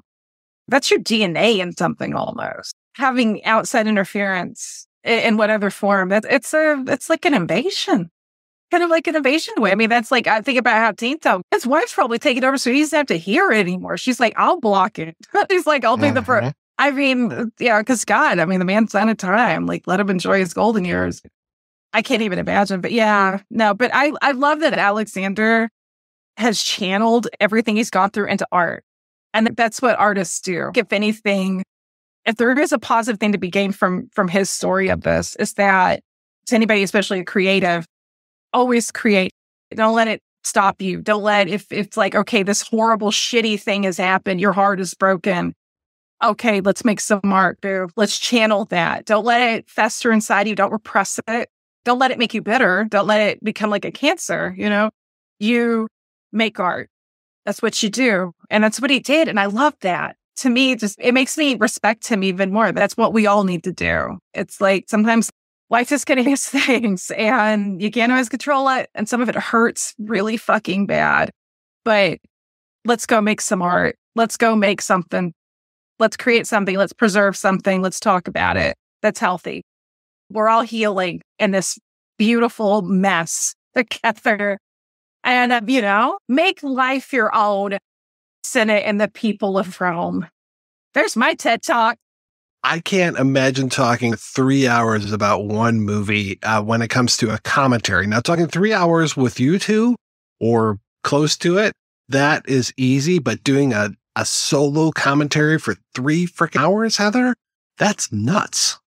I don't know if you guys have gone through this with others. Of course, Mike, you have done some commentaries. Any boutique labels, you should also get Rob on some of these because Rob is fucking brilliant. And there are lines that you've said and stuff we've done that still live with me. The Smoker episode.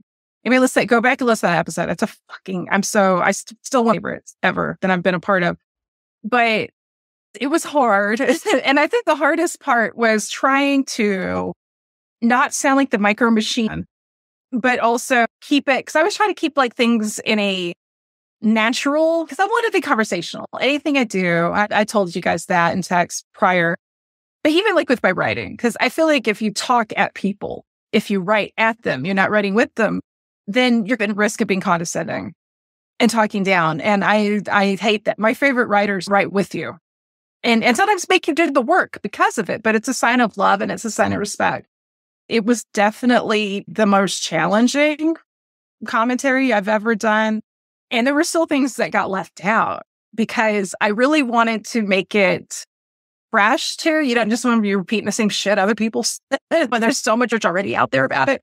But also do things where here's something where I could point out that Thomas and Aaron did that's different here. And I did that. And I go into their backgrounds a little bit. Then it's like, this is how Egyptian religion was treated when Caligula was emperor. Because the Temple of Isis, that whole thing in the movie, that was legit, that, at least according as legit as any history books are, right? Because of the whole Victor thing. Like it was outlawed until he became emperor. And he made it legal.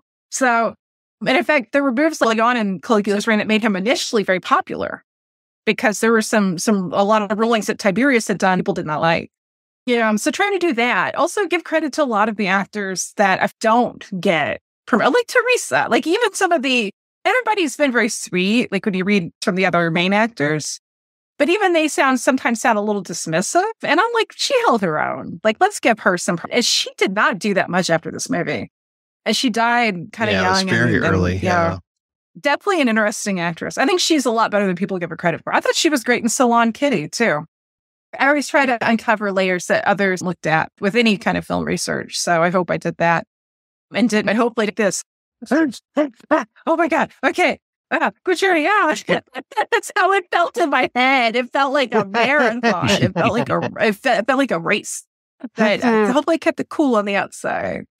Thank you, Heather. Thank you, Rob. Thanks both of you for joining me on this third revisitation to Caligula. So yeah, like you said, Rob, maybe in a few years we'll meet again and talk about Little Boots. So until then, Heather, what else are you working on these days? No more Caligula for now. I will take a moment to plug my Patreon. That's at patreon.com, Mondo Heather. I recently covered the Japanese Evil Dead, which I recommend. I am currently working on a new piece for the Patreon where I'm currently writing about Alfred Soul's Tanya's Island. Oh, and wow. I think that's a classic. Yeah, in some ways. But I love Alfred Soul, and I think his whole career deserves an article, and maybe that's for the future. I don't know if this project is still happening, but if you go back and you listen to some of those episodes that Ashley West was on, in April, we're working on a movie or a series, I should say, about Soul. And it was focused really around deep sleep, but there were other things in there as well. So yeah, exciting stuff. I know your dog's excited. Listen to him. He's like me. We love Soul. We love the Rialto word, but no. So I'm working on that. And of course, Second Sight are finally getting to release their beautiful restoration set of The Hitcher. And I have an essay on that release, which is something I'm massively excited about. And something that I'm very excited that is available for pre-order through Saturn's Core is Our World is Drowning and Going to Hell, which is a compilation of this underground director named Richard Baylor, who was an American director that moved to England, Ipswich in particular, and made, in my opinion, some of the most evocative and just completely unique underground cinema. They're very dark. A lot of it's very horror adjacent, but they all have a very like punk flavor. And he has such a great eye. He gets compared to Cinema Transgression. I actually think he's better than a lot of but he's just different. It's an easy thing to invoke, I think, with underground cinema, but it's like not everything's Cinema Transgressions. But Richard Baylor's amazing, and I do a commentary as well as contributed an essay for that. Everything else, linktree.com/Mondo Heather. And Rob, how about yourself? What have you been up to? I've been notoriously lazy. I've just written a script and been working on some making projects just for myself, but I've got nothing that anyone can interact with online because I'm holed up in the desert. So come find me. It sounds like the Hitcher. Is that a spirit walk? There you go. No, it's all good though. Like I said, it's where I'm at right now, and that's okay. You know, you have moments, you're doing a lot of work, and somewhere you're not doing a lot, and I just don't have a lot going on right now, and I'm enjoying it, and it's okay. And people can still buy your book all about Orbit magazine, which is a fantastic read and highly recommended. That's right. And as a matter of fact, this fall will be 25 years since the end of Orbit. So that was in 1999. Holy cow. So if you're a Detroiter and you're nostalgic and you haven't checked it out, go get a copy, preferably from Wayne State Press. Don't buy it from the big store if you can help it. Thank you so much, guys, for being on the show. Thanks to everybody for listening. If you want to hear more of me shooting off my mouth, check out some of the other shows that I work on. They are all available at weirdingwaymedia.com. Thanks especially to our Patreon community. If you want to join the community, visit patreon.com/projection booth. Every donation we get helps the projection booth take over the world.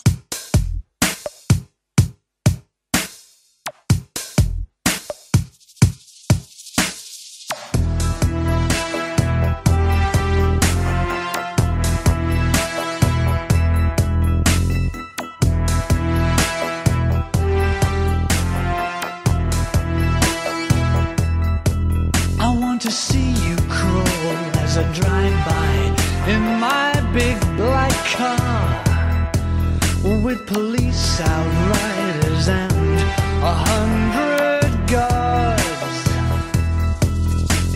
looking drop dead gorgeous, dressed up to the nines in the skins of several species in decline. As I set fire to your houses and your cars, I'll be dancing like a dervish in the sparks. Is this what true power feels like? Racing around my veins like a motorbike. It's the fall of Rome, my Caligula syndrome. It's the fall of Rome, my Caligula syndrome.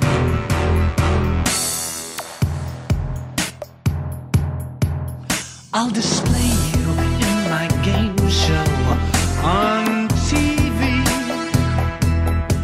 called Humiliation and Hypocrisy. Throw an orgy for the dissolute and the damned. Every kind of deviation on demand. So worship me and fall down on your knees, or I'll unleash another chemical disease. Is this what true power feels like? Racing around my veins like a motorbike. It's the fall of Rome, my Caligula syndrome.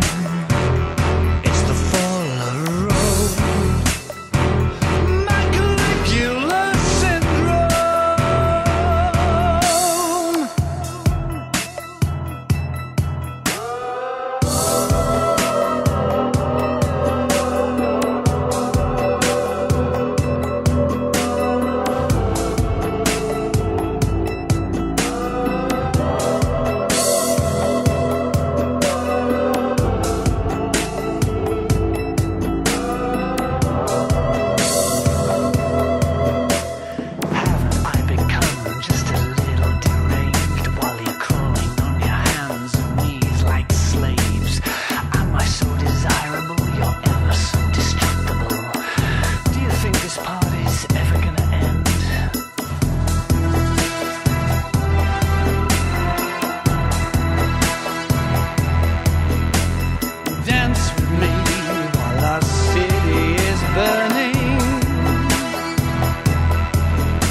Won't you dance with me while our empire is falling? Like Nero, let's make music to the fires of